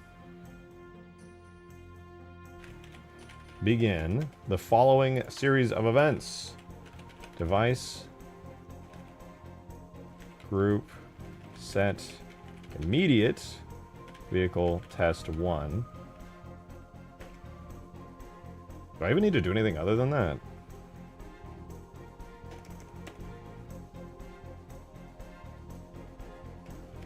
I don't think so. Sleep until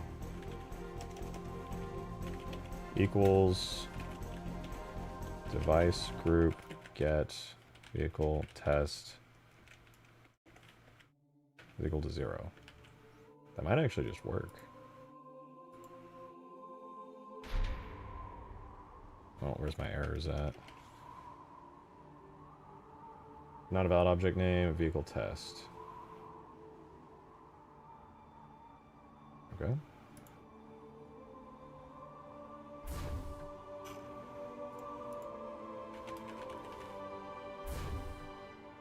How about now? Okay.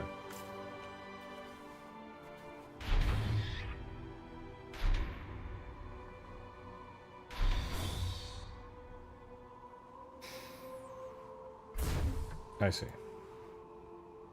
So what we did was we get the position of vehicle test.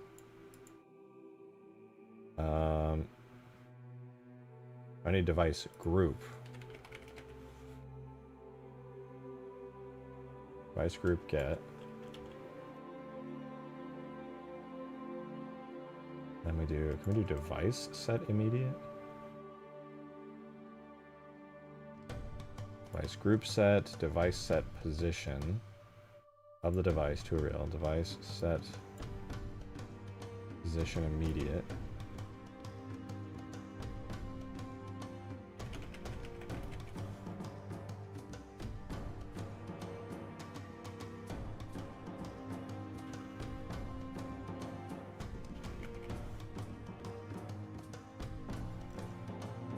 device followed by device group. Changes the desired value of the specified device group.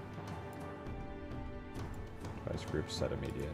Device group set immediate.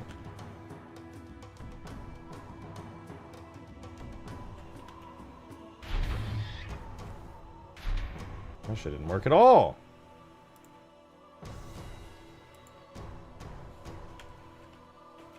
I don't have scripts on, do I? Of course I don't.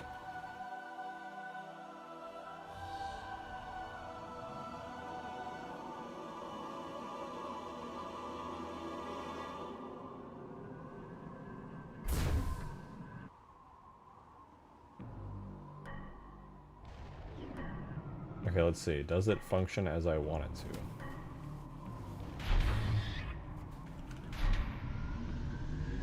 Nope. I need a bunch of debug bullshit in here, otherwise I'm gonna lose my mind.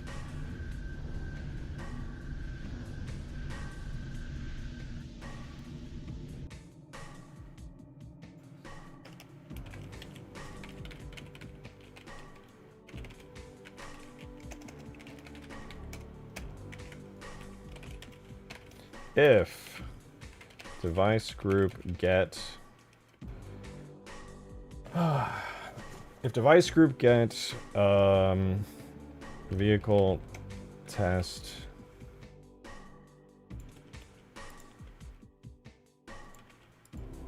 equals 1, print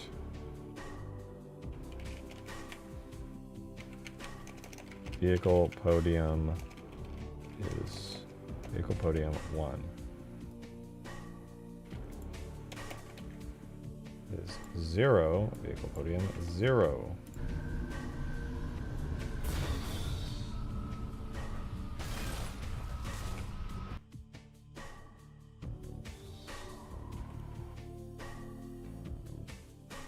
So it's 1 and then goes to 0.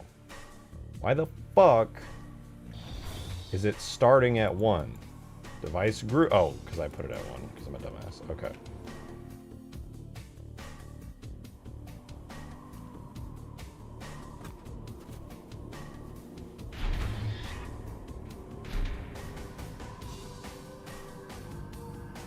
So it's at 1.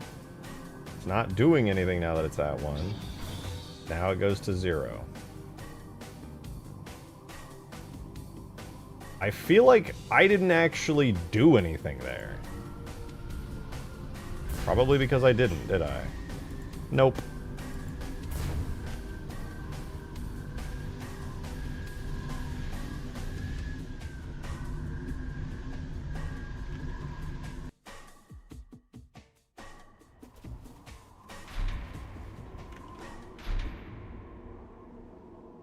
Okay.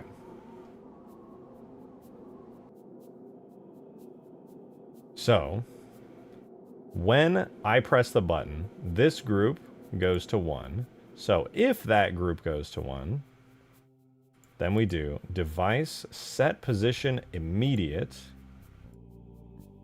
of our podium, which just happens to have the same name. I'm gonna change its name.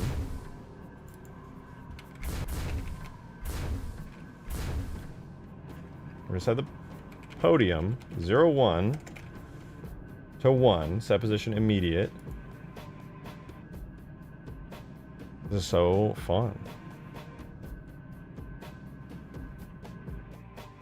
Instantaneously changes the position of the given device, used for devices without explicit device groups. Yes, that is it.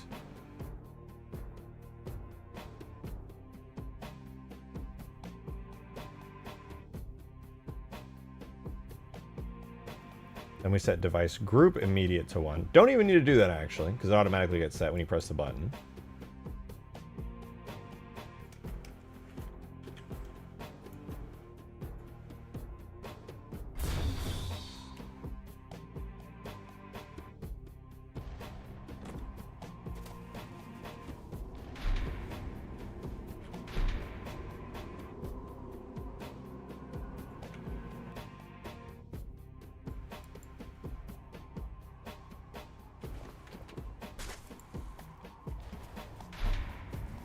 Okay, so that sets it to 1. Our script is not responding. It is just not doing what it needs to do.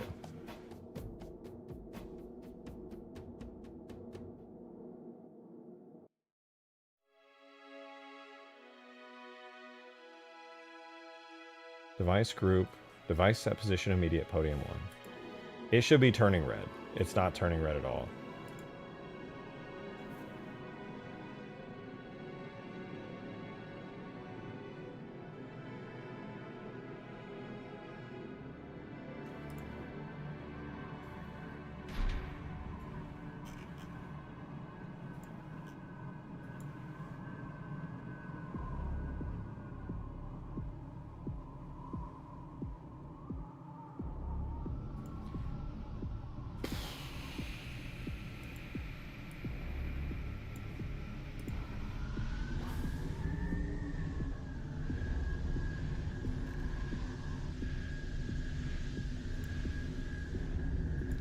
Dude, this is my least favorite part of anything in Halo, is working with these device machines. Because I just don't understand them. I don't know if they're documented anywhere, because everywhere I've looked at, they just aren't.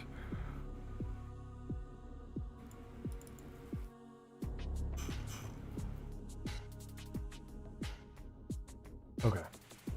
Power transition time. 10 seconds. Position, transition time. 10 seconds. All of this shit, I don't care.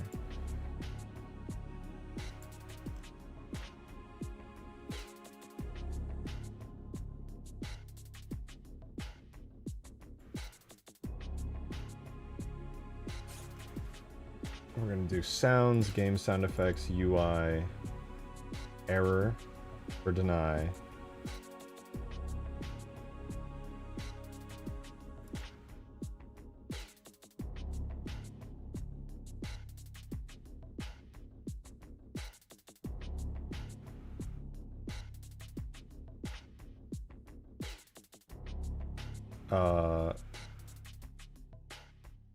We'll do shield depleted for off. And for on, we'll do...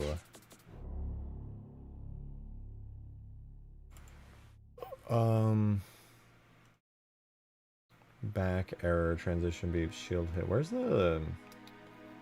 Isn't there a button thing for this? Button-based UI sounds.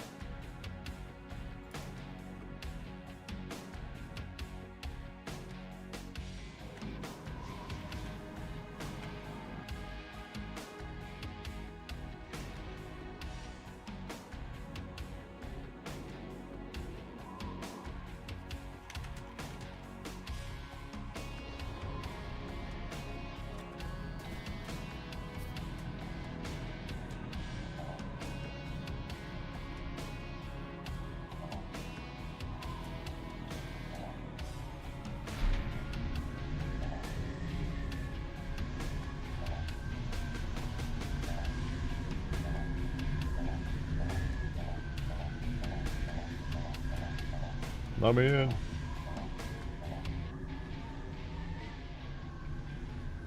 Getting dangerously quiet. No, I'm just focusing really hard. I don't fully understand what the hell's happening here.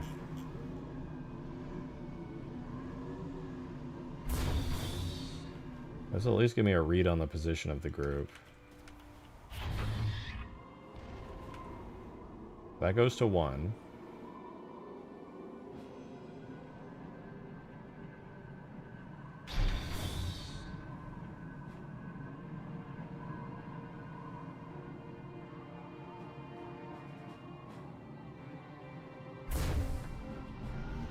Turns back.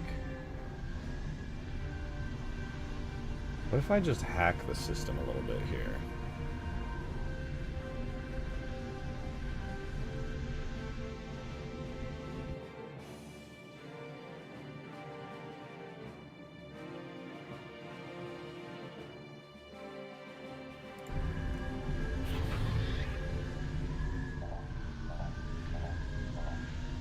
Because right now I can't do anything, which is good.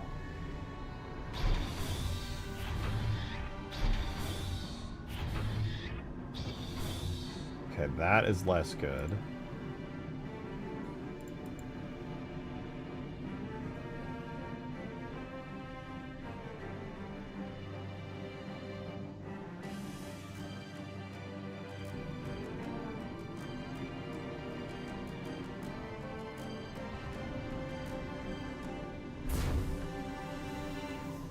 So the real problem is the vehicle podium, because that transitions correctly. So it goes all the way to 1, and then presumably...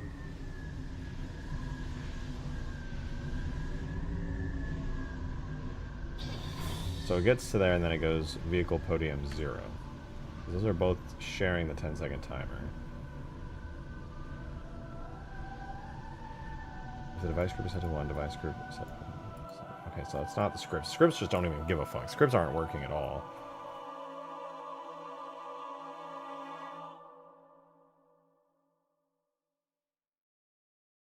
Stuck? I thought you were cooking? Cooking takes time, my friend.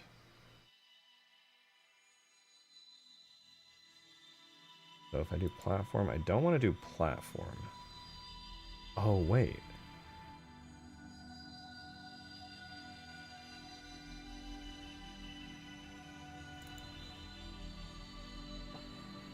So the translation right now goes halfway with position, because position goes to 1.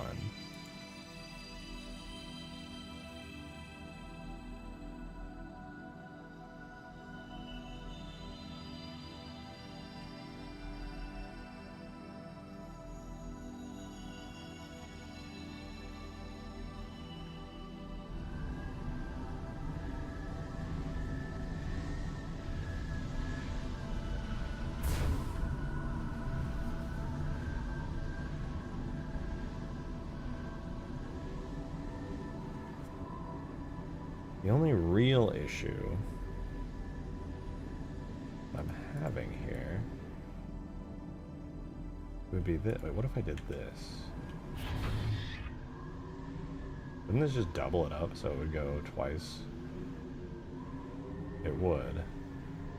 Ideally I would go, and then it's going to do it again. Okay, so I got it inverted. I don't have too many other options. So we go boom, like that, and that goes to there, and that's because this one does not immediately become depowered.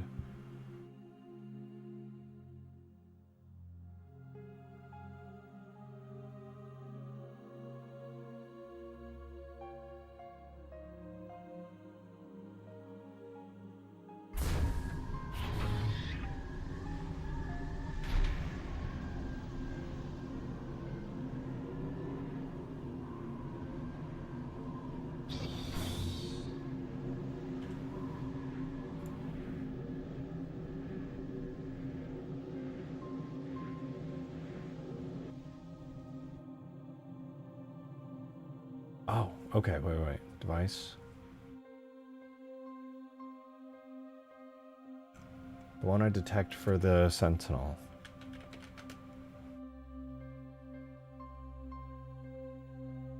Device get position Sentinel Strato 1.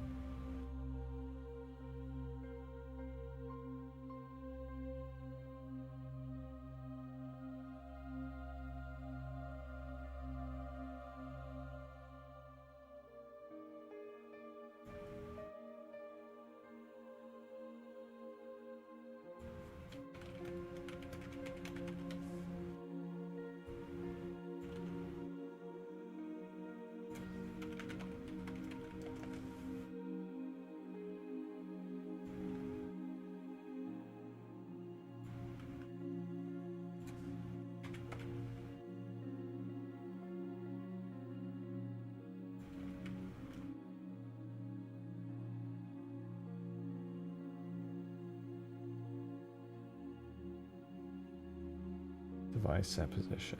Immediate.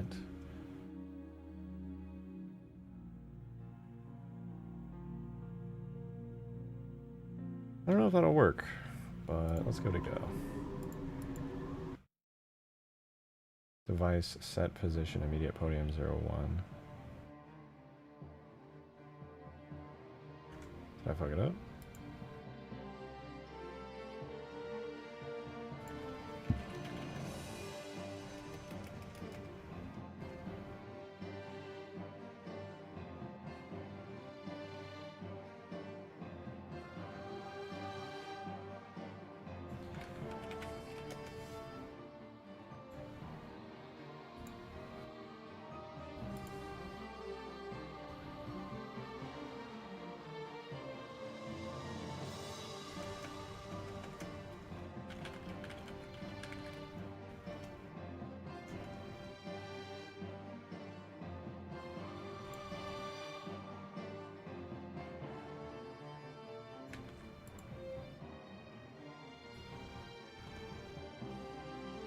Hang on, I think we got this.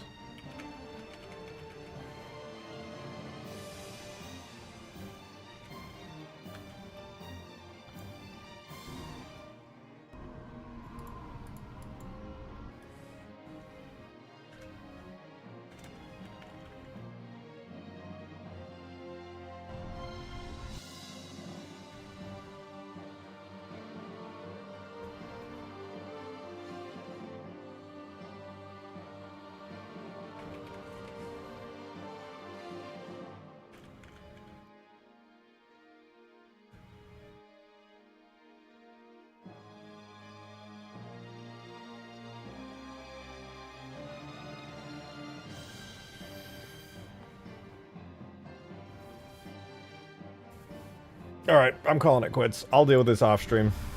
We're getting somewhere with it, but I'm not gonna continue banging my head against the wall until I can go grab some food. So, that said, I'm gonna go capture a battery really quickly.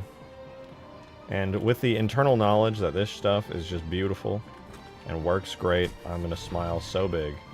I can't wait to make these actually look good. I have some interesting ideas using some Reach type Covenant shader designs. Boom! Beautiful. Alright, I'm gonna call it quits tonight, guys. I hope you enjoyed. What do we get, like 4.5 hours of this stuff?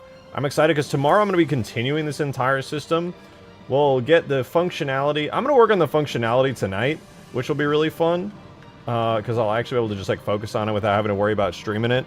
And tomorrow, hopefully we can integrate everything in a really nice way.